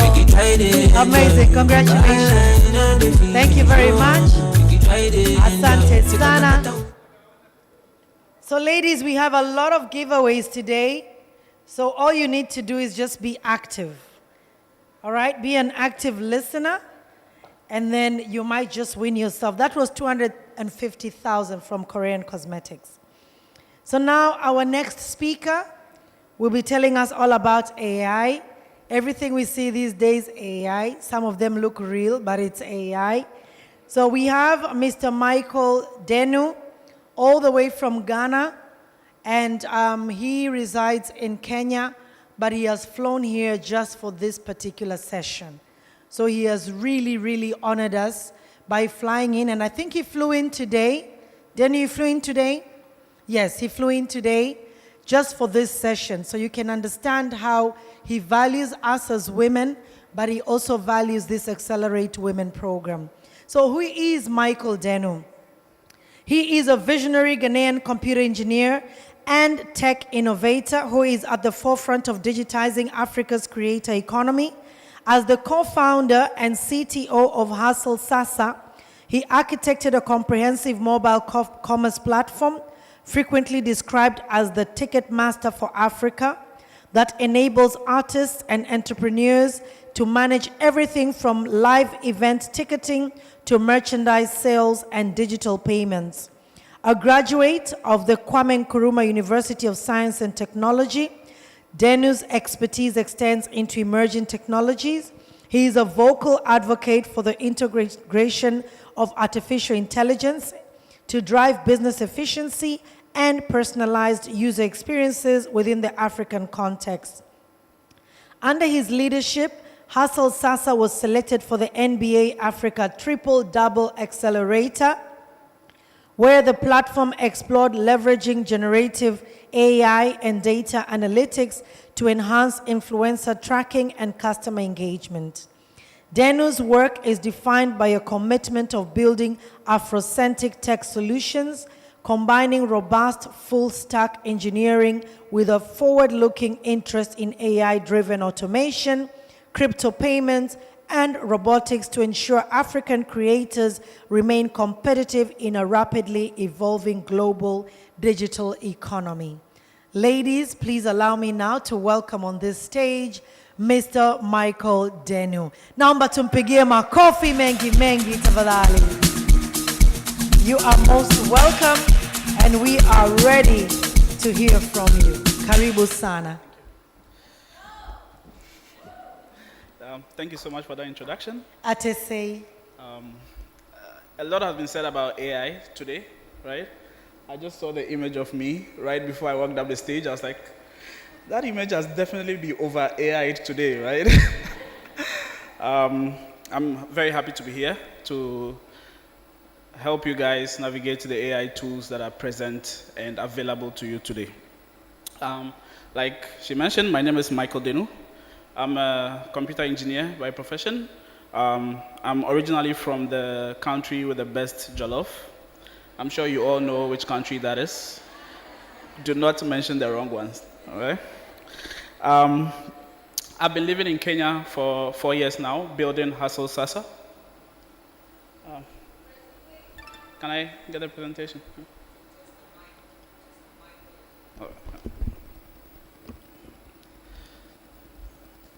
Okay. Next.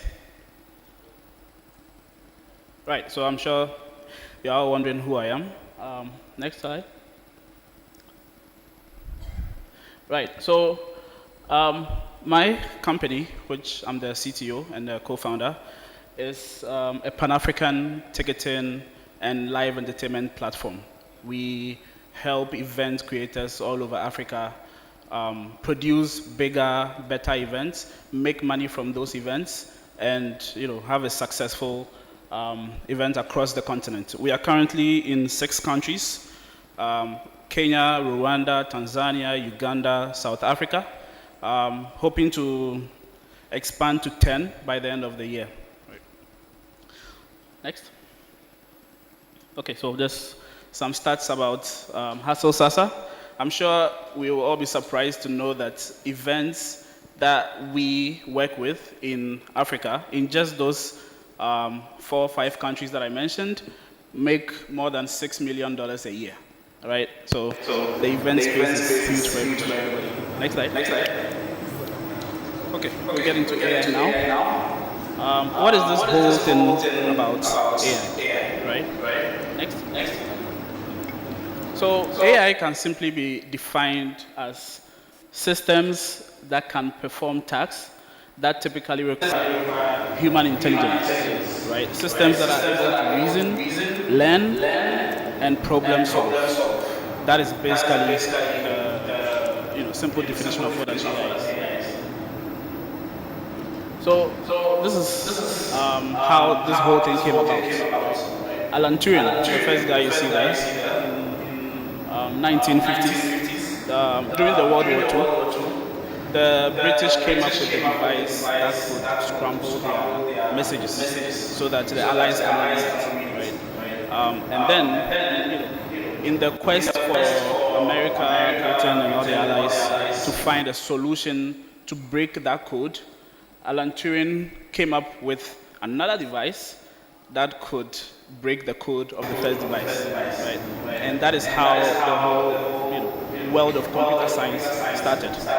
From then on, there was a conference again by the Americans and the Russians during the Cold War, where they are just deliberating technology and things that related to it. Then they came up with the term artificial intelligence as a field of study. Right. Fast forward, sometime in the 2000s, Google, IBM, they started doing some really good advancements into the field of AI. IBM had Project Watson, which was helping in the field of medicine, particularly. Google came up with some AIs that could play games, right? They were able to play chess against human beings and beat the human beings. Fast forward to today, we have so many different AI systems, right, that all of us have access to, right? These are some of them. I am sure you guys will probably recognize the one in the middle, right? How many of you know ChatGPT? Right. I will tell you something about ChatGPT. Anybody know Gemini? Right? Okay, amazing. Claude? Right, okay. So, today, before you leave here, please learn about Claude and Gemini. Okay? ChatGPT is fun, definitely. I've realized most people use ChatGPT as a therapist. Right? I can see you are laughing, so that's probably true. You get home from work, you are tired, your husband or boyfriend is not paying attention to you. You pull out your phone, tell ChatGPT, hey, this guy is not minding me, what should I do? Right? ChatGPT will probably tell you, take his card and book a spa for yourself. Which, probably a good advice, right? But apart from ChatGPT, there's just all these other models, right? We call them models. That can help you do far more than just having conversations or being your therapist or being your best friend. All right. Today, I'll be taking you through some of those tools.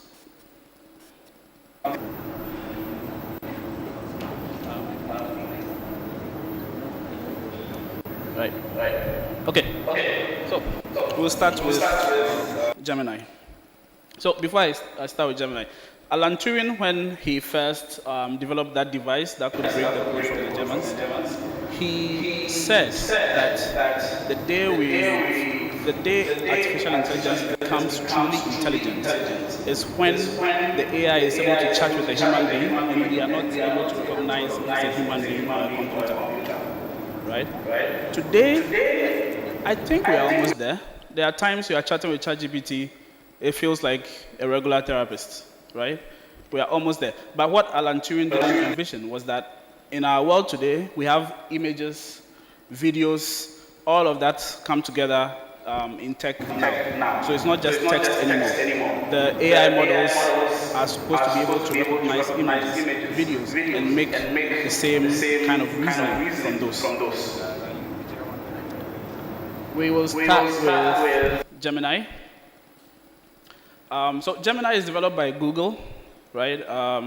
It started from the time when they had the AI to play games, right? Now they call it Gemini. It used to be different. So Gemini is naturally integrated into all of Google's tools. I'm sure we all use some of the tools from Google. Your Gmail, Google Drive,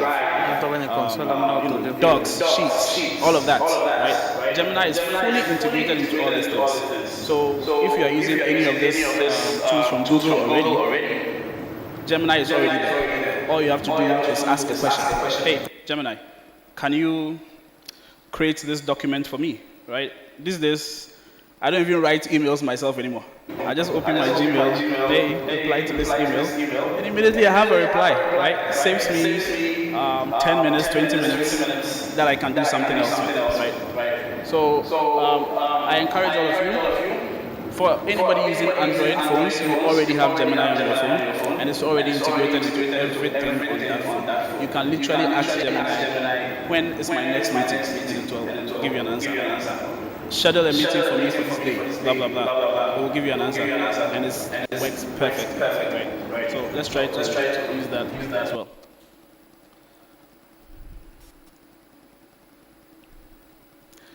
The next one is Claude, right? I saw some of you raise your hands to using Claude. Claude is also an AI model trained on natural language, like the way human beings speak to each other. The difference between Claude and the other models is that Claude is very structured, right? So because of that structure, it works very well for people in the technical space, developers, engineers, people like that. But I mean, everybody can use it. It's just that because of that structure, certain people prefer to use Claude, right? So if you have, you are into data analysis, so you have some huge amount of data that you need to synthesize, Claude would be a very good model for you to use to that. Right? It's also integrated into a lot of the tools that we already use. Next. Okay, so there's one thing that we need to understand about AI. AI today is built on vast amount of data, right? And then finding a pattern in that data, right? So if you understand it that way, you know that the biggest thing that AI can do today is synthesizing and analyzing data, right? We will get to, hopefully, one day, to that point where AI is so intelligent and can, do a lot more, like have, way better conversations with you and stuff like that. But today, the biggest thing and the best thing you can do with AI is to synthesize data. I know all of you are entrepreneurs or working in big organizations. The day your boss gives you that assignment, say, we have 300 Google Sheets from KPMG that needs analysis to tell them exactly how much a certain client is making, right? You don't need to sit down and go through that Excel sheet. Take all of that data, put it in Gemini, Claude, whatever. Claude will tell you exactly every single detail you need from hundreds of files, right? Because that's how AI is built today. So they work very well for data analysis and data synthesis, right? Okay. Today I'm going to teach you a few tools that you can use to make your life easier, right? Just like our other speakers and panelists have been mentioning today, right? Fatima talked about brand and stuff like that. I'm going to teach you something you can use to do your brand, to handle your brand on a daily basis, right? So the first thing is Notebook LM. Has anybody heard about Notebook LM? Amazing. Also from Google, right? It's a personalized, extra personalized AI for your business and for your brand. Okay? So think of Notebook LM as your own version of Gemini, right? Gemini made for you. So today, I use Notebook LM for my company, right? I just upload every information about my business proposals, my decks, the P&L statements, everything that I have for my company, I upload it into Notebook LM. And then any day I need anything from Notebook LM, let's go ask a question. Hey, design a slide for my next client who does this and that. And Notebook LM will give you exactly the right proposal to give that company. Right? Because it knows everything about your company already. You've already given it so much data. So it does exactly that, right? I will take you through a real demo on how to use all of these tools right after the presentation. Next. Right, so that's what Notebook LM looks like. This is a real screenshot of my company's data, right? So you can see, I was just telling Notebook LM that I want to do an event in Tanzania, so it should tell me exactly how much to spend in marketing, tell me exactly how much I'm going to spend in production, all of that, and it gave me exact answers, right? Other things you can do in Notebook LM. The minute you upload all your data and all your information, it's able to create slides, videos, audios for you based on exactly the information that you gave it, right? So I'll show you a video from that Notebook LM gave for my company as well. Next. Right, so like I said, Notebook LM is able to give you slide decks, infographics, reports, everything based on your own personal data, right? So for those of us who have businesses or you are building your personal brand, there's a day you want that pitch deck, right? Like Fatima mentioned, you want to have that one deck about who you are or what your business is. This is the tool for it. It can give you your own slide in less than a second, right? So we are going to try that a bit later. Next. Right. Can you play the video? Yeah. So I just want to show you what Notebook LM was able to give me based on my company's data. Right. It just goes through all your files, figures out what your company is about. Yeah, generates a All video. right, let's dive into something pretty ambitious today. We're looking at a company called Hustle Salsa, and their goal is massive. They want to build the entire operating system for live entertainment in Africa by creating what they call a flywheel. So to really get what they're doing, you first have to understand the market they're in. And believe me, Hustle Salsa sees it as nothing less than an entertainment gold rush happening right now in Africa. I mean, just look at the energy here. The continent is absolutely buzzing with this incredible, fast-growing cultural This is all scene. true. We're talking right? everything Africa from is music all festivals, about entertainment, right? So you can see how Notebook LM is able to pick information from the web, pick information from exactly what I do, and then give me a whole video about everything about Hustle Salsa. Now, I just need to send this to any merchant or any client that I'm trying to win, and they automatically know exactly what we are trying to do, right? So I think we can pause the video for now. It's a bit long. We'll move to the next slide. So the next thing I'm going to talk about is something for the creators, right? This is something Fatima mentioned some few minutes ago, Nano Banana. And I promise I didn't put it there because she mentioned it. It was already there. So there's a tool called Nano Banana, also developed by Google, right? It helps you generate images based on a prompt. A prompt is simply whatever instruction you give the AI, right? Now, this is exactly what the interface looks like. It's free for most people. There's a pro version that you can pay for, but you don't even need to. You just get the free version, gemini.google.com, and you can create images of your own. So this is a picture I took from a restaurant some time back in Tanzania. Can anybody recognize the restaurant? Anybody? I was looking for local food in Tanzania, so I got to a restaurant, and this is exactly what it looks like. No? What? I thought I could fool you guys. That is from Nano Banana. All right? Next slide. I'll show you exactly what I told Nano Banana to give me that image. So I told Nano Banana, I need an image of the best local dishes in Tanzania, arranged nicely on a table, buffet brunch style. And that is the image Nano Banana gave me.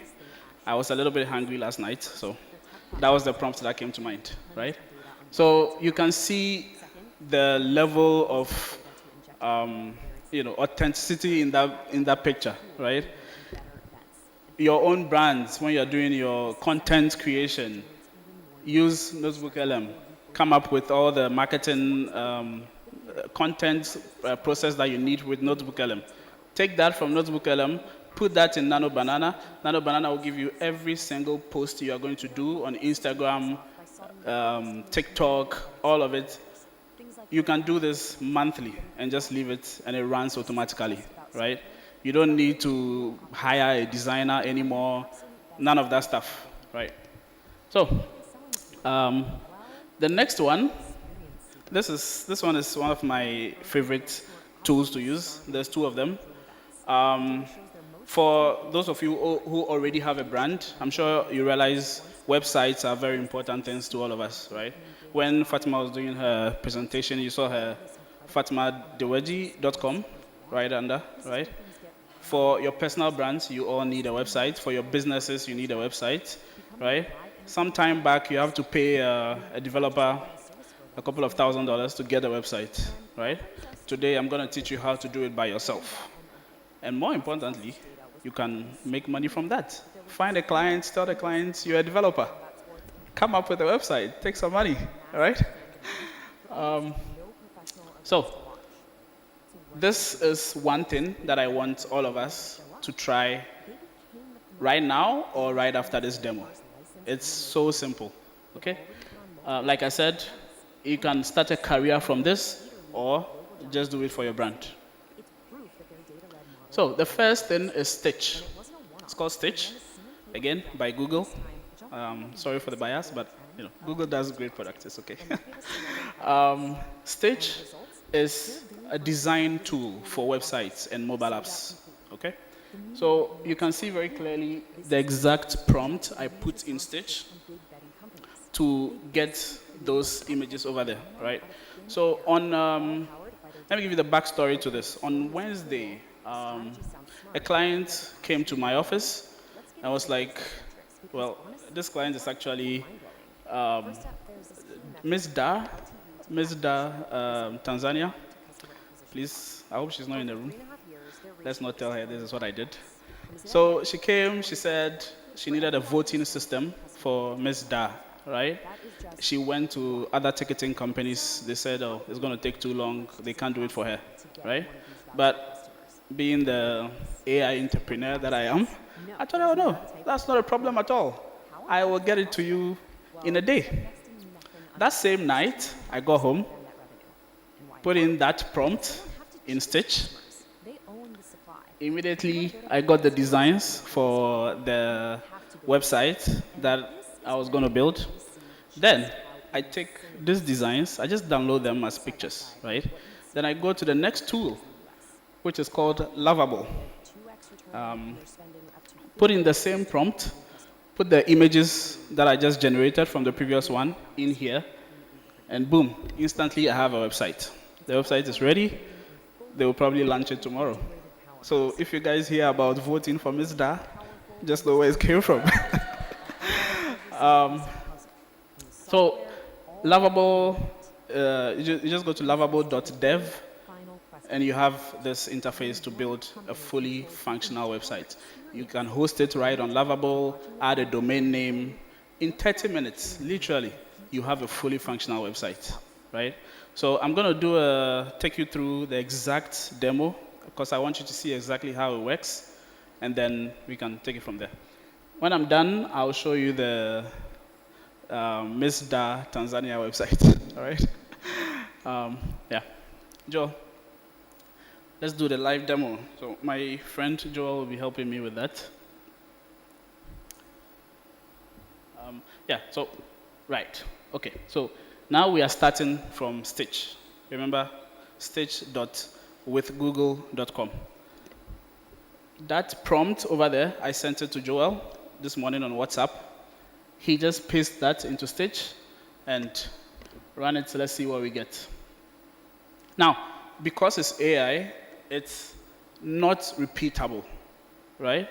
Every single design that you get from this software will be unique to you, will be unique to your prompt, will be unique to exactly what you tell it to do, right?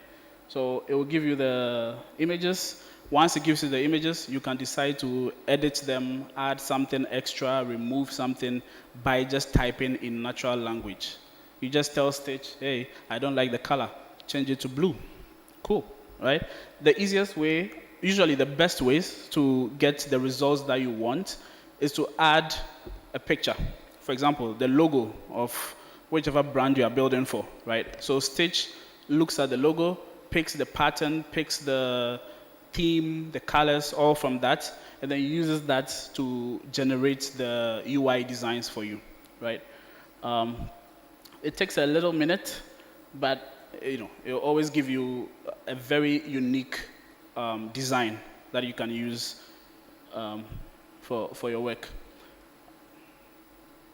Okay, whilst we wait for that. So usually, if you're going to do this as a business, for example, right, you would tell your clients, there's a $500 charge for the design alone, which is something I'm sure we've all seen it. That's what developers do, right? They tell you for just the design, there's $500 because there's a UI designer who's going to do it. They come back to you, this is the designs, do you like it? Yes, no, make changes. And then from there, before they start the development, right? So that's how I'm teaching you these two tools, right?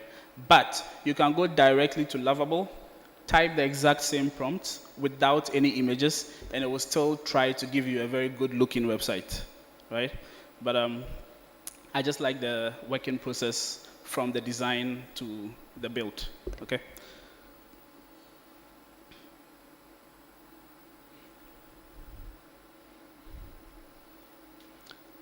Okay. Well, not really. The speed of your internet doesn't affect it because it's not running on your computer, right? But yeah, it just takes a minute to give you a full design. Also, based on the prompt that you give it, it might take a bit longer because there's just more elements in that design, right?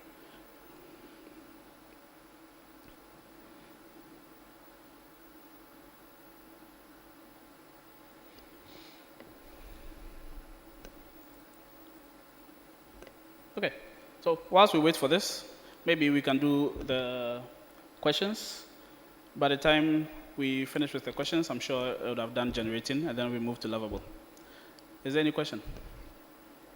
Yeah. Okay, Who has a mic? Oh, right. Okay. Let's just finish this then. So yeah, see, this is so different from what I showed you in my presentation, right? But it's the exact same instructions that I gave mine that Joel used, right? So now you have your website. Joel, can you just right-click on the website and download? Okay, so it will download as a PNG. Awesome. Let's go to Lovable. Now upload that, add the image that we just downloaded.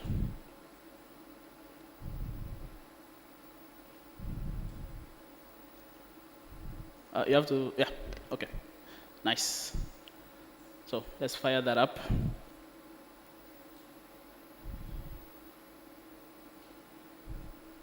Okay, this will also take a few minutes, so we can do the question.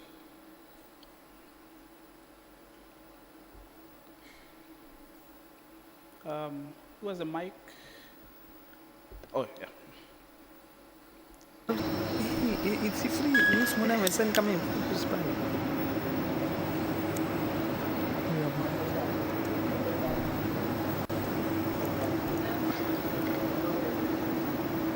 Good afternoon.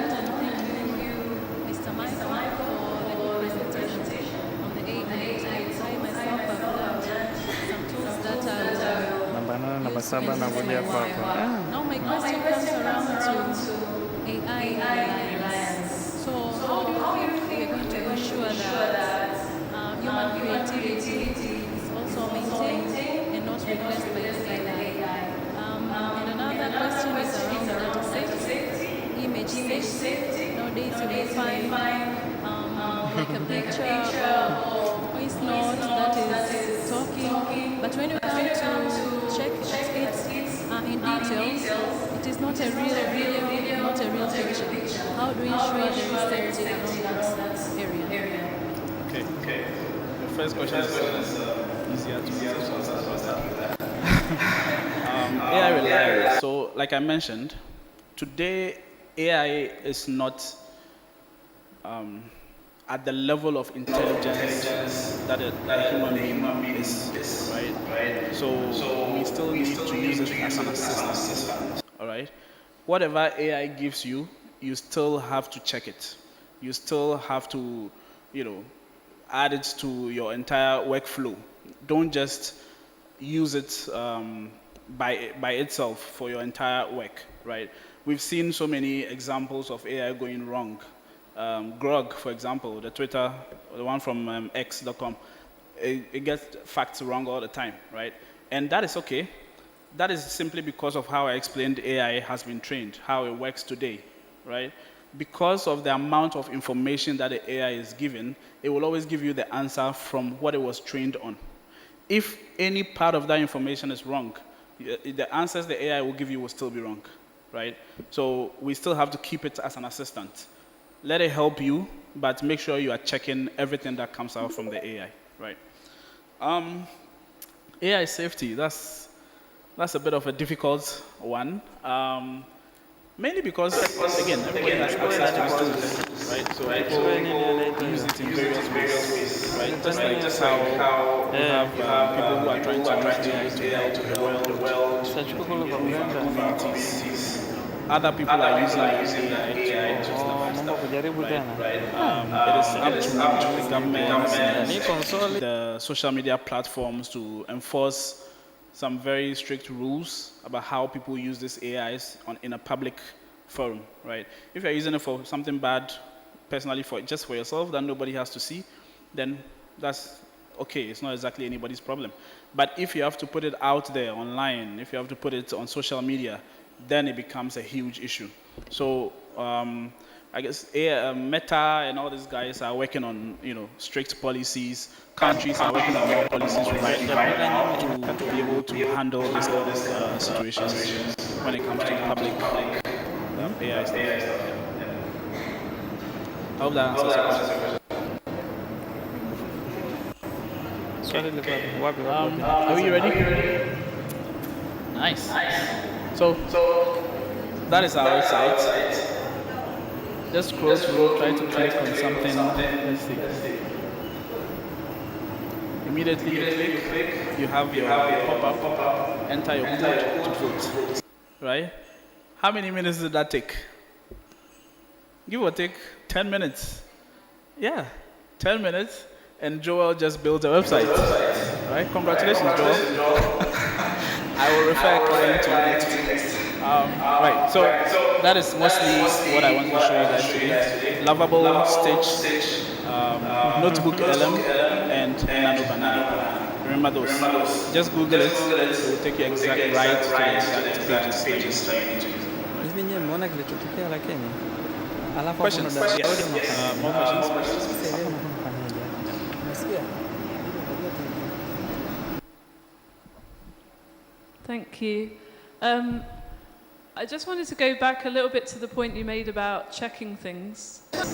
You know, you were saying that you're good at analysing and summarising data, and you were suggesting, you know, documents and then get a figure. But in my experience, if you say only ChatGPT, I haven't used the others, it is like full of lies.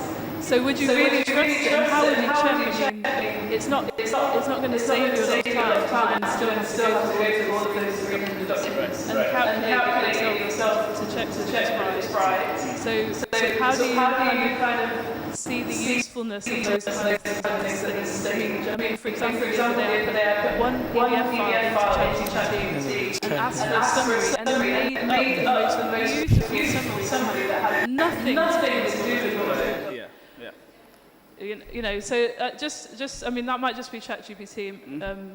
But the other thing was, people keep talking about how important it is for us all to be learning AI, because AI is the future, and we're all going to be out of jobs if we don't learn how to program AI. But my thought, and I may be completely crazy here, isn't AI just going to be programming itself at some point? So why do we even need to learn how to use it if it's going to take over and do everything on its own? I mean, fair enough. Yeah, I just wondered what your thoughts were as an expert, you know, where you see things going in the future on that. Yeah. Like, what will the role of humans be in relation to AI? Okay. Yeah, thank you. Yeah, great questions.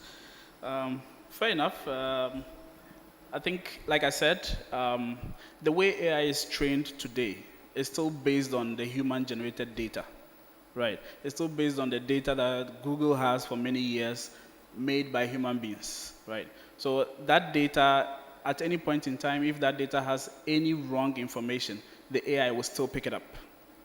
We are not at that point where the AI is able to reason for itself and then say that this information is wrong because of this and that and that. We are not there yet. Hopefully we'll get there soon. But that is still a real problem, right?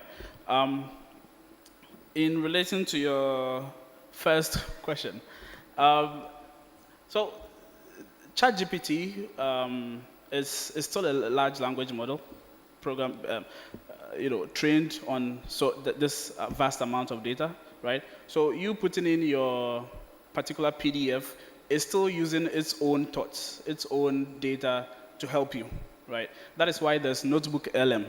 Notebook LM is specific to your data, right? So when you need to do something in relation to your own data, 300 PDFs or Google Sheets or anything that you might have, put it in one of the tools like Notebook LM that are very specific to what you give it, right? It's synthesizing exactly what you gave it, not everything else that it already knows or everything else from the world. Yeah. So that will make your work much easier. Plus, what I say about checking what the AI does, right, is still valid. It can make your work easier by giving you a reference point. So you've been doing this for a while, most likely, accounting or whatever it is that you are feeding this AI. So anytime it gives you some answer that you can always tell that this answer is probably way off, right? So it will still do that, unfortunately, at this point in time. It's still growing. The models are getting better and better every day. At some point, very much in the very near future, we will get to that point where the AI does not make mistakes. And that is when it's really intelligent, right? Yeah.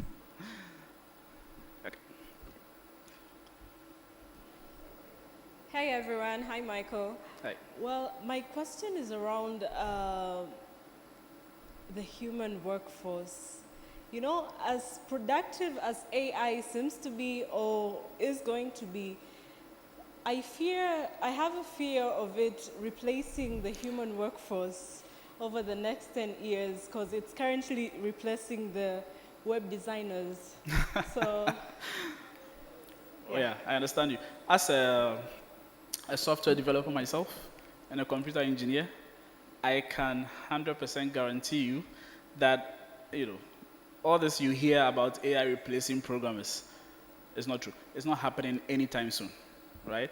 It is able to design a simple one-page website or 2 pages, whatever. That is a very simple thing for any developer to do today, right? But when you need to build a whole application that does extra work, that does some processing of data, it would not be able to go that far, right? What I've taught you, good for brand websites, corporate websites that just host information, right? If you need to go any deeper than that, AI cannot reason to that level, right? So it's definitely not taking software developers' jobs. Other jobs, I don't think it's taking that either, because, like I said, it's still not as intelligent as a human being. It's not near the human intelligence yet. So we are still going to need the experience of a lawyer. We are still going to need the experience of a doctor. That is not happening anytime soon. Hopefully not in my lifetime, so that I can still make some money. But, maybe when it does happen, it will be good for us as well. We get to spend more time with our families, like the CEOs were saying, right? If you are able to leave AI to take care of your entire business, I think some of us will be happy with that, right? Yeah. Okay, yes, there's somebody here.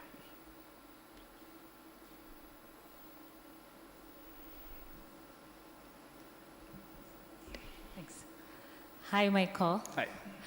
I have a question. We are not experts on the AI. You are more of an expert. So I want to understand from your side what fears you have when it comes to AI. That is question number one. Right. And then the second question is, previously there used to be, just for my understanding, there used to be fees that you used to pay when you have a website. I believe this was for the developers. So for example, the website that you've created today, they are permanent, and if we try to go to the internet and look for them, they will be there, correct? Correct. So the fees that were usually present before, they were just for the developers, right? Yes and no. Okay. Please explain. Thanks.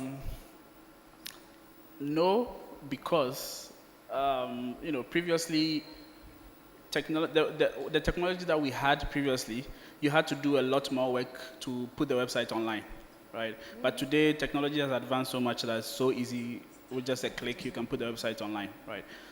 So, for example, Notebook LM, if you want to keep your website with your own domain name, you pay $20 a month to keep it, right?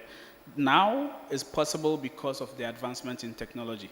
It's easy to host a website, and it's way cheaper than it used to be, right? So maybe 4 or 5 years ago, if the developer was charging you $100, $200, it was probably true. They had their own markup on it, yes, but it was probably true that they were going to pay for the server charges at that time. And my fear for AI today, I would say, is making misinformation so much more easier, right? We all, to some extent, believe what we see on social media today. TikTok, all of this. And AI makes it so much easier to come up with those videos for TikTok and Instagram, right? So I think that is the biggest fear I have. That is going to go, bad people are going to use that to destroy things that we have and enjoy currently, right? But again, we are hoping the social media companies and the governments take some responsibility to crack down on stuff like this. Yeah. Okay. Do we still have some time? Hi, Michael. You were selling us out, man. We're going to run out of jobs. I'm going to tell on Miss Dar on what you did because you just said that graphic designers are not needed. I'm a graphic designer. Oh my God. I run a solo creative agency, and there are so many AI tools, especially for the creators. There are so many that I use that it's so overwhelming. So have you found the magic pill that has everything in one? I'm sorry, I haven't found it yet. You'll be the first one to know when I find it. Okay. Before we lose our jobs, don't sell any of our secrets. Last one.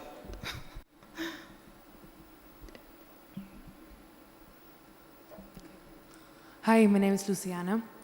I'm coming from the music industry. I'm a singer and an artist, and I'm still not using ChatGPT or AI to produce my music, to write my songs, but I see that a lot of people are using it, so I would like to hear your personal opinion about music in combination with ChatGPT, and do you think that artists with ChatGPT are in the future maybe the leaders of the music industry compared to real artists? I don't think so. Real artists will still lead in that space, right?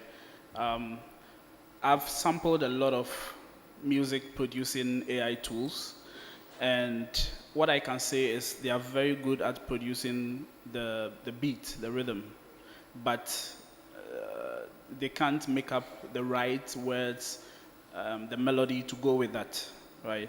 So I think the authenticity with the creators will still win in the long run. What you can use the AI music for today is mostly short form music for your videos, stuff like that. Yes. Thank you. Who's next?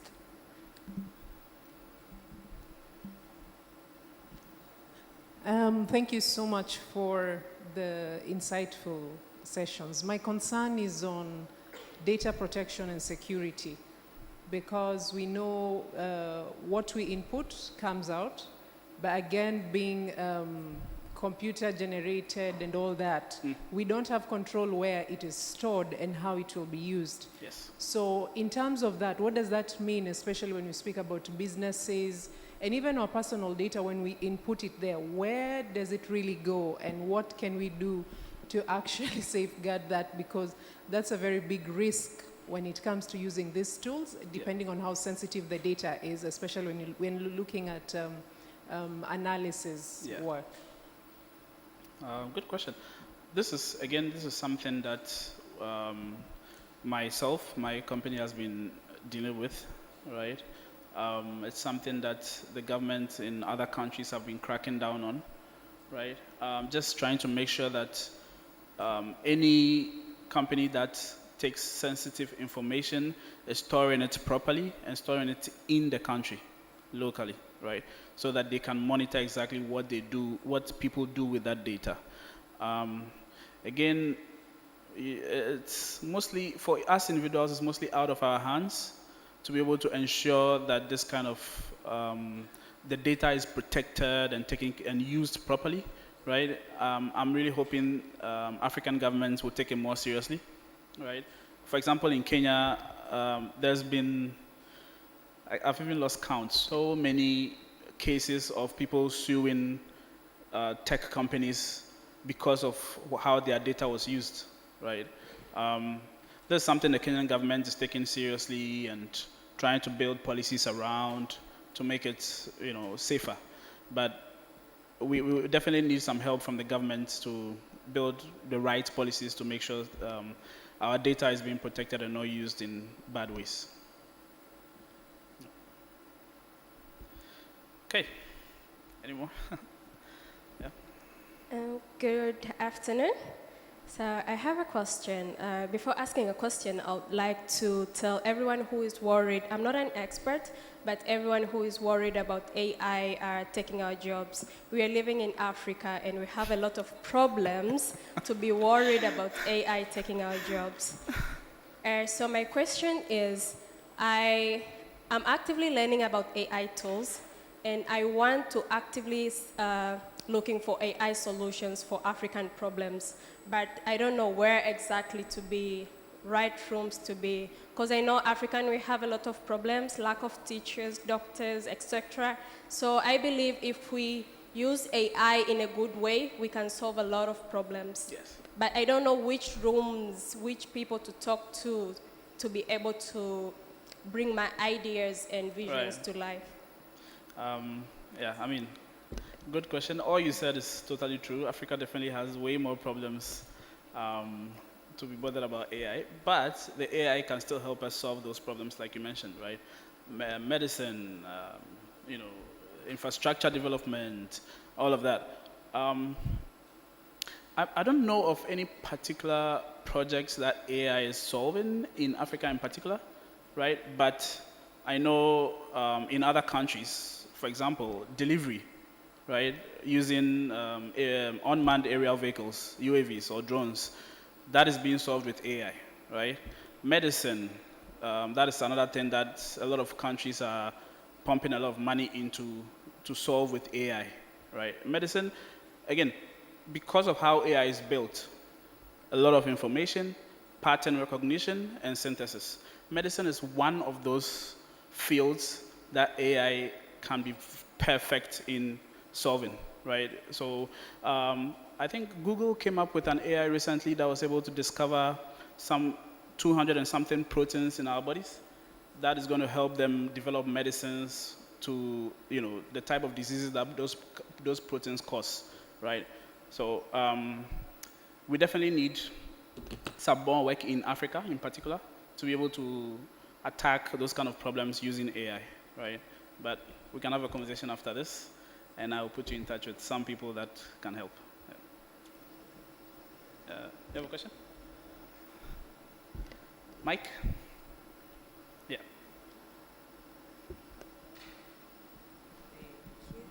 Good afternoon, everyone.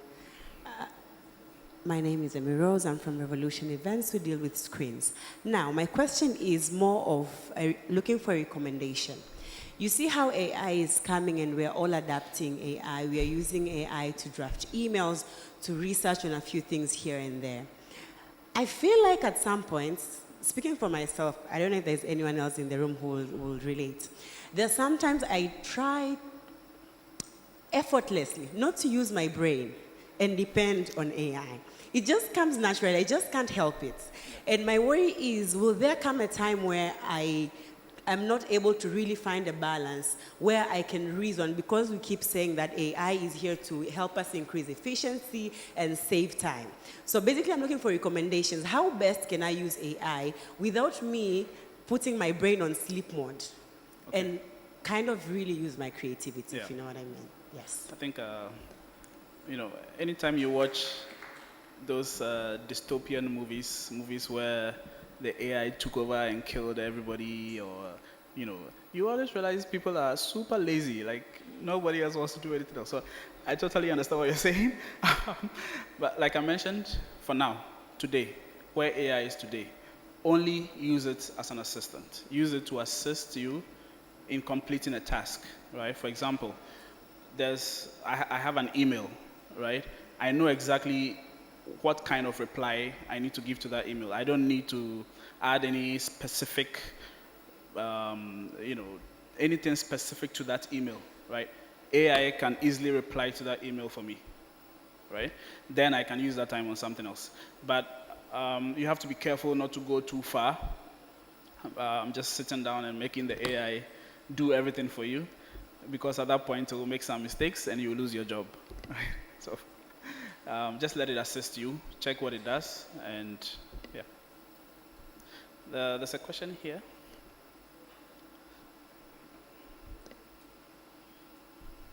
Right here.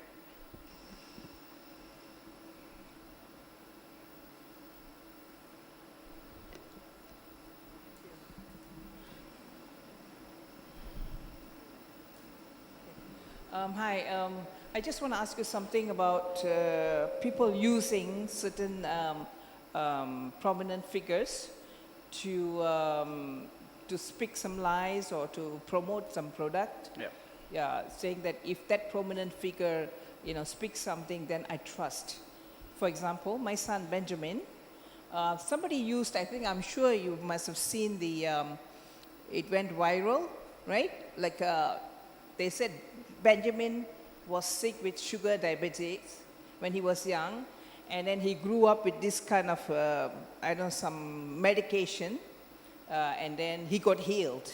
And it's exactly his voice. Right. And a lot of people believed that it was him. And I went to Zanzibar. One of the guys from Zanzibar asked, we were sitting in the car with my husband, they would say, why, that medicine which your son used, to get his sugar diabetic healed, we were looking for that medicine, how can we get it? So that means people really believed, the lie which AI created. So how can you eradicate this? Because it will affect majority of us. Yeah. Say today, Bernice is prominent here. I'm not even today, she's been. They can use her voice, and people will believe. So how do you? I can definitely understand the fear in the misinformation that AI can create. The fact is, misinformation has always been around. People have always found ways to, impersonate people and lie. AI has just made it much easier for them, right? Today, me and you as individuals, there's really not much we can do to stop it, apart from, pushing the government to bring out serious, strong policies against stuff like this, right? So people who do things like this should be, should have some real consequences, right? That is the only way to stop it at this point. The technology is out there, everybody's using it. Unfortunately, some people will always use it for something bad.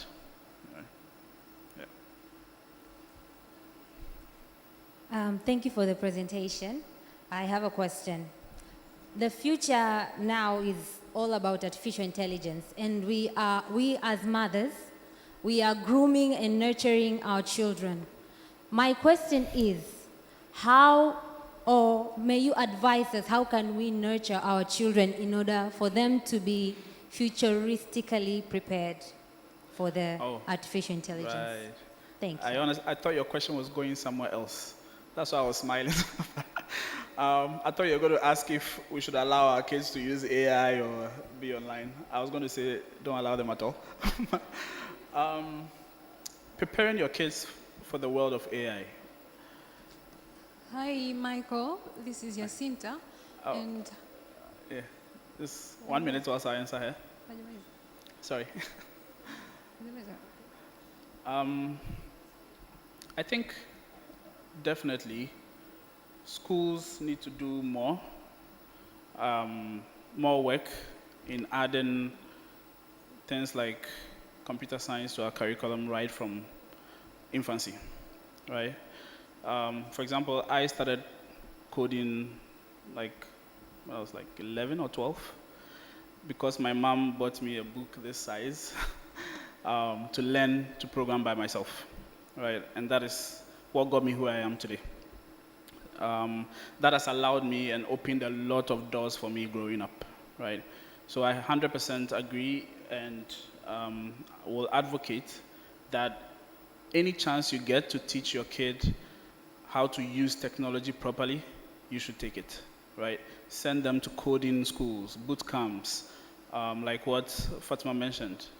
There's a lot of them in especially Africa these days. Let them learn how to program, how to use computers at a very early stage. Then they can understand how the AI works and how to build the AI properly, right? You should definitely not allow them to use ChatGPT much. Let them learn the fundamentals of how ChatGPT works. Yeah. Okay. Okay, hi, once again, Michael. This is Jacinta. And most of my questions, I think, have already been asked, but I still have one question. With the current AI trend, where the younger generation especially depends so much on AI, they tend to ask everything like, hey, AI, what can I take today? What can I go for where can I go for a work? Now, it tends to kill, to some extent, social life. And we all know human beings are social beings by nature. And we know when someone is confined to him or herself, this might result into depression and other mental health problems. So how do you think, how can we control that so that we cannot overly rely on AI as our friend or as something that we can ask anything that can replace a human touch? Yeah. Thank you. Thank you for that question. So I will cite a study in Australia, I think, where they limited kids all the way to age 13 or 15 from using social media, right? They completely took away the phones and social media from kids all the way to age 13, if I'm not wrong. And this is in Australia. And the results of the study, as of today, is that those kids are happier. They are more social. They are going out more. They are learning much better, right? So, irrespective of my personal preference or whatever I think, that study can be a good headway for all of us to learn from. Something that we can all look forward to and say, okay, this worked in Australia. The kids are happier. They are learning much better. So, do we take social media? Do we take their phones from them now in every other country, right? I believe technology to some extent does make you not, the technology is keeping you company, right? So naturally that makes you not interested in socializing or interacting with other people, right? So I believe kids should definitely learn to use computer science and all of that, but it should be limited and, it should have a limit. Yeah. Wow, thank you very much, Mr. Michael. Thank you very much, Mr. Michael. Thank you. We really appreciate your time, but also your patience and your readiness to answer the questions. We really, really appreciate you. We believe you're still Very happy to be around. here. Yes, Yeah, I'm still so around. when we wrap up the session, Michael is still around, so please, those who have questions, you can just network with him and he'll be able to answer your questions. Thank you very much. Let's Thank give you him a for round of having me. applause. And may I congratulate everybody for having been so active in this session.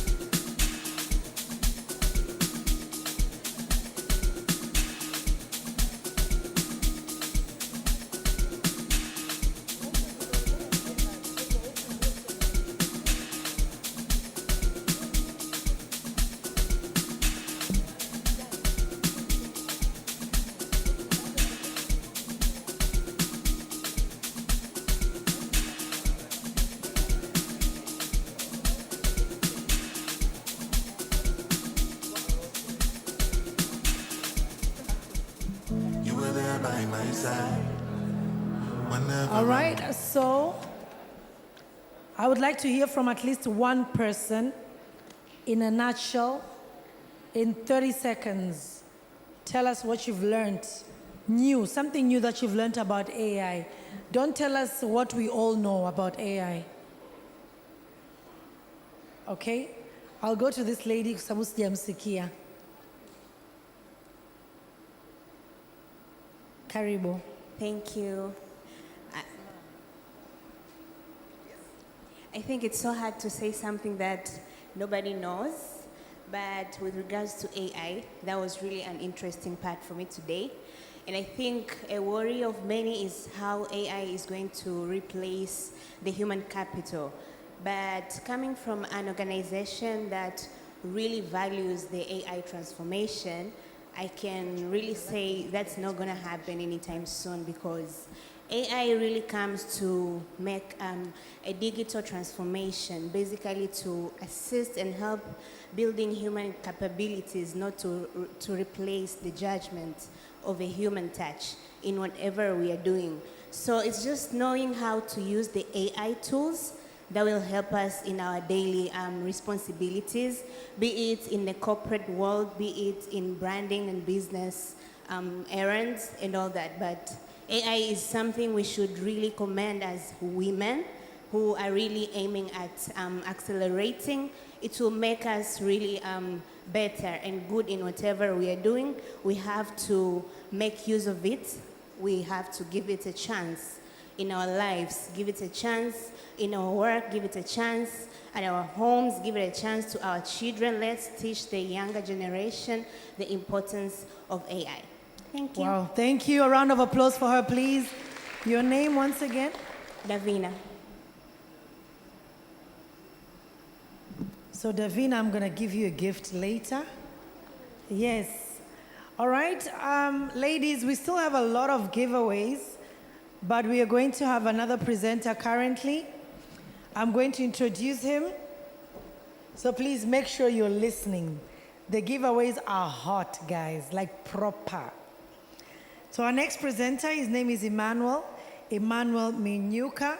He's the Absa Bank Chief Information Officer, dynamic technology leader with over 16 years of expertise in technology transformation and digital innovations, currently positioned as Chief Information Officer at Absa Tanzania.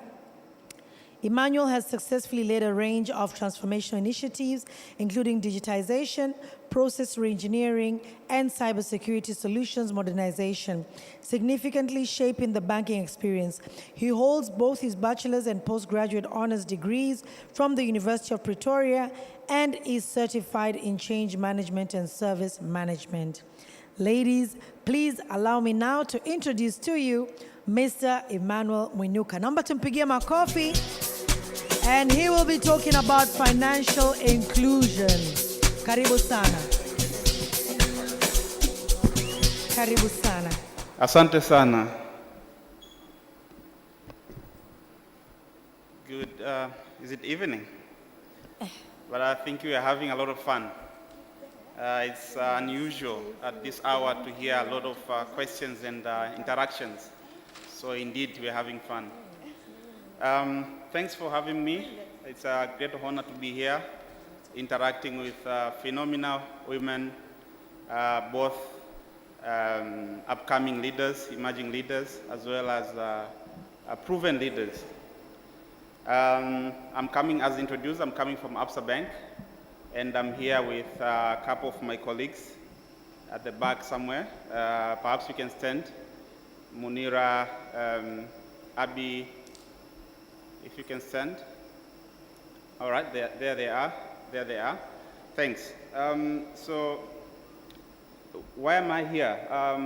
I'll be sharing with you a couple of opportunities of what Absa does, and basically they resonate with what Michael has just covered from AI perspective.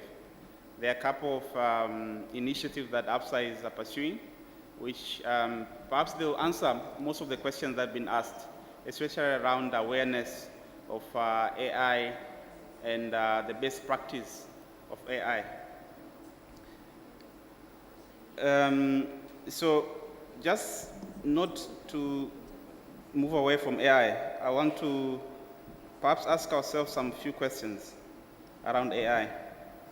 As you all know, I think all the organizations across the world, in the country, we are in the transformation to see how we adopt AI, but definitely in the right way, right? With that, I think there are quite a number of concerns, as we've heard from the questions. So I'll give some scenario and questions. So for instance, the scenario one, we've got highly qualified woman rejected for a role because of an algorithm learned from 10 years bias hidden pattern. Now the question, if we didn't design the bias, but we deployed the system, who is accountable? Scenario two, we've got a small business that is denied a credit because AI predicted that it's going to be risky. The question is, are we optimizing for efficiency or digitally and transparency? Scenario three, where a hospital uses AI and prioritizes care, work brilliantly until it is consistently underestimates risk of communities that were historically underserved. The question is, when data reflects inequality, can AI be neutral? So these questions, they are profound questions, and they're important that we address them in the right way, considering that it might be impossible to stay away from AI, especially in the era that we are moving into. And with that, I think we have a role. We have a role to play. And I think all of you in this room, perhaps you have even a bigger role to play. Why am I saying that? There's a question always which says, I think as so many other roles, there's a worry that our job can be taken with AI. Yeah, what I'm doing, AI can do it better. Leaders also, they have that question to say, will AI replace leaders? I think the answer to that is that leaders that use AI responsible and boldly will definitely redefine what leadership looks like in this decade of AI and digitization. And I firmly believe the women executives, most of them in this room, are uniquely positioned to ensure the future we build is not only intelligence, but human. I believe our mothers, our sisters, our wives, you play a bigger role in putting the aspect of human, and the AI needs that. So let's all play an active role into that equation and ensure that we're building systems, we're building models that take care of all of us in a human way possible.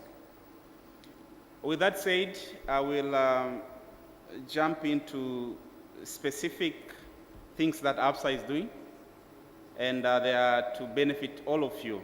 So first of all, we've got products that are tiered up for women. The She account that is zero. It's basically a product for entrepreneurs, and I can hear and see a lot of entrepreneurs here. This product is zero rated in terms of monthly costs, etc. And what ABSA is trying to do is to see how we play a role in elevating women and ensure that we are able to build a balanced economy that we all aspire. Apart from that, we have a number of initiatives in technology. Myself, as introduced, I'm heading technology as a Chief Information Officer. One of the big challenges I have is that we have fewer ladies in technology. At times, we need to be very deliberate when we're hiring to say, you know what, I need to hire a lady, a woman. And it's not easy. It's a lot of search, etc., to get one that fit. So with that, what we're doing, we are embarking in a number of initiatives, mainly to go to the root and try to spike the need of people to understand technology but adopt. We have got a women in we call it a Women in Tech initiative that runs a number of programs. Last year we did what we call Girl Code. It's a program that we're partnering as Absa Bank Tanzania, but also from a group with the Girl Code as an institution that we are trying to inspire women, we're trying to push women into technology. And with that program, what we did was throwing real life problems to them, and within 30 hours, 30 hours for them to think solution to those problems and solution for them, at least in a manner that will demonstrate what the intentions are for that. So we did that program last year. It receives, and for Absa Bank Tanzania, it was the first time to adopt from our group and other markets. They started it a year before or so. And it was welcomed very positive. We got quite a number of students from university coming in, and we got a winner, a group of female, young female from, most of them from universities, and they were able to demonstrate what it takes. They won the country specific, but as per the program is a regional one covering the markets, we went further and throw them into the deep end and have them competing with Kenya, South Africa, Botswana, Ghana, my brother. Ghana also were involved. I think they were closer to 7, 8 countries. Guess what? The Tanzania team got the overall winner. They took it home. So you can see that we have what it takes. This we are competing against South Africa, where you can say there are advantages, they have an elevated benefit looking into the economies. But you know what? As long as you're bold, you have your idea, you can make it. So that is something that will be progressive. We will have it again this year, and we will find a way, I think, to cooperate so that we get as many people to join. And for today, there's a one that is very special, very specific, that I want to introduce it to all of you. We call it Elevate Her. It's a program that is designed specifically to build digital skills for women. And this one is not just for the younger women, it's for all of us. Yeah, from right at the beginning of your career to the top executives, entrepreneurs, everyone. I think this is for you. We have partnered with Microsoft and Women in Tech as an organization to land this. I think you'll see some QR code coming in a moment. This program, as I said, it has been tailed up to ensure that we are able to build digital skills, the economy empowerment initiatives, and it's basically for all of you. As Tanzania, we're aiming to at least touch lives of 5,000. That list can go up, but at least that's what our ambition is for now. What is that program all about? It's basically it's a program that I've got about 3 specifics in terms of training courses that all of you are subjected, or rather you have access to the programs. You will subscribe to it. We'll share the QR code so you can scan. Then there are 3 programs that you'll be able to run depending on your interest. I will tell you those specifics. So there's a foundation AI skill.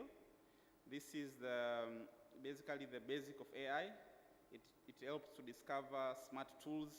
I think we have got some benefit today for my friend there, Michael, taking us through. But this is something that you can all get to understand and make your daily activities easier and more efficient. There's a business AI Essentials.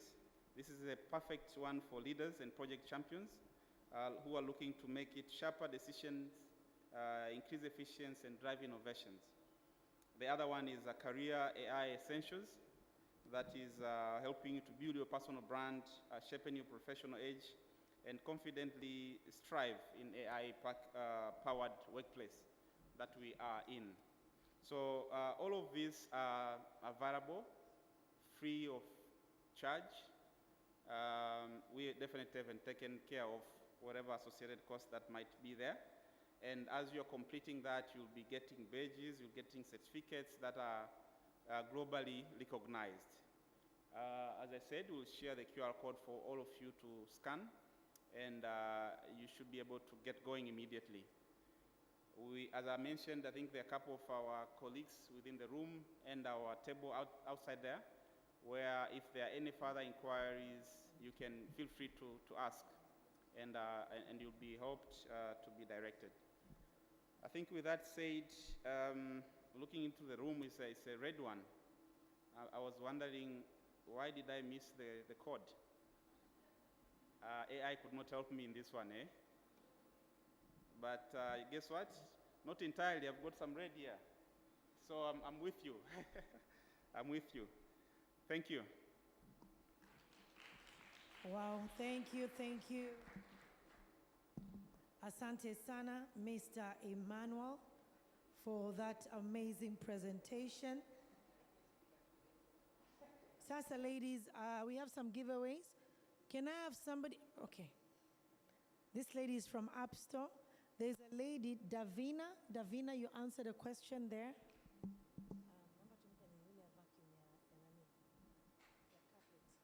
Whenever I'm broken, Anapata zawadi, Davina. Please just get a photo right there. This lady is from App Store. Some amazing gifts today. Beautiful.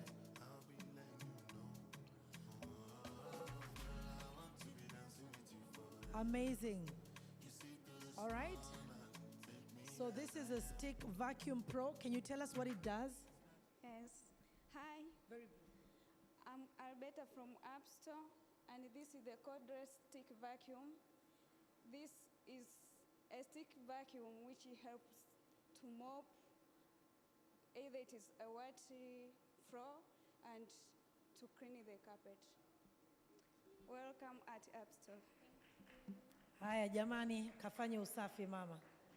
All right, tumpigie makofi tafadhali. Beautiful, amazing, amazing. All right, DJ, naomba utanipa burudani hapo, amazing.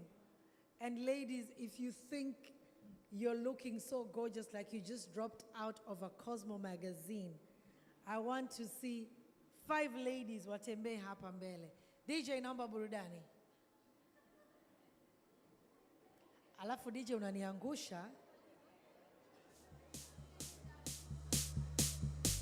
5, 1, 2, 3, 4. Basi, we are done. We are done. We are done. You see, somebody said, but we came from the back. While the DJ was preparing to play the music, I expected some people to have already reached here. And by the way, that's what men do. While we are waiting to sort ourselves out, women, you're waiting for your dress to be nice. So you are waiting to polish your shoes. You know, the men are already up there. When you're waiting for 10 out of 10, the man goes out there with 3 out of 10. Nadhani mnanielewa. All right? So while the guys were getting ready, while the DJ was getting ready to play the music, I expected to see some people already here. So, I want you guys to all tell us, each one of you, why you think you came up here. Haya, tuanze hapa. Why I came up here? Because I wanted to be among these excellent women here.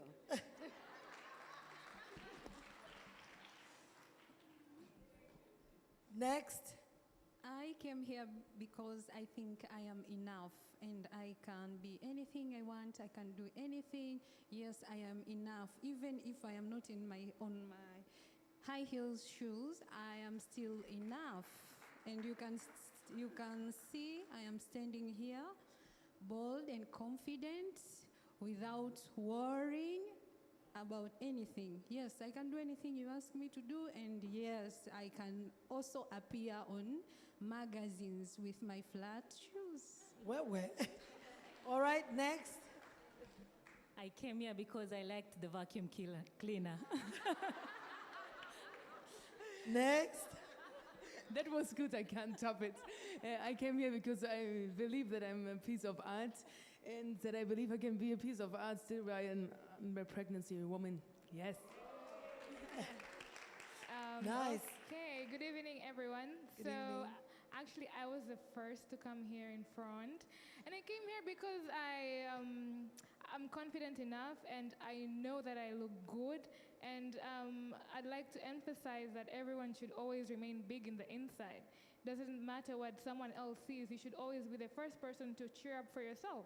So yeah, I think I look good. That's why I'm here. Fantastic. Next. Hi.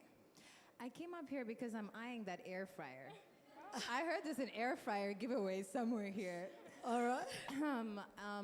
I'm Caroline Clare, and I came up here because I want to represent all the women that are doing it big today, tomorrow, and the years to come. All right, amazing. Hello, I came up here because you called me. You said, if you think you look good, and I know I look good. So you didn't mention my name, Christine, but you called me by a word that resonates to me. So you definitely called me up here. Okay, next. Good evening. My Hey. name is Martha. I'm here because you said whoever thinks looks great then should come here. So I'm here because I think I look good. Amazing. Yeah, I came here because I look good. Yeah. And you said who believe they look good, they should come here. That's why I joined these amazing women. So you guys are going to be the judges, okay? You guys are going to be the judges. I don't want to favor anyone. I want the top 5.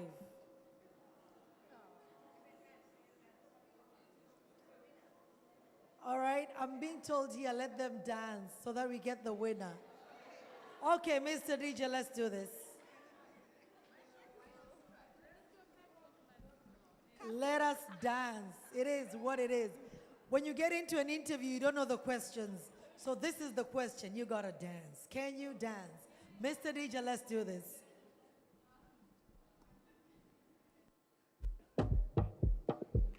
Okay. Collect your money. Collect your money. Wake up. Collect your money. Collect your money. Wake up. Get up. Get up. Get up. Go get the moolah. Wake up. Bonito kala. Kala go yeah. Kala go yeah. Don't walk, you don't try. You supposed to be jai. Kilo come, you come, person matter, person we don't mind. But when I land softly on the sofa floor. So far so good, koni bajo. Let me see you, let me see you. Bukao, let me bukao. Let me see you, de buka. Let me see you, bukao. Let me bukao. Let me see you, de buka. Let me see you, bukao. Let me bukao. Let me see you, de buka. Let me see you, bukao. Let me bukao. Let me see you, de buka. Wera, get up, go get the dollar. Wake up. Okoro, okara ko uye la odila. All right, asante DJ. Haya, namba moja ni yupi? The artist. Wanaosema the artist, nyosha mkono juu. Okay. Okay, so we have our number 1 here. Aya. Number 2. The pink. Huyu. Aya. Wangapi wanasema ni huyu? All right. Okay, number 3.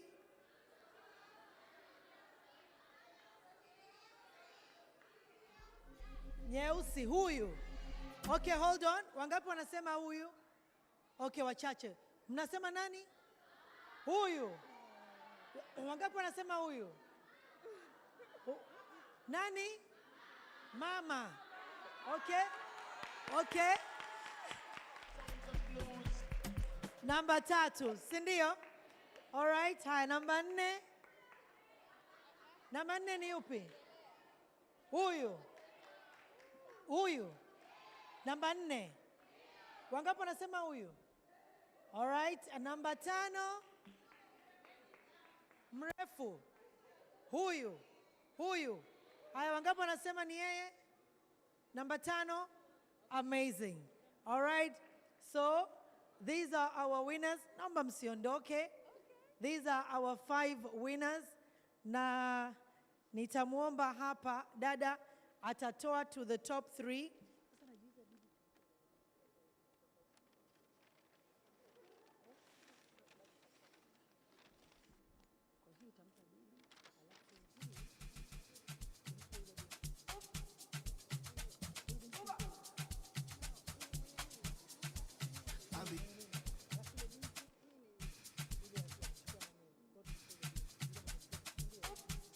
All right. So nitamuomba dada hapa anakuja kukabidhi zawadi. Tutaanza na number 1. Number 1. All right. Na ataonesha zawadi yake. Number 2. Number 3, Bibi. All right. So naomba mtoe zawadi zenu kwanza muoneshe. All right. Bibi got a strap bag. She got headphones, and she got a selfie stick. Nice, nice, beautiful, beautiful, beautiful, amazing. And these 2, they're gonna get gift vouchers.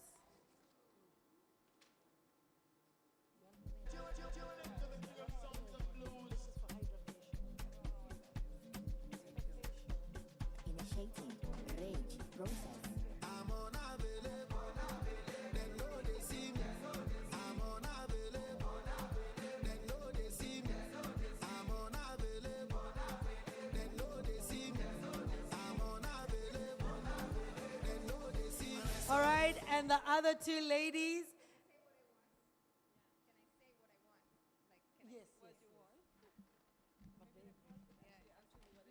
I don't know what it is exactly. I want an ozone therapy. Does anyone know what an ozone therapy is? Oh, okay. I'll find out.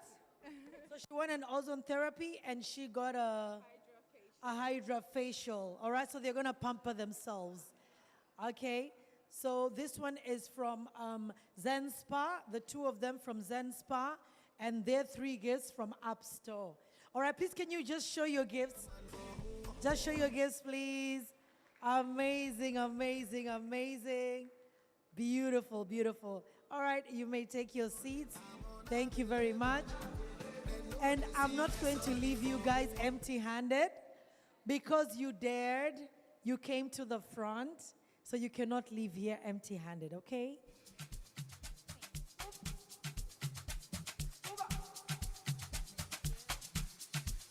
I'll be on the phone. All right. Okay, thank you very much, ladies. Thank you so much. Asanteni sana, makofi mengi mengi kwao. Thank you so much. I guess now we are ready for our next speaker.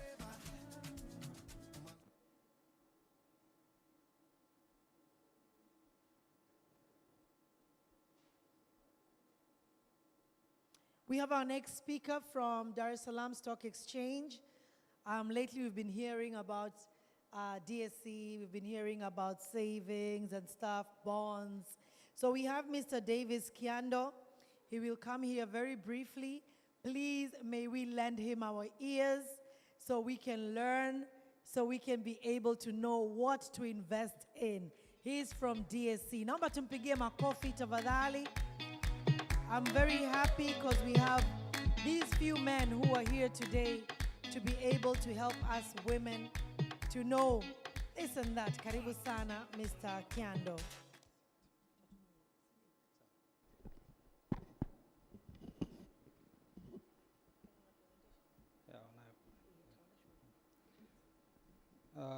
Thank you, everyone, and many greetings from Dar es Salaam Stock Exchange.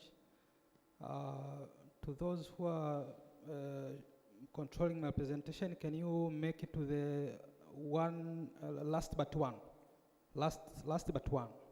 please?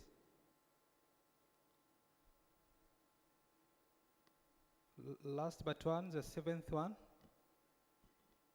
All right, all right, thank you, I like that. Thank for the opportunity, of course, to share some few things from Dar es Salaam Stock Exchange with the women in this very special day. Of course, I'm happy to be here again because it's like a second time I'm sharing, I'm presenting this stage, and I'm sharing the opportunities, I'm getting the opportunities from DSC with the women.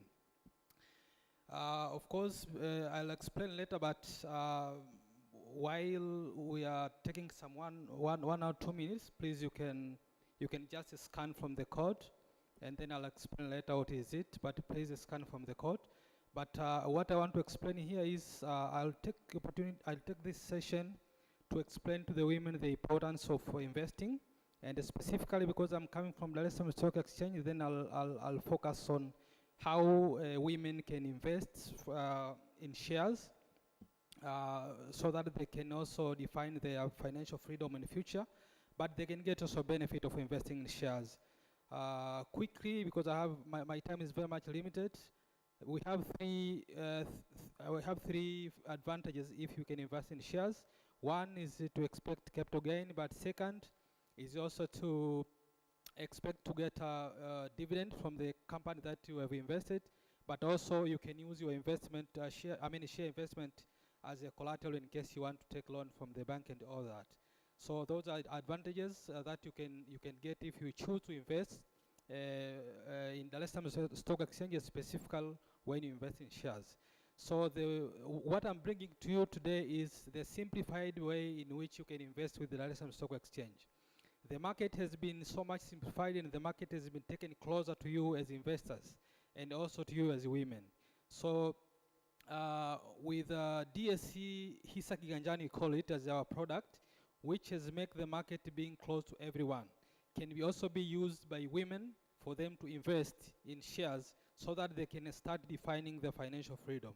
We know that women have been good managers of the households, that everyone know about that, but there has been a sort of underrepresentation when it comes to investment.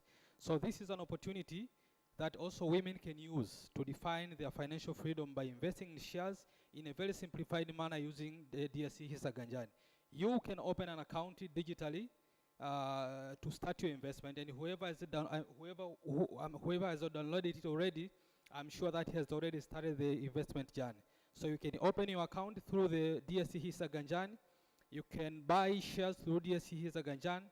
You can pay for your shares through DSC Hisa Ganjani using either your mobile money or using your bank through the control number. You can also buy or sell within 24 hours. So we are giving you a solution that can give you flexibility to do investment anytime you want. So we don't limit you. But you can also invest for your kids. I know women are here. They have kids, and they love their kids. So you can also invest for your kids when you are using DSC Hisa Ganjani. What is most important here is we understand that we have many investors at the market, but when you come to the numbers, it seems that women are way below as compared to men.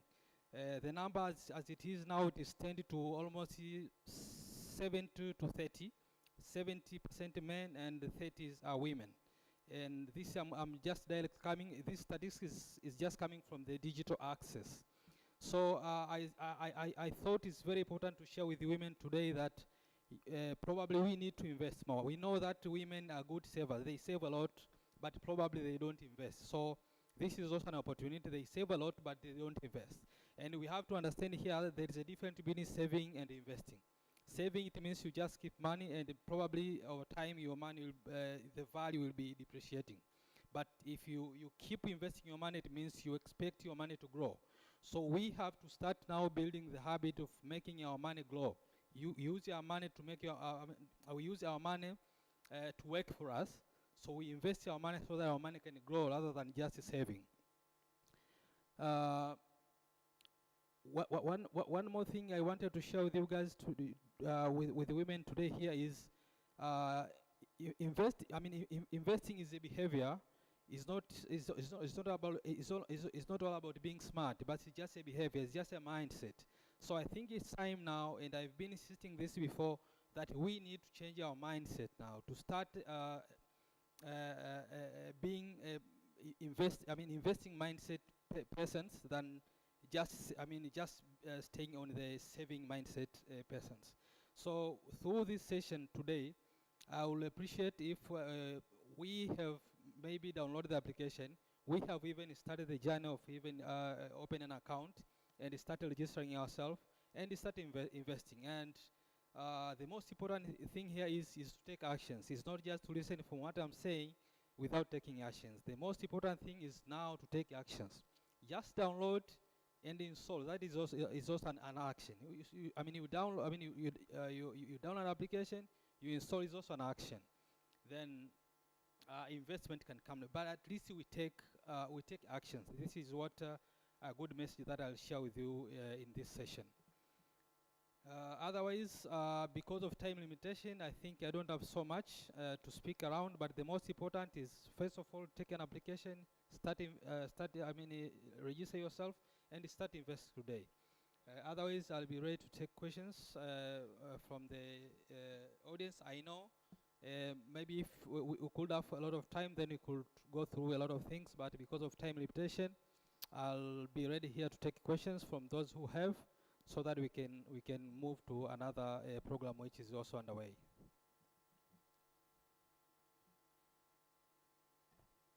Thank you. Thank you.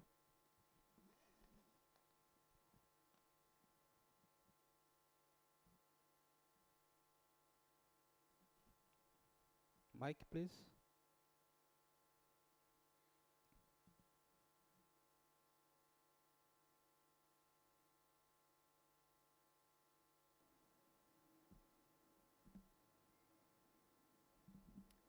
Thank you so much. So my name is Beatrice.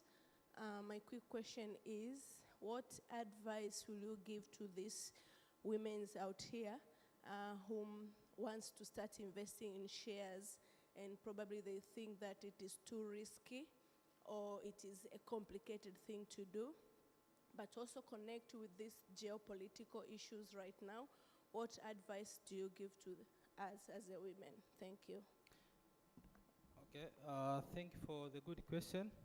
Of course, when it comes to investing, probably the time we have here cannot be that enough to explain everything around the investment arena. But what I can tell is, when you invest in shares, you need to invest when you have the right information about where you're investing and why you're investing.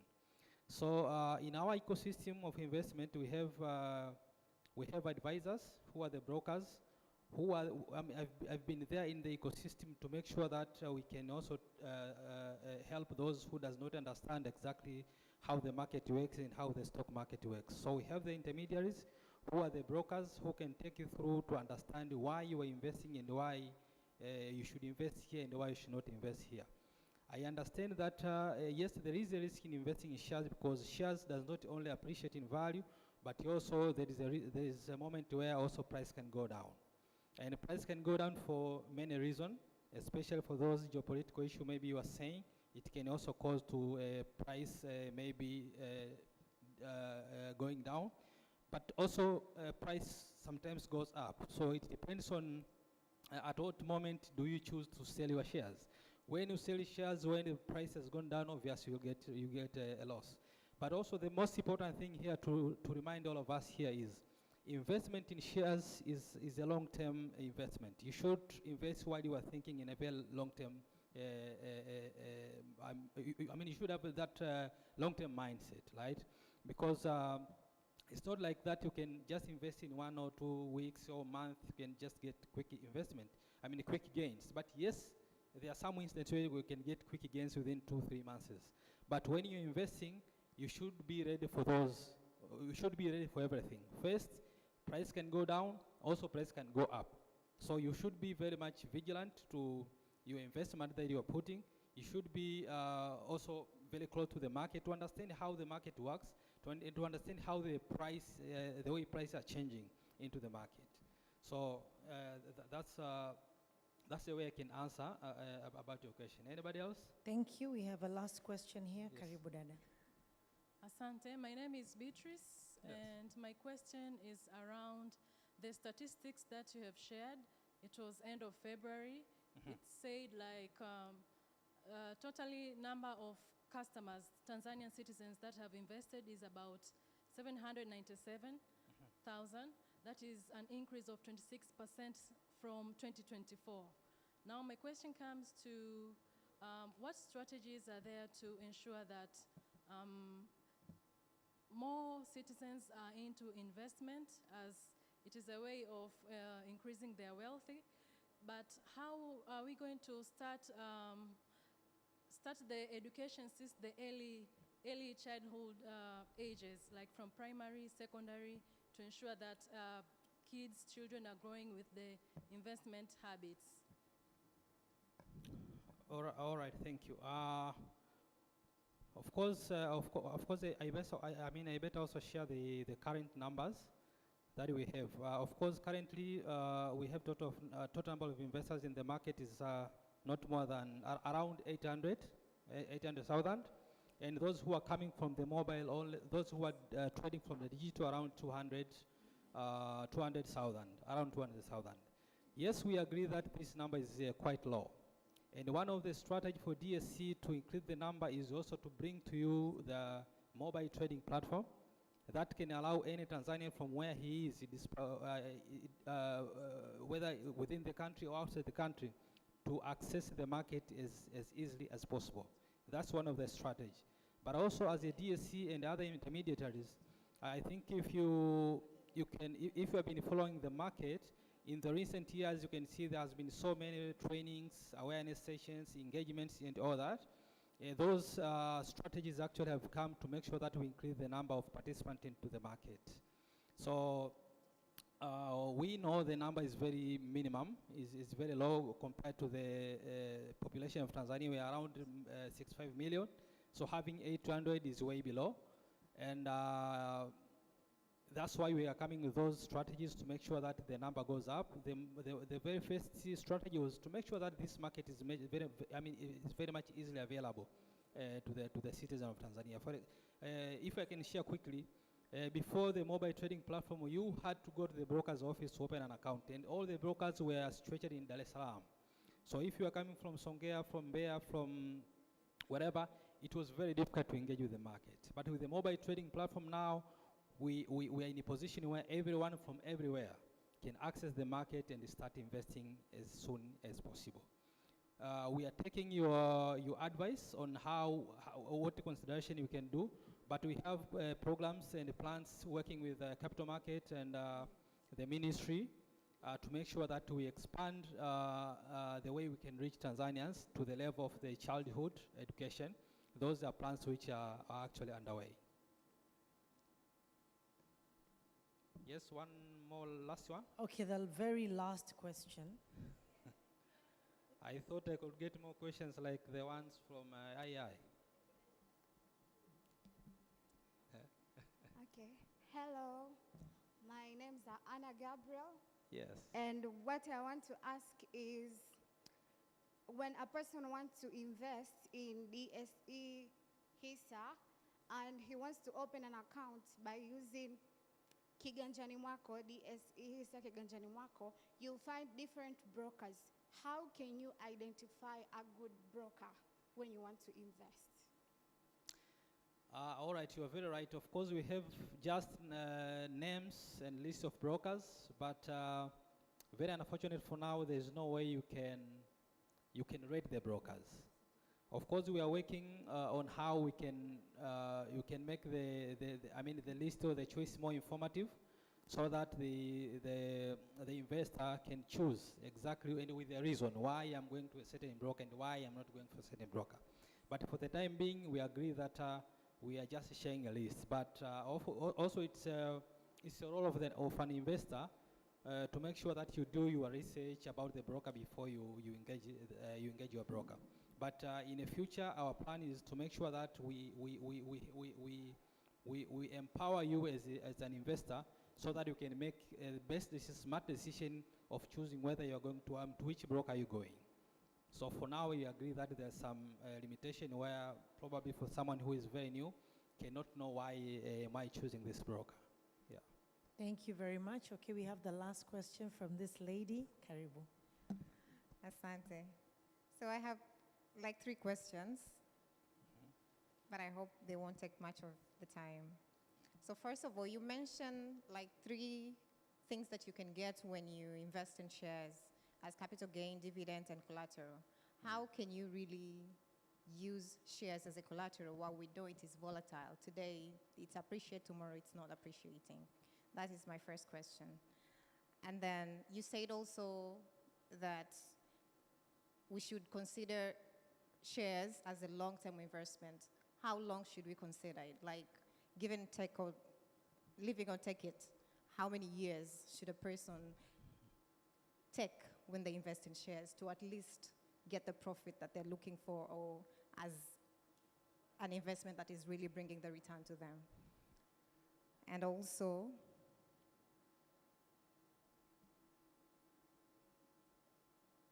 as a person who has no knowledge at all, how can someone start investing in shares? Thank you. All right, thank you. You have bombarded me with 3 questions, and the very first one, sorry.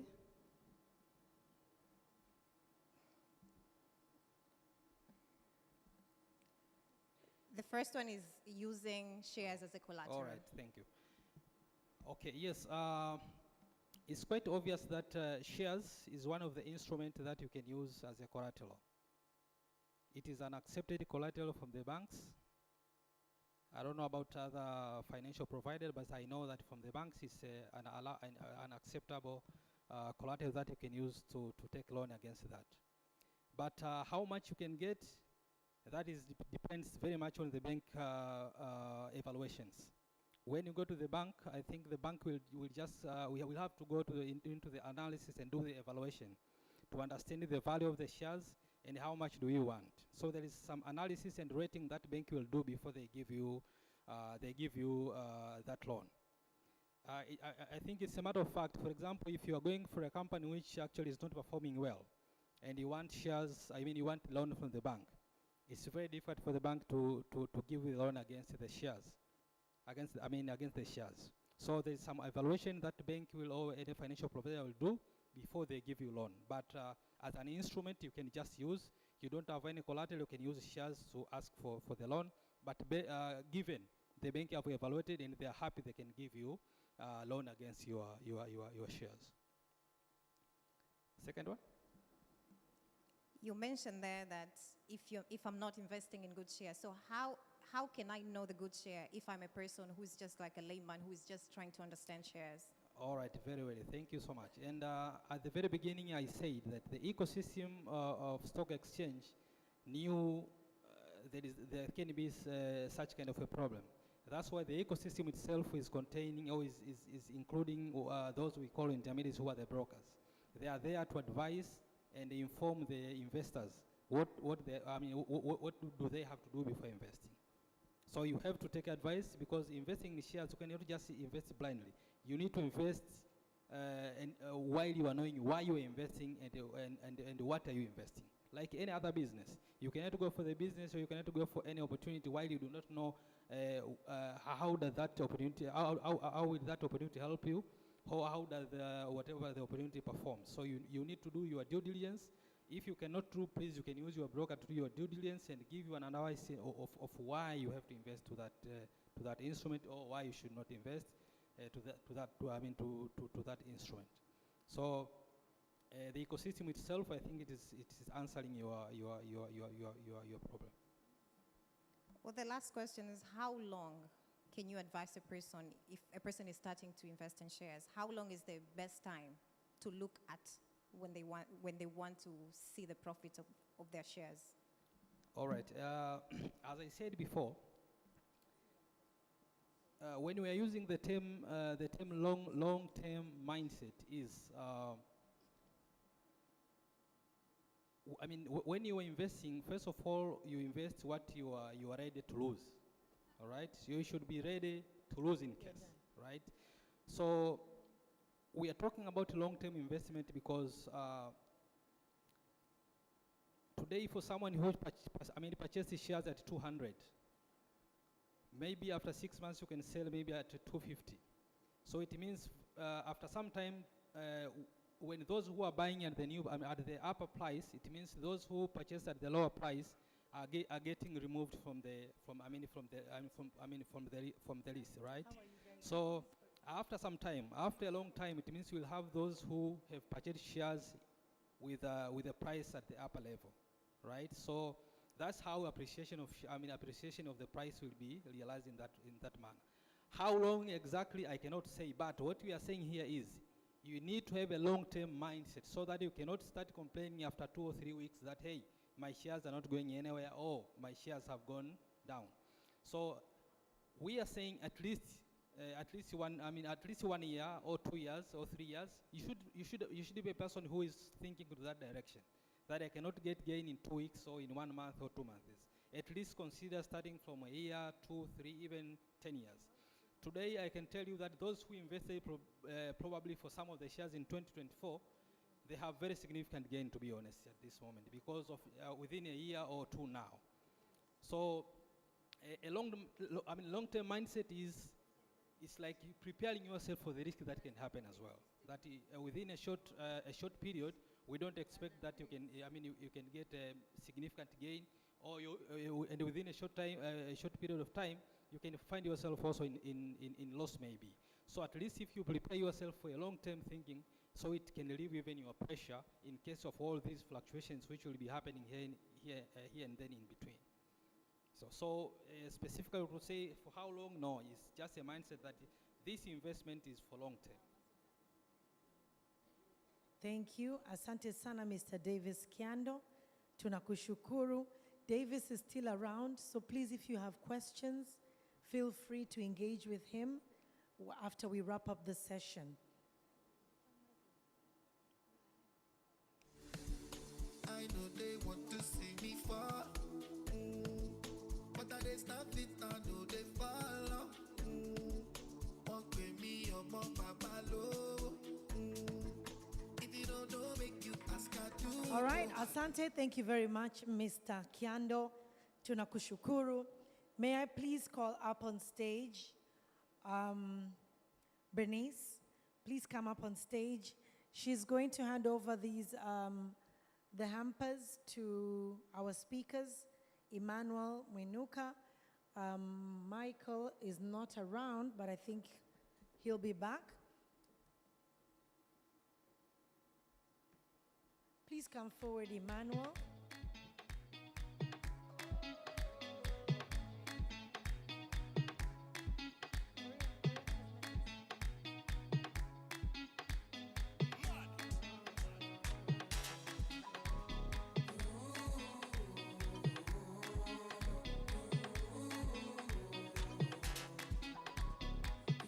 Oh, and Michael is here. Great. All right, she's handing over to him. So many goodies here today. Jamani, haya ndio mambo ya accelerate, eh? So many goodies.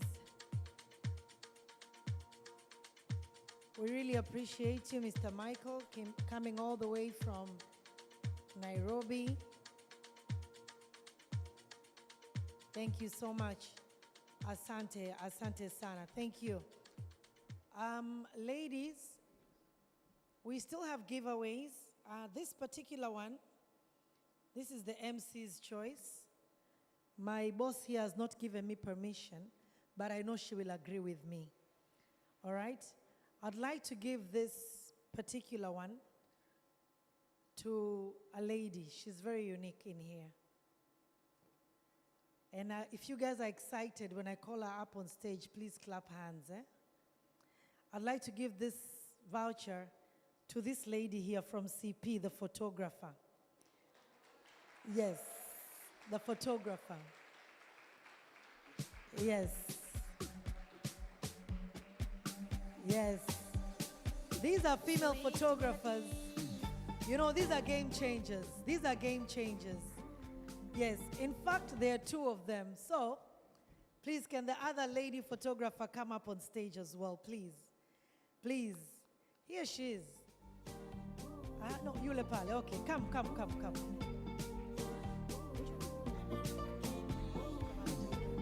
Please come up on stage. Unajua ulikuwa umejificha, nilikuwa sijakuona.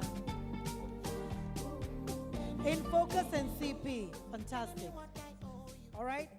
And by the way, these were also sponsors, both In Focus and CP, but they didn't sponsor the lemon spas. So we want you ladies to go and enjoy yourselves. As you get pampered, just remember that, you know, you went out there and did the jobs that are so cold for men.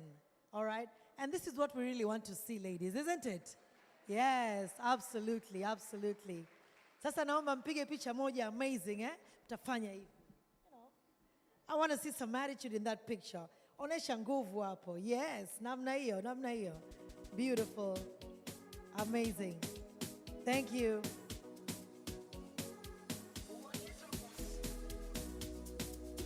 Let's see some girl power.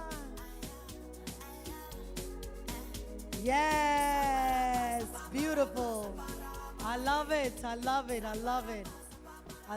Thank you. Thank you so much. Over to you, Bernice. Karibu sana.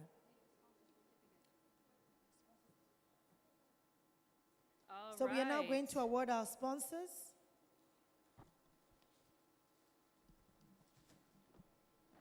Thank you so much, Adeline and MC Lena.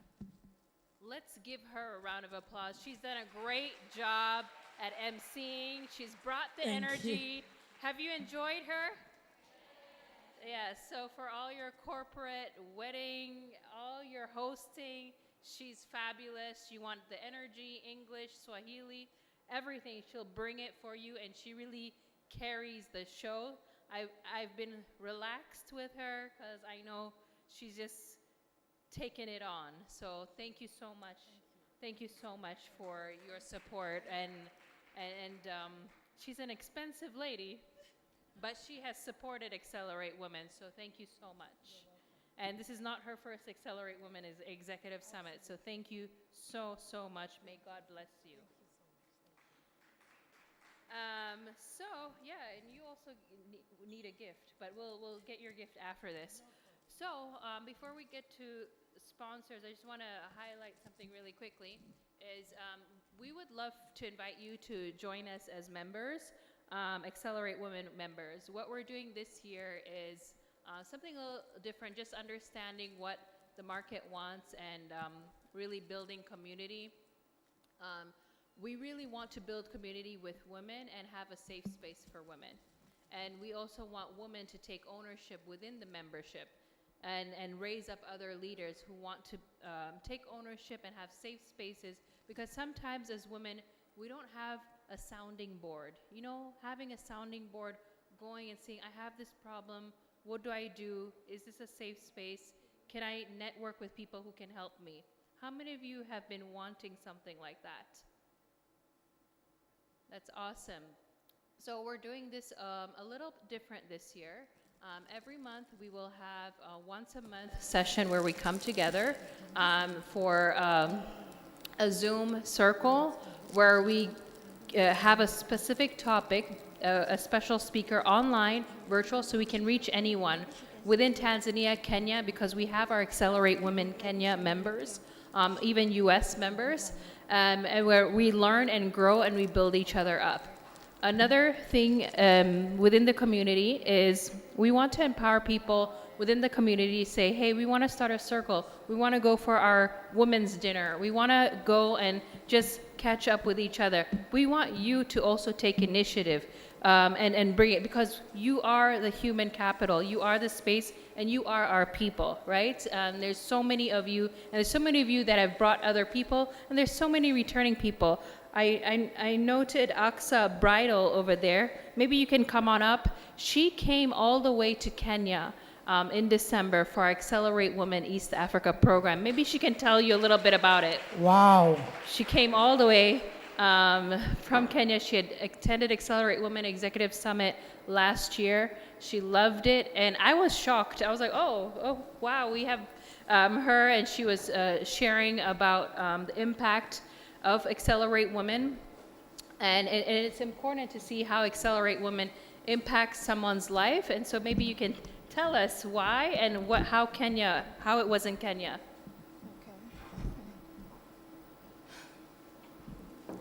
Hello, everyone. Yeah. I come to every Accelerate Women because every time I live here, I live with something. Every time, even today, I connect with women who I want to be where they are. I talk to them, they share their tips here.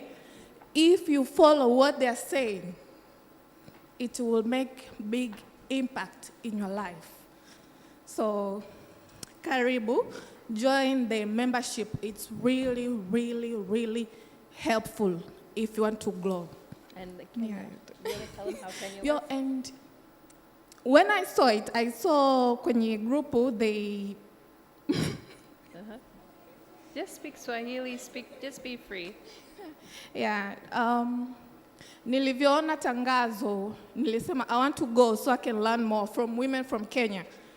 And I went there, kulikuwa kuna wanawake ambao wanaongoza uchumi wa pale Kenya, yani CEOs and just leaders, they were there. Wali fundisha. So I connected with them. I connected with women here. I connected with women in Kenya. And, sorry, I'm not really a good speaker. Just end it there. You can do it.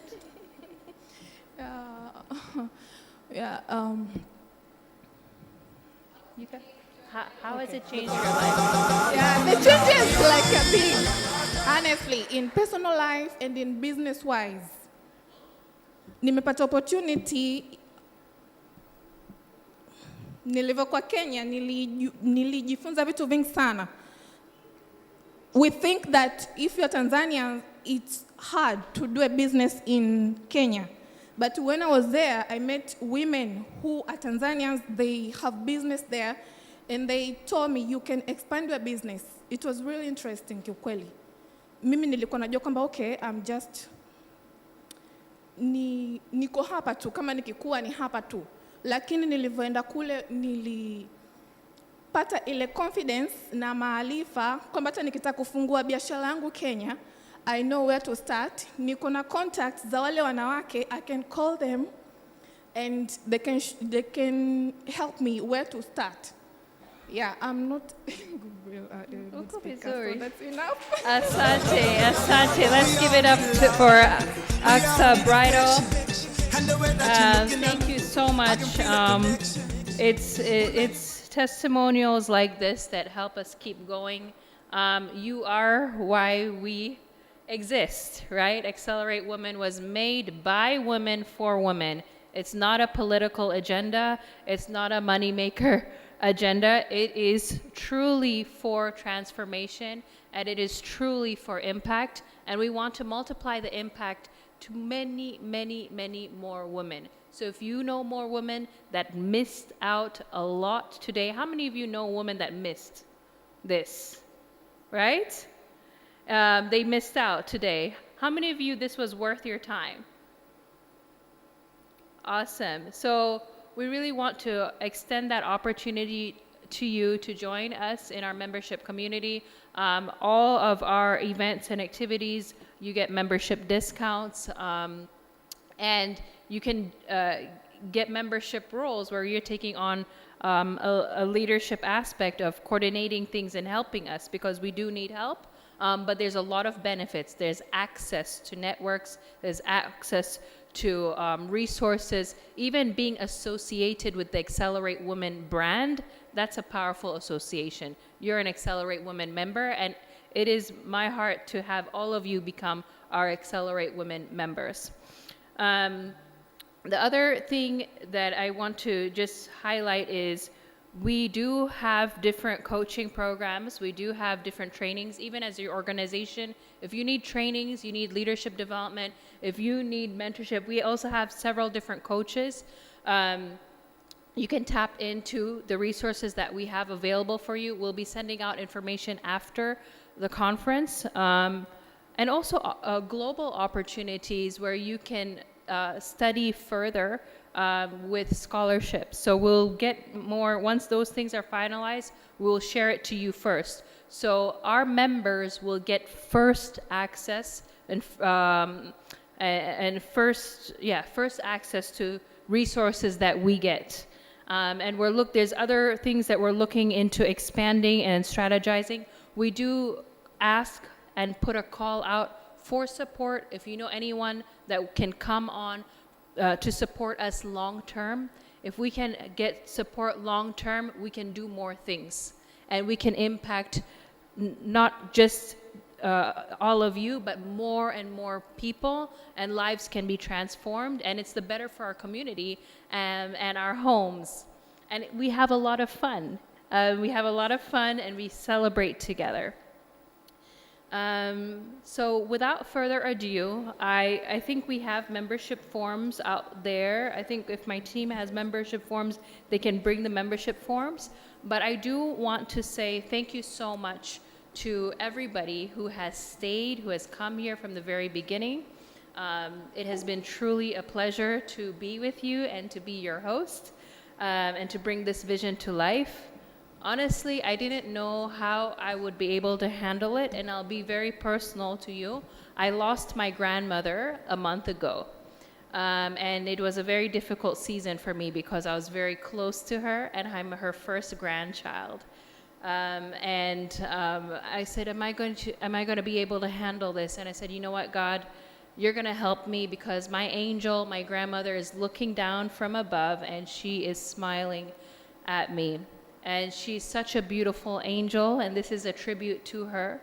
She was the most loving person I've ever met, with no hate, with no animosity to anyone. She just loved people. She just wanted to bless people. She just wanted to serve people, and she just had a huge heart. And so I think part of that spirit of my grandmother has been passed on to me, and I carry her legacy forward. And it's a blessing to have good family members that are always praying for you, my parents always being there for us. It's very, very important that even us as women, we become assets to our families. We become a blessing to our communities, and that's how we seal what is our true purpose in life and what is our power. Even our soft, quiet, feminine power, once you go home today, you know that you have your power. Turn to your neighbor and ask them, do you know your power? And ask, do you know what I carry? I hope you know what you carry, and nobody can shake that from you. And you are blessed to be a blessing. I'm going to go into our sponsorship appreciations. To be honest, I would really like to thank all our sponsors and our partners, and of course our speakers. We would not be able to do this without you.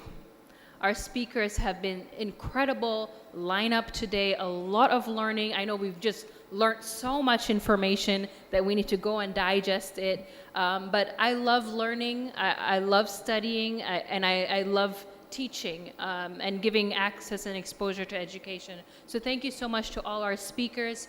And to our sponsors, I'd like to bring each one up so we can give them an appreciation.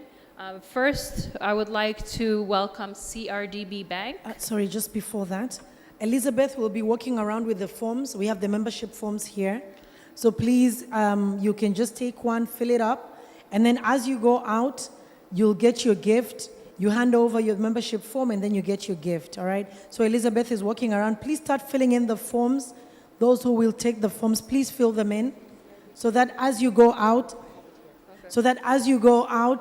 you give the form to the ladies who will be outside there giving you the gifts. Thank you. Thank we you shall so continue much. with the sponsors. So CRDB Bank, can I please have a...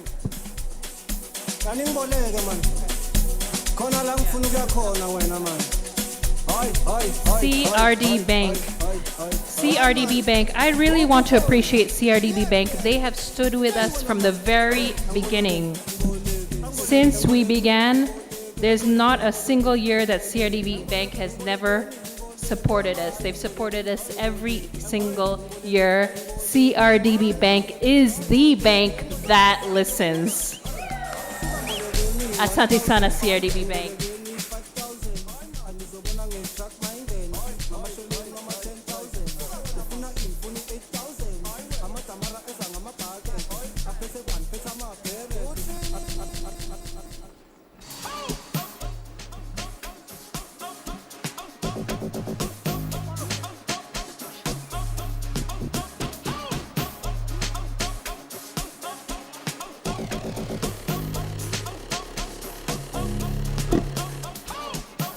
Okay, all right. Thank you so much, CRDB Bank. I believe they have 20 CRDB Bank members in the room today. Okay, next up, I would love to bring up ABSA Bank as our sponsor. Thank you so much, ABSA Bank. This is the very first time that they have sponsored us. It just took one email and they replied and said, we are sponsoring you. Thank you so much, ABSA Bank, for your support. And I know this is just the beginning of a long-term collaboration.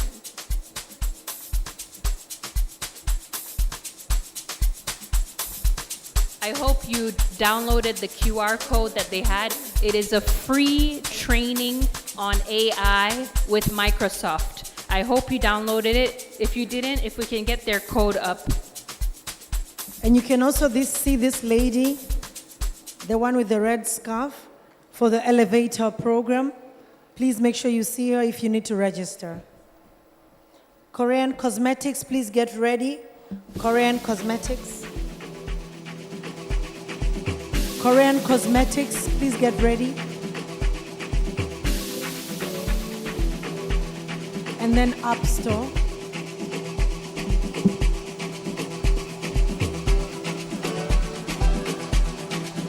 I would like to thank Korean Cosmetics. Personally, I am an influencer for Korean Cosmetics. I discovered Korean Cosmetics when I was in Malaysia, the Korean products. And to be honest, Korean Cosmetics are the best in the world for good skincare, but you have to understand what works for your skin type. If you have oily skin, if you have dry skin, or you have mixed skin, you have to go, and they have skin consultants, and they have a skin machine. When you go to their shop, they can examine your skin. If you don't have water in your skin, if it's oily, they can see the T-zone, they can scan, and they can give you a proper consultation of what products work for you. From sun, you have to have your sunscreen, your moisturizer, all of that. So thank you so much, Korean Cosmetics, for sponsoring Accelerate Women for the very first time. It is their very first event to sponsor, and we're so grateful, and also so grateful for all the gifts that you've given to our speakers and the giveaways. And they have more giveaways outside, and they're giving away a percentage gift voucher off, right? 20% off. So if you need to do some shopping, make sure that you go to their booth out here and buy some products. They have really good products if you want to protect your skin barrier. Really, really good products that you can get from them. Thank you so much, Korean Cosmetics. And they're available in Mbezi Beach, Mikocheni, and Tabata Segeria. All right, that's Korean Cosmetics. App Store. App Store. App Store, and then Gem Point.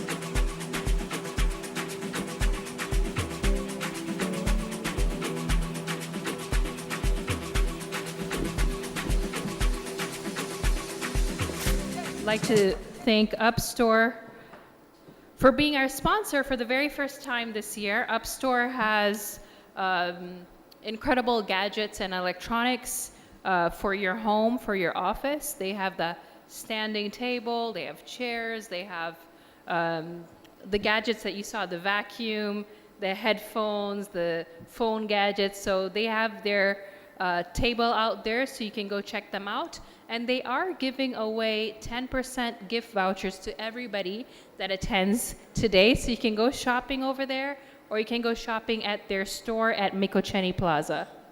Asante Sana Upstore. Gem Point, Gem Point.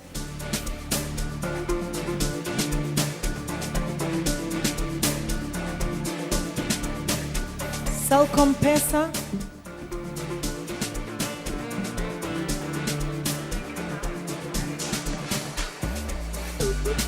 Celcom Pesa, and then A1 Outdoor.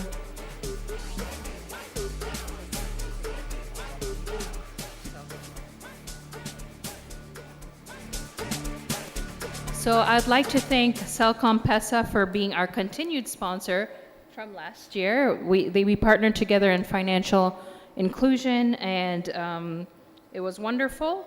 And they have a QR code up. They just want to say something.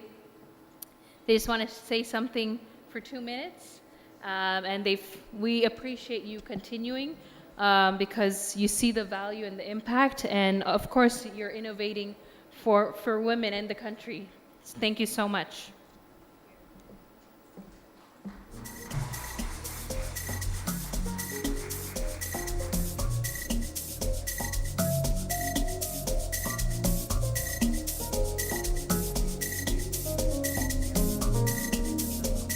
Sijui mnaniona, nimebarikiwa vitu vingi lakini sio urefu.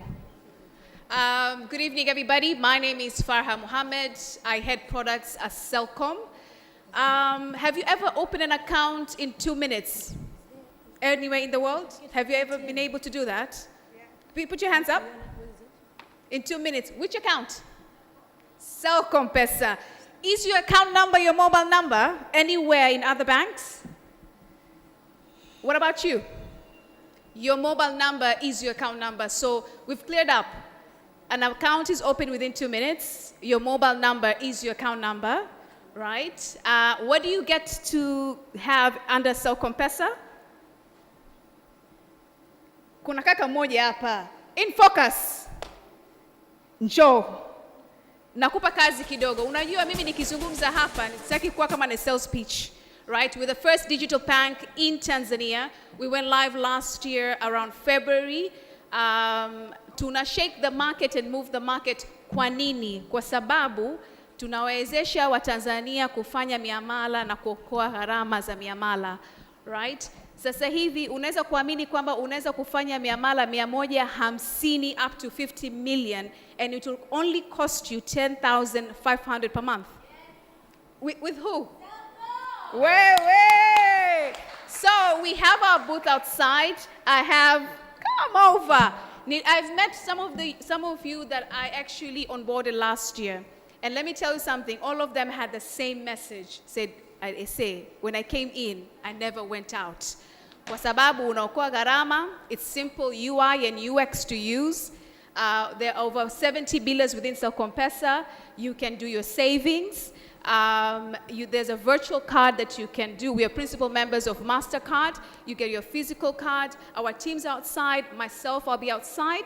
And for any support, hebu nipe dakika moja tu. What is your experience? I don't have a whole minute, but I was confessing to her today, as one user of First Cell Compressor, how very fast it is. And then I traveled, they have a free card, and then I opened my account very fast with my number, and it's been my daily usage from a long time. So I was kind of giving them the future. I see that clearly. We're the present and the future. Tuko nje, karibuni sana. Unafungua account in 2 minutes with your NIDA. Unapata mabando ya miamala, unaokoa gharama, so you can go to DSE and invest. And by the way, just a tip, as an investor in HISA, there are a lot of questions where do I invest? How do I know when to invest? When you choose your broker, that broker's responsibility is to support you in making those decisions. They do get 1.75 for every amount you buy and sell. So that's what they do. So karibuni sana. Thank you so much. ATN. I'd like to thank ATN for being our sponsor for 4 years in a row. Thank you so much, ATN, for coverage and for documenting all of Accelerate Women events. Asante sana.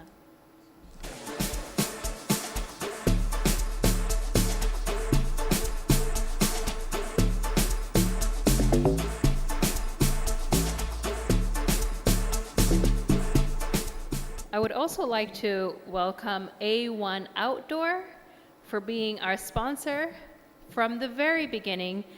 Have any of you seen our billboards? Have you seen our billboards? Yes. Thank you so much to A1 Outdoor, who has sponsored us with 3 billboards across the city, in town, by CRDB, and by Namanga. So thank you so much, A1 Outdoor, for all your media and outdoor branding. Go with A1 Outdoor. They're incredible and they work well with you. And thank you so much for supporting the cause. Sante.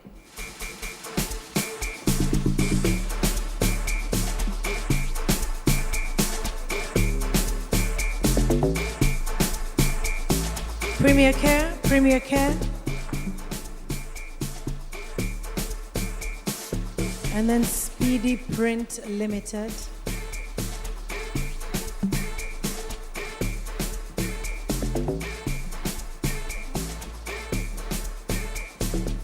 I'd also like to thank Premier Care. They have been with us from the beginning. When we started in 2023, we had the women's health screening for everyone. So I hope you went to their booth to get a free health screening for free. Go to them. If you're struggling with something, just go get checked. You never know. Health is wealth. I suggest everybody goes. They're here for you. They're here for women. So thank you so much, Premier Care, for always standing with us. Speedy Print Limited. Speedy Print Limited.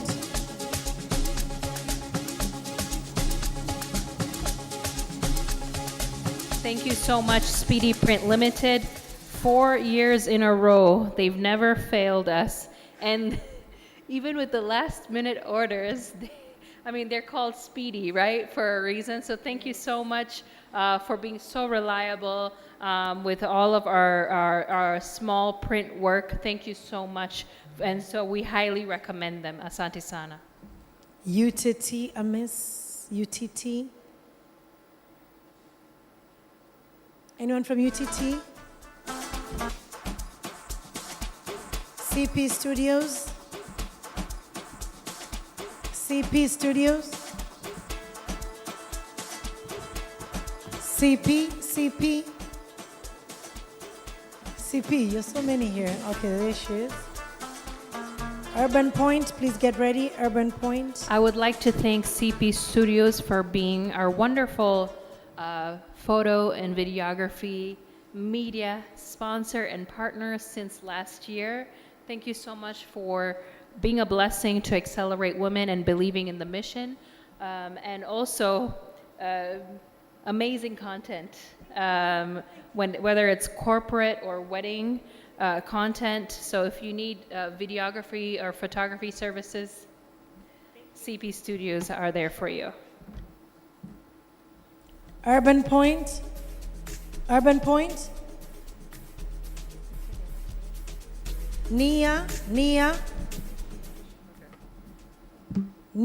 Assemble, get ready.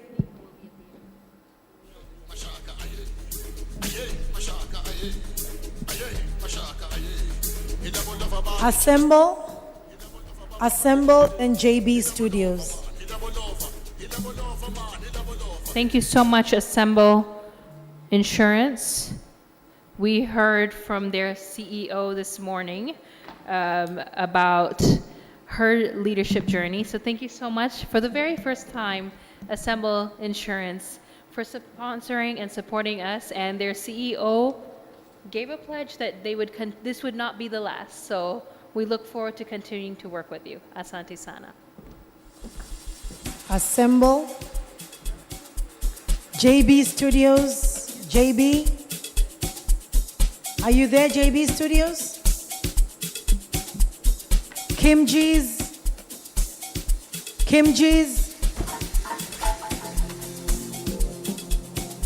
Revolution.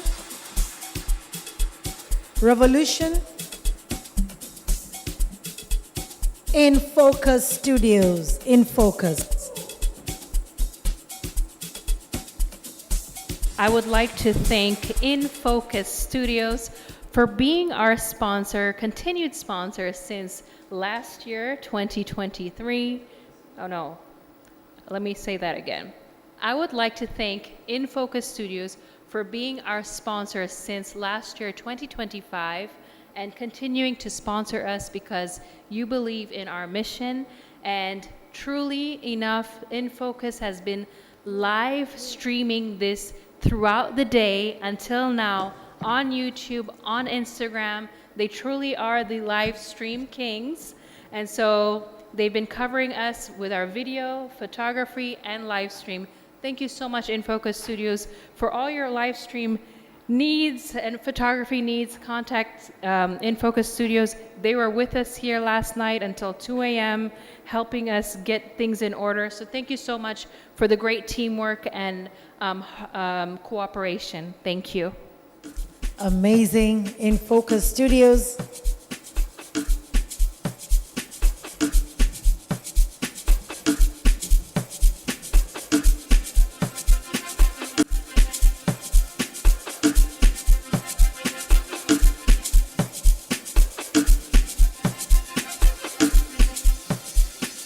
Last but not least, Nia.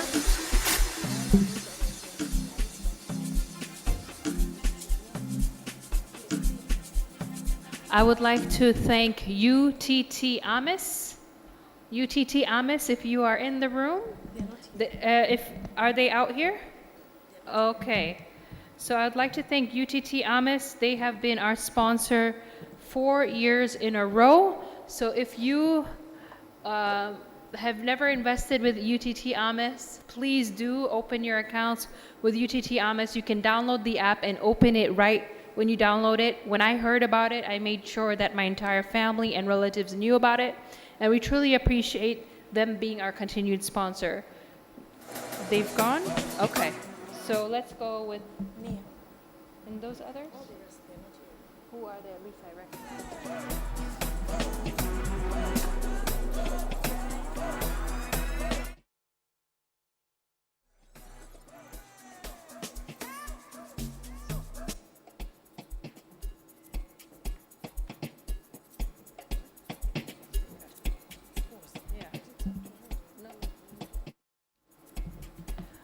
I would also like to thank Kim G's for sponsoring our event. They also sponsored us in our very first event that we had.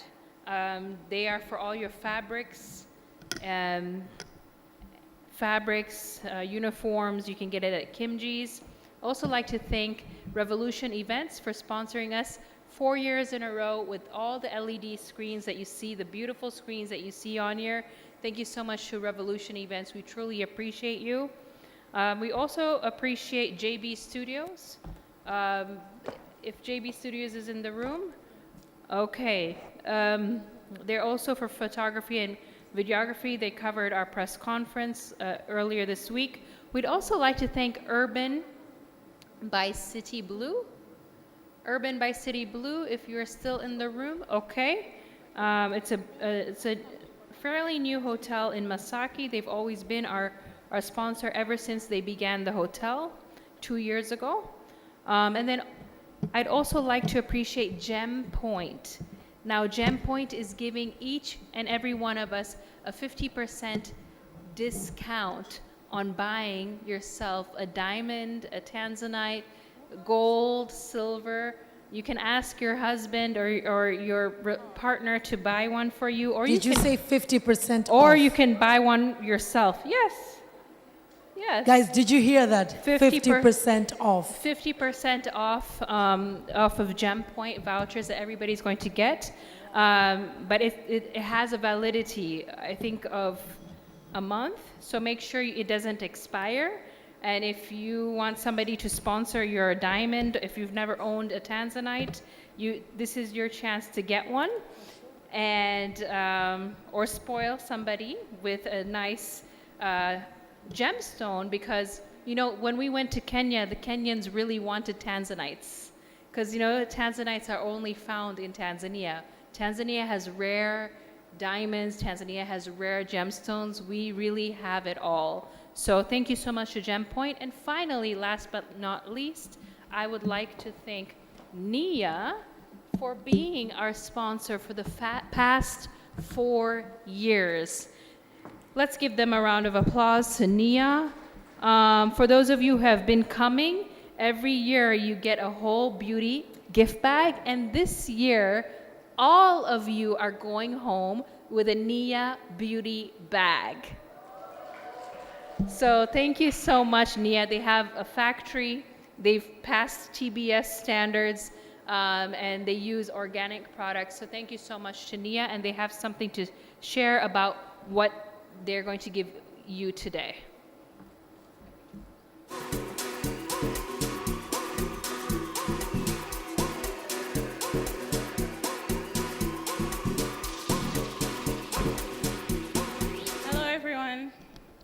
My name is Finest. I'm from Niara. We have a range of 3 brands. The first is Nia, which you're the best audience for. We have shower gels.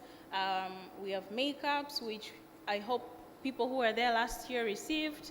We have a line of cooking products. You can check out our social media pages and get your products. We have a cooking range and cosmetics. So thank you so much for the feedback that we have received from audiences last year. And in this bag, you're going to have a shower gel, a lotion, and a body wash. So thank you so much. Here are the products. This is coconut shampoo with conditioner. And we have a body wash. This is a Renew body wash. And this is body cream. So in case you want to restock, they are found in Shoppers Supermarket, or there's a number in these packages you can call in case you want products in wholesale. Thank you so much.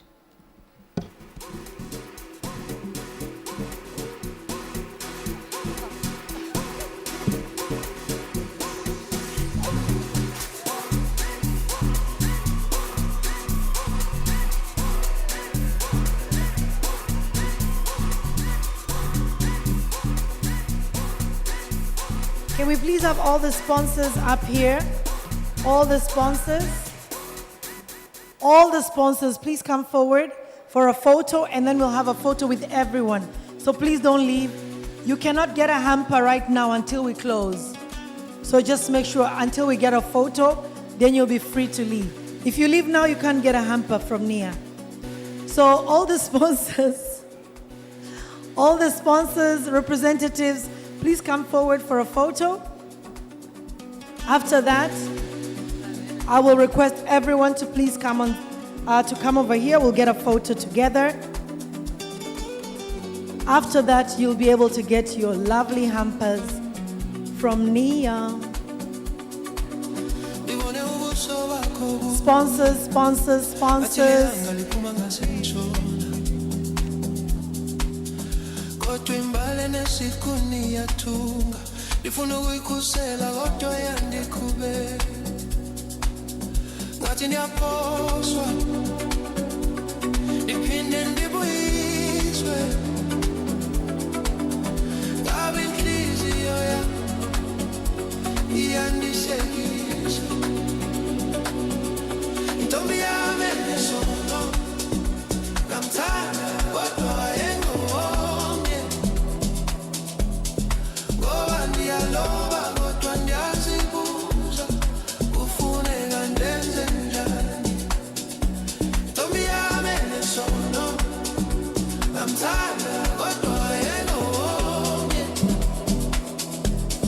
ngoba ndiyaloba kodwa ndiyazibuza kufuneka ndenze njani.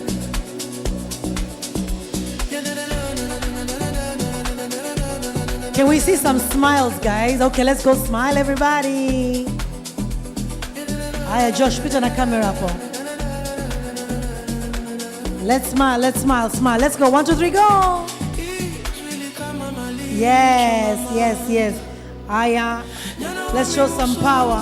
Men and women power together, combined.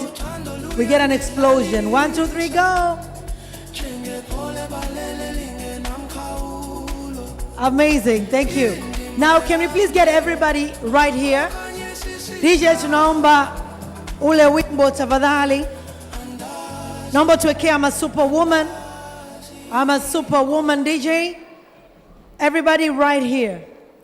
All the ladies tafadhali, tunawaomba hapa. Cameramen, tunawaomba on stage.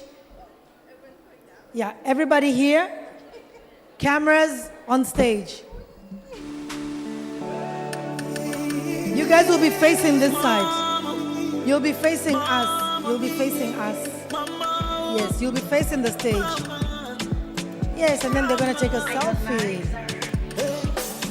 Upendo wako,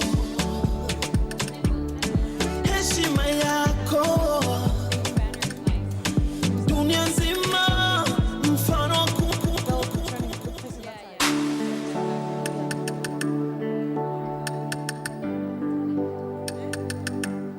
Okay, so I want to see the vibe, okay?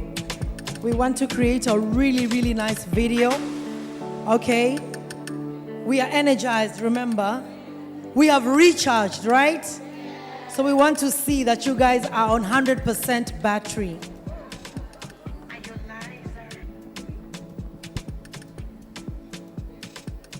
All right, it says I'm a superwoman. Superwoman, women don't do this. I'm a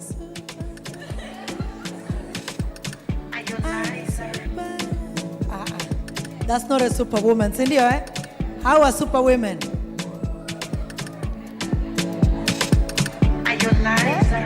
I want to see the vibe. I'll see you. Aya, twende wote. Hey. I'm a superwoman. Hey. Superwoman. Superwoman.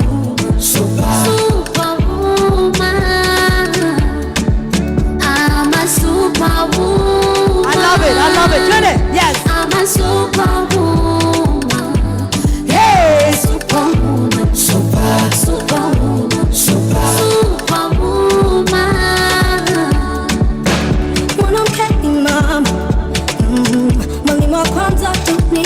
Fanye kama unajua wimbo, we imba tu. Tumboni alitubeba, akatulea, akatufundisha. Zile zamu za mwanamke hawezi, hapana, siku hizi hakuna. Tunashiriki vyema wanchi ujenzi na tena tunajituma. Hata kulima tunaweza, tunaweza, kujipunguza, udaktari baba, hospitali dada, tunaweza. Everybody twende. I'm a superwoman. Superwoman. I'm a superwoman. Hey, hey, superwoman. Superwoman. Superwoman.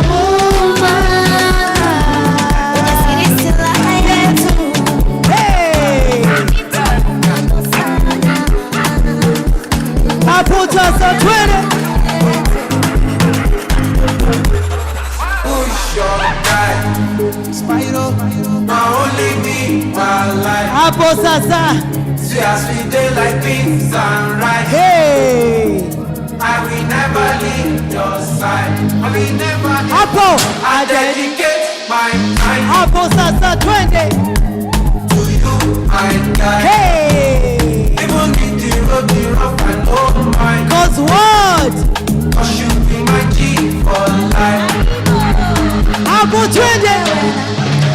As I never see you online, it they worry me and it they give me consign. Yeah, I be ringing on your cellular. Where you at? Body no fi settle down. Yeah, I'm hoping you're okay. We got to party tonight. Many just stay for mine. Yeah, me and you feel like they're not my guy. Don't try to see my guy. Show his ass how to transfer yourself. Be my guy. Everybody, let's go. He's my guy, my guy. Everyone listen up. So I call your name when I ask me who's your guy. That guy is my guy. Hey! My guy. 'Cause what?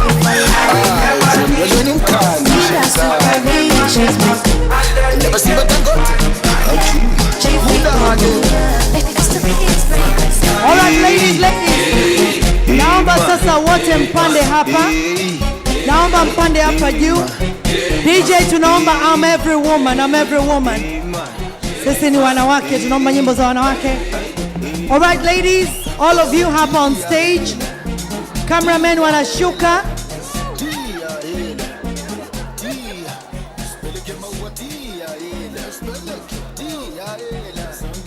Tunapiga picha.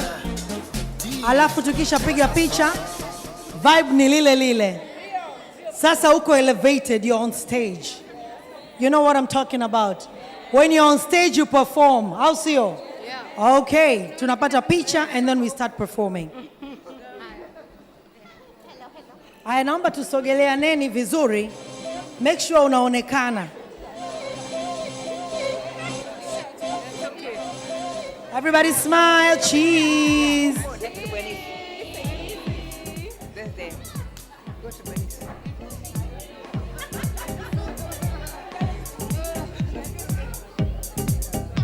Sasa nataka tujichekeshe. Pretend like there's something so funny. Usifunge macho, usiangalie chini. Sawa? Don't close your eyes, don't look down. You look up and you laugh your lungs out. All right? Photographers, tupo tayari. Tujichekeshe. 1, 2, 3, go!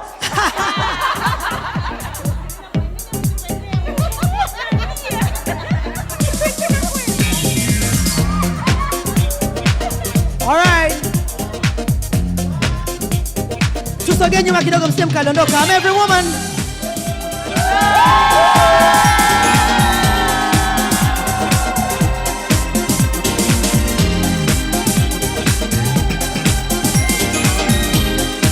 I want to see the vibe like this.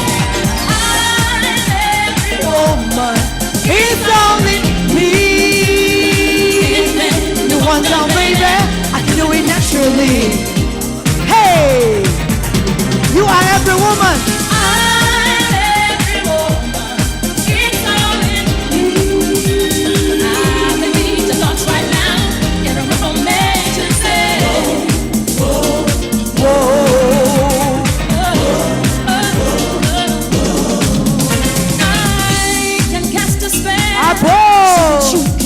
Hey! It's a special groove with fire inside of you. Anytime you feel down, then instantly I will appear. Everybody sing! I'm every woman. It's only me. Anything you want done, baby, I can do it naturally. Whoa! Whoa! Hey!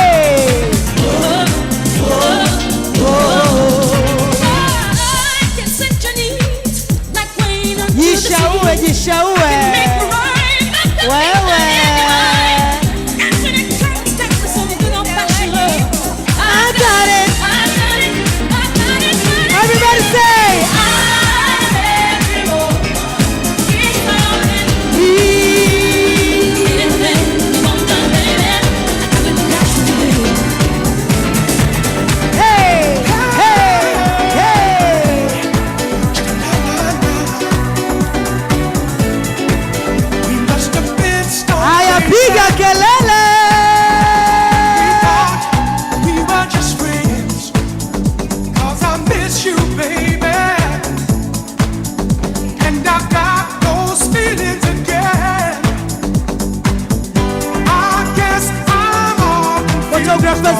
Picha, Pamela, picha.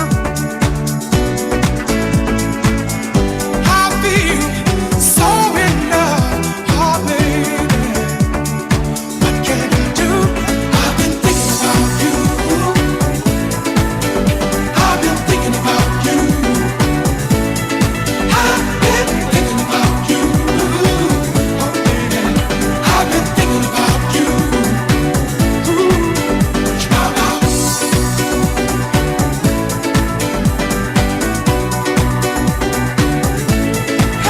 DJ. Accelerate team, accelerate team. The accelerate team tunawaomba wote tafadhali. Accelerate team.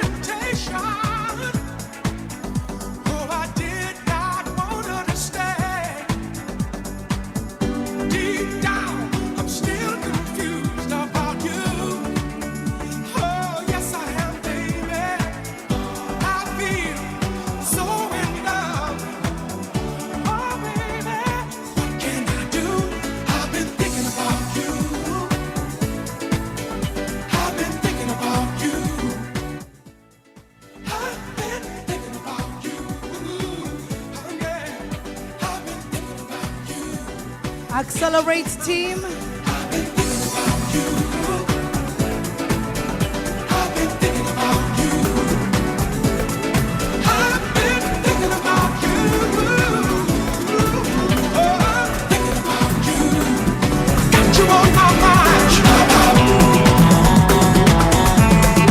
Accelerate team.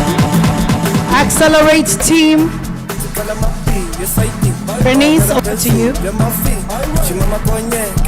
Okay, I'd like to really thank Accelerate Team. We did not sleep last night. Thank you so much. The hard work that we did.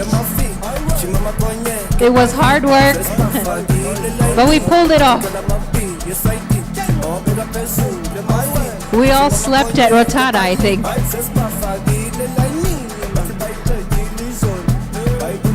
Accelerate Team. Imelda. Where's Imelda? Imelda. Nelson. Okay, let's take a picture. Shirley.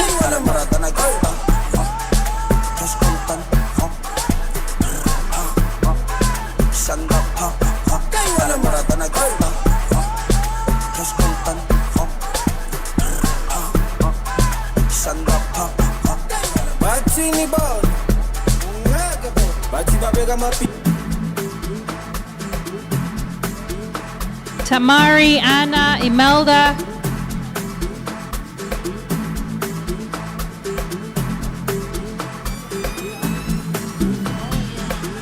Oi man, oh na jo. Esa lebia. Batini ball. Ngake bo. Bathi babeka mapia phezulu bo. Oi. Osabe we. Ayiwona mape. Tikala mapi, yesaiti. Babeka phezulu lemafi. Chimama konye ke pali. Sespa fagi le laini. Tikala mapi, yesaiti. Babeka phezulu lemafi. Chimama konye ke pali. Sespa fagi le laini.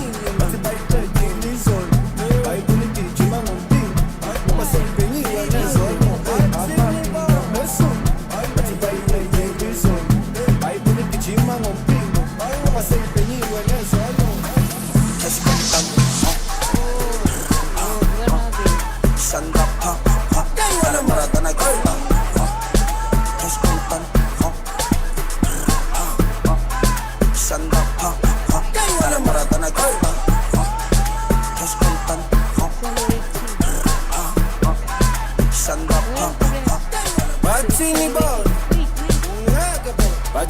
Mapia phezulu. Oi. Osambe we. Mari na nini?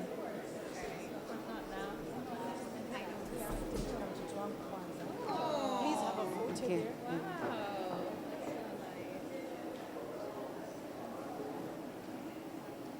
And Kylie. Kylie. Where's Kylie? Kylie, come. Yes, of course. Thank you for coming. Kylie, Kylie. Can we do video?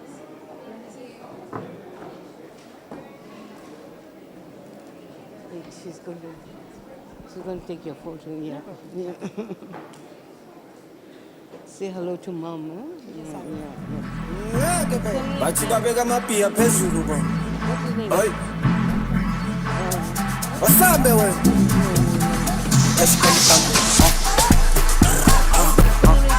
Sanda pa. Ala marata na gaba. Taskuntan. Sanda pa. Ala marata na gaba. Taskuntan. This thing for you. Bathini bo. Yes. Bathi babeka amapia phezulu bona. Hayi. Wasambe wena. Hayi wena man. Sikhala mapi, yes I do. Obeka phezulu lemafi. Chimama konye ngepali. Sesipafaki le line. Sikhala mapi, yes I do. Obeka phezulu lemafi. Chimama konye ngepali. Sesipafaki le line. Mati bayite ilizolo. Bayibuniki china ngompini. Abasempenyiwa nezolo. Amafi phezulu. Mati bayite ilizolo. Bayibuniki china ngompini. Abasempenyiwa nezolo.